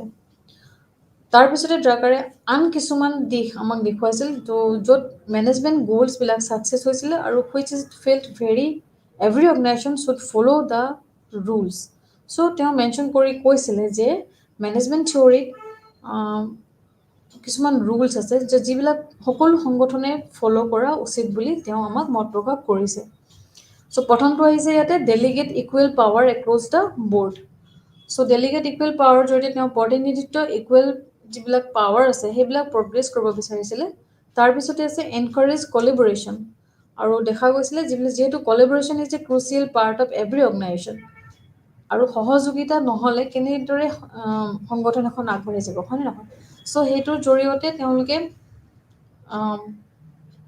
কলেবৰেশ্যনৰ জৰিয়তে এনকাৰেজ কৰিব বিচাৰিছিলে সংগঠনটোক তাৰপিছতে থাৰ্ড পইণ্টটো হৈছে তেওঁলোক ক'ব বিচাৰিছিলে যে যিখিনি আমাৰ ইনক্ৰিজিং এফিচিয়েঞ্চি আছে চ' দক্ষতাবিলাক কেনেদৰে বৃদ্ধি কৰিব পাৰি the main aim should be the prioritising productivity utilise the concept of MBO as a process that calls workers of all levels to work together to each other common goals চ' যিহেতু এটা common গ'ল লৈ কেনেকৈ ৱৰ্কাৰবিলাকে দক্ষতাৰে কামবিলাক কৰি যাব পাৰে সেইটোৰ ওপৰত তেওঁ গুৰুত্ব আৰোপ কৰিছিলে আৰু তেতিয়াহে গ'লটো সম্ভৱ হ'ব পাৰে যিটো উদ্দেশ্য সংগঠনখনৰ সেইটো তেতিয়াহে সফল হ'ব বুলি তেওঁ মত পোষণ কৰিছে ইনক্ৰিজিং এফিচিয়েঞ্চিৰ জৰিয়তে দক্ষতা বৃদ্ধিৰ জৰিয়তে দক্ষতা যিমানে বৃদ্ধি হ'ব তেওঁলোকৰ ৱৰ্ক পাৱাৰ সিমানেই বাঢ়িব, তেওঁলোকৰ সংগঠনটো সিমানেই আগবাঢ়ি যাব। চ' এইবিলাক দিশত তেওঁ বিশেষভাৱে গুৰুত্ব দিছিলে। তাৰপিছত নেক্সট গ'লছটো হৈছে boost innovation. So workers should be confident and willing to take risk. So every time workers were willing to take risks, তো তেওঁলোকে ৰিস্ক ল'বলৈ সদায় ৰেডি হৈ থাকিব লাগিব যে কেনেদৰে এটা পৰিস্থিতিত বা প্ৰতিকূল পৰিস্থিতিত আমি কেনেদৰে আমি অনুকূল অৱস্থালৈ আনিব পাৰোঁ, সেইবিলাক ক্ষেত্ৰত ৱৰ্কাৰবিলাক সদায় সজাগ হৈ থাকিব, তেওঁলোকৰ মাজত সদায় এৱেৰ হৈ থাকিব লাগিব। Create an innovative atmosphere and lead by example, শ্ব'ৱিং the employees that makes cannot shortcomings.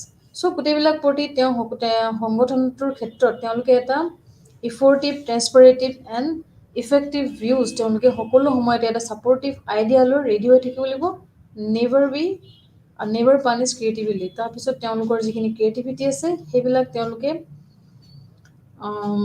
এটা হিউমেন পাৰ্চপেক্টিভ লৈ কেনেদৰে আগবাঢ়ি যাব আৰু তেওঁলোকৰ ইফৰ্টছখিনি সদায় কেনেদৰে ছাকচেছ হ'ব পাৰিব প্ৰতিটো ক্ষেত্ৰতে, সেইবিলাক তেওঁৰ ওপৰত তেওঁলোকে বিশেষ গুৰুত্ব দিছিলে বুষ্ট ইন'ভেশ্যনৰ জৰিয়তে।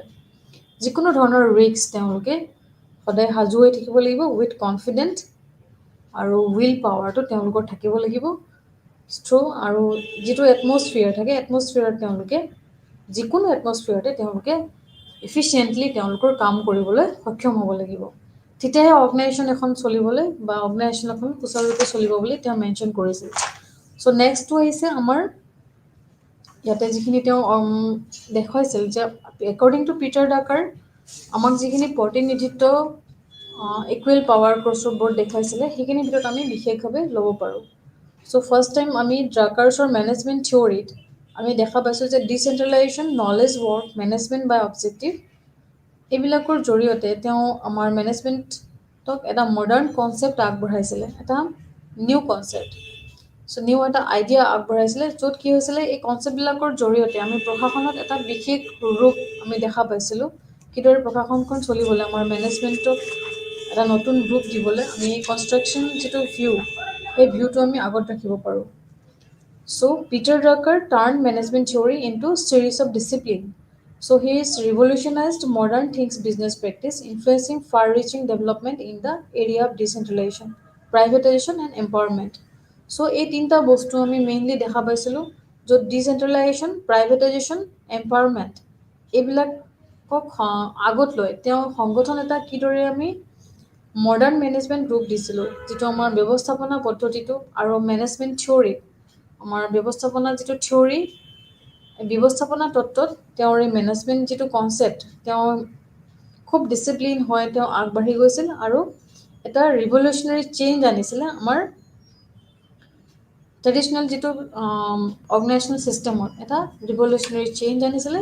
সেই চেঞ্জটো অনাৰ বাবে তেওঁক ফাদাৰ বুলি কোৱা হয়।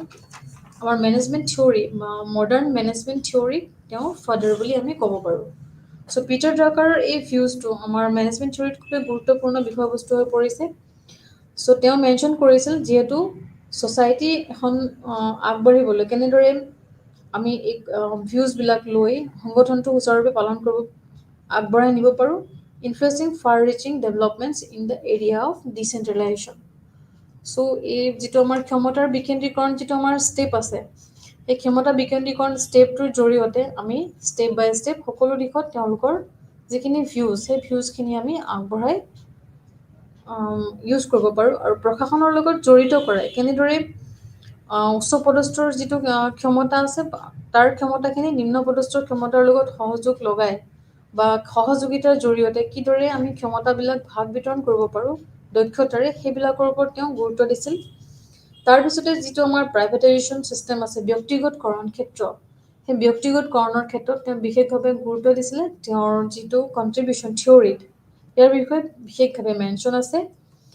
তাৰপিছতে তেওঁ ক'ব বিচাৰিছে যে যিটো আমাৰ তেওঁ বিলিভ আছিলে, সেই বিলিভবিলাকৰ ক্ষেত্ৰত যিটো নলেজ ৱৰ্কাৰ যিটো ভিউজ, সেই নলেজ ৱৰ্কাৰ ভিউজটোৰ জৰিয়তে তেওঁ বিশ্বাস কৰিছিল যে মেনেজমেণ্ট এটাত কিদৰে দক্ষতাপূৰ্ণ ব্যক্তি বা তেওঁলোকে কিদৰে কাম কৰিলে কেনেদৰে ছ'চাইটিত কণ্ট্ৰিবিউশ্যন দিব পাৰি বা কেনেদৰে সেই অৰ্গেনাইজেশ্যনখনে ছ'চাইটিক এটা কণ্ট্ৰিবিউশ্যন দিব পাৰে, তাৰ প্ৰতি তেওঁলোকে সদায় এলাৰ্ট হৈ থাকিব লাগিব। কিদৰে তেওঁলোকে ৰিস্ক ল'বলৈ এলাৰ্ট হৈ থাকিব লাগিব, প্ৰতিটো ক্ষেত্ৰতে ইন'ভেটিভ তেওঁলোকে ভিউজ আগবঢ়াব লাগিব, আৰু তেওঁলোকৰ যিটো ফিলচফিকেল যিটো ডেভেলপমেণ্ট আৰু যিটো তেওঁলোকৰ মানসিক যিটো বিকাশ হওক বা তেওঁলোকৰ আন দিশত যিটো বিকাশ হ'ব লাগে, সেই ডেভেলপমেণ্টবিলাক প্ৰতিজন কৰ্মচাৰীয়ে প্ৰতিজন মেনেজমেণ্টত থকাটো খুবেই প্ৰয়োজন হৈ পৰিছিল। আৰু ছ'চাইটিত অৰ্গেনাইজেশ্যন এখন সুচাৰুৰূপে চলিবলৈ হ'লে বা মানে লং টাৰ্মত চলিবলৈ হ'লে কেনেদৰে বিজনেছ মেনেজমেণ্ট প্ৰয়োজন হয়, সেই বিষয়ে তেওঁ এটা মডাৰ্ণ ছ'চাইটিত এটা মডাৰ্ণ এটা ৰুল কিছুমান আমাক দেখুৱালে। আৰু সেই মডাৰ্ণ ৰুলবিলাকৰ জৰিয়তে আমাক ইয়াতে মেনশ্যন কৰিছে যে যেতিয়া এটা ছাকচেছফুল আমি পাওঁ, মেনেজমেণ্ট এটা থাকে, তেওঁলোকে সকলো ক্ষেত্ৰতে এই তিনিটা ৰুল মানি চলে: ডিচেন্ট্ৰেলাইজেশ্যন, প্ৰাইভেটাইজেশ্যন এণ্ড এম্পাৱাৰমেণ্ট। চ' ইয়াতে এম্পাৱাৰমেণ্টৰ ভিউজো তেওঁ দেখুৱাইছে, কিদৰে পিটাৰ ড্ৰাকাৰে আধুনিক ব্যৱস্থাপনাৰ মানে আমাৰ ফাদাৰ বুলি কোৱা হয়। এই তিনিটা ভিউজক আমাক ইয়াতে modern management as a concept তেওঁ আমাক দেখুৱাইছিল। এই ভিউজটোৰ জৰিয়তে পিটাৰ ড্ৰাকাৰৰ ব্যৱস্থাপনা পদ্ধতিক আমি এটা উল্লেখযোগ্য প্ৰশাসনৰ দিশ বুলি ক'ব পাৰোঁ। তেওঁৰ যিটো থিয়ৰী কনচেপ্ট সেইখিনি আমি লৈ বা তেওঁৰ যিখিনি নেচাৰ অফ মেনেজমেণ্ট ফাংচনছ দেখুৱাইছিলে, মেনেজমেণ্ট বাই অবজেক্টিভ, ফেডাৰেলিজম, এই কণ্ট্ৰিবিউশ্যনবিলাক আছিলে, সেইবিলাক লৈ ব্যৱস্থাপনা পদ্ধতিক খুব উন্নত দিশত তেওঁ আগবঢ়াই লৈ গৈছিল, যিটো আমাৰ মেনেজমেণ্ট ছিষ্টেম বুলি কওঁ। চ' তেওঁৰ সেই যিখিনি প্ৰবন্ধন আছিল, লিখা আছিল বা তেওঁৰ যিখিনি ৰাইটিংছ আছিল, সেইবিলাকৰ ওপৰত তেওঁৰ দক্ষতা, কাৰ্যকৰীতা, লক্ষ্য অভিমুখী আৰু সময় নিৰ্দিষ্টতাৰ দৃষ্টিকোণৰ পৰা যিটো তেওঁ আমাক এটা নতুন দিশ দেখুৱাইছিল, সেই দৃষ্টিকোণৰ পৰা তেওঁ জ্ঞানৰ কামৰ ধাৰণা, যিটো আমাৰ নলেজ ৱৰ্ক কনচেপ্ট, তাৰপিছতে উদ্দেশ্যৰ দ্বাৰা ব্যৱস্থাপনা, আৰু যিখিনি আমাৰ মেনেজমেণ্ট বা অবজেক্টিভ আমি আগতে কৈ আহিছোঁ, সেই মেনেজমেণ্ট বাই অবজেক্টিভ ধাৰণাটো, আৰু যিটো আমাৰ চৰকাৰৰ যিটো আন ধাৰণা, গভৰ্ণমেণ্টৰ যিবিলাক পলিচি আছে সেইবিলাক লৈ, বা যিখিনি আমাৰ কনষ্টিটিউচনেল ৰুল আছে সেইবিলাক লৈ, আৰু যিবিলাক আমি কৈ আছোঁ যে যিটো ডিচেন্ট্ৰেলাইজেশ্যন যিবিলাক নিয়ম আছে, সেই গোটেইখিনি মিলাই তেওঁ এটা এম্পাৱাৰ্ড এটা ভিউ আগবঢ়াইছিলে, বা কেনেদৰে সকলো ক্ষেত্ৰতে এটা সংগঠন সজাগ হৈ থাকিব লাগে, তেওঁলোকে সকলো ক্ষেত্ৰতে ছ'চাইটিৰ সকলো দিশতে কেনেদৰে সবলীকৰণ আনিব পাৰে, বিকেন্দ্ৰীকৰণৰ জৰিয়তে কেনেদৰে ছ'চাইটিখন চলি থাকিব পাৰে, তাৰ লগতে সংগঠনটো কিদৰে আগবাঢ়ি যাব পাৰে, আৰু চৰকাৰখন বা সমাজখন বা প্ৰশাসনখন কেনেদৰে সুচাৰুৰূপে চলিব পাৰে, সেই বিষয়ে তেওঁ বিশেষভাৱে গুৰুত্ব প্ৰদান কৰিছিল। আৰু ইয়াৰ জৰিয়তে আৰু কিছুমান পুনৰাবেক্ষণো তেওঁ কৰিছিলে। তেওঁৰ যিখিনি ধাৰণা আছিলে সেইবিলাক ৰাজহুৱা আৰু ব্যক্তিগত সংগঠনৰ বিশেষভাৱে ব্যৱহাৰ কৰিছিলে। পাব্লিক প্ৰশাসন হওক বা ৰাজহুৱা প্ৰশাসনে হওক বা ব্যক্তিগত প্ৰশাসনে হওক বা সংগঠনে হওক, এটা বিস্তৃতভাৱে তেওঁৰ কনচেপ্টবিলাক আমি আজি ইউজ কৰি আছোঁ আৰু ব্যৱহাৰ হৈ আছে টিল ডেট, আজিও সেইবিলাক চলি আছে। চ' প্ৰশাসনত যিবিলাক ৰাজহুৱা নিয়ম আমি দেখা পাইছোঁ, তেওঁৰ ধাৰণা বোলে এটা বিশেষ ৰূপ বৰ্ধিত হৈ আছে। চ' ৰাজহুৱা প্ৰশাসনে ড্ৰাকাৰ যিখিনি ছিষ্টেম আছিলে, সেই ছিষ্টেমত এডুকেশ্যনৰ বা শিক্ষাৰ পৰা বহুত নতুন নতুন তেওঁলোকৰ নতুন নতুন দিশ লৈ তেওঁলোকে প্ৰশাসন আগবাঢ়ি গৈ আছে, বা প্ৰশাসন আজি লাভান্বিত হৈ আছে। চ' পৰিচালনা আৰু জনপ্ৰশাসনলৈ যিখিনি তেওঁৰ অৱদান আছিল, সেইখিনি অতিকৈ গুৰুত্বপূৰ্ণ হৈ আছে এট প্ৰেজেণ্ট। চ' পিটাৰ ড্ৰাকাৰৰ এই পৰিচালনা আৰু জনপ্ৰশাসনৰ যিখিনি ধাৰণা, সেই ধাৰণাখিনি আমি এজ এ থিংকাৰ্ছ সদায় আমি গুৰুত্ব দিব লাগিব পাব্লিক এডমিনিষ্ট্ৰেশ্যনত, আৰু গ্ৰেটলি বেনিফিচিয়েল হৈ আছে। খুব যথেষ্ট পৰিমাণে ভালদৰে আজি ৰাজহুৱা প্ৰশাসন সকলো দিশতে আগবাঢ়ি আছে। তেওঁৰ এই যিখিনি কনচেপ্টৰ জৰিয়তে যিখিনি শিক্ষা আমি পাইছোঁ, প্ৰশাসনৰ বাবে খুবেই গুৰুত্বপূৰ্ণ বিষয় বুলি আমি ক'ব পাৰোঁ। চ' এইটো চেপ্টাৰ ইয়াতেই শেষ হৈছে,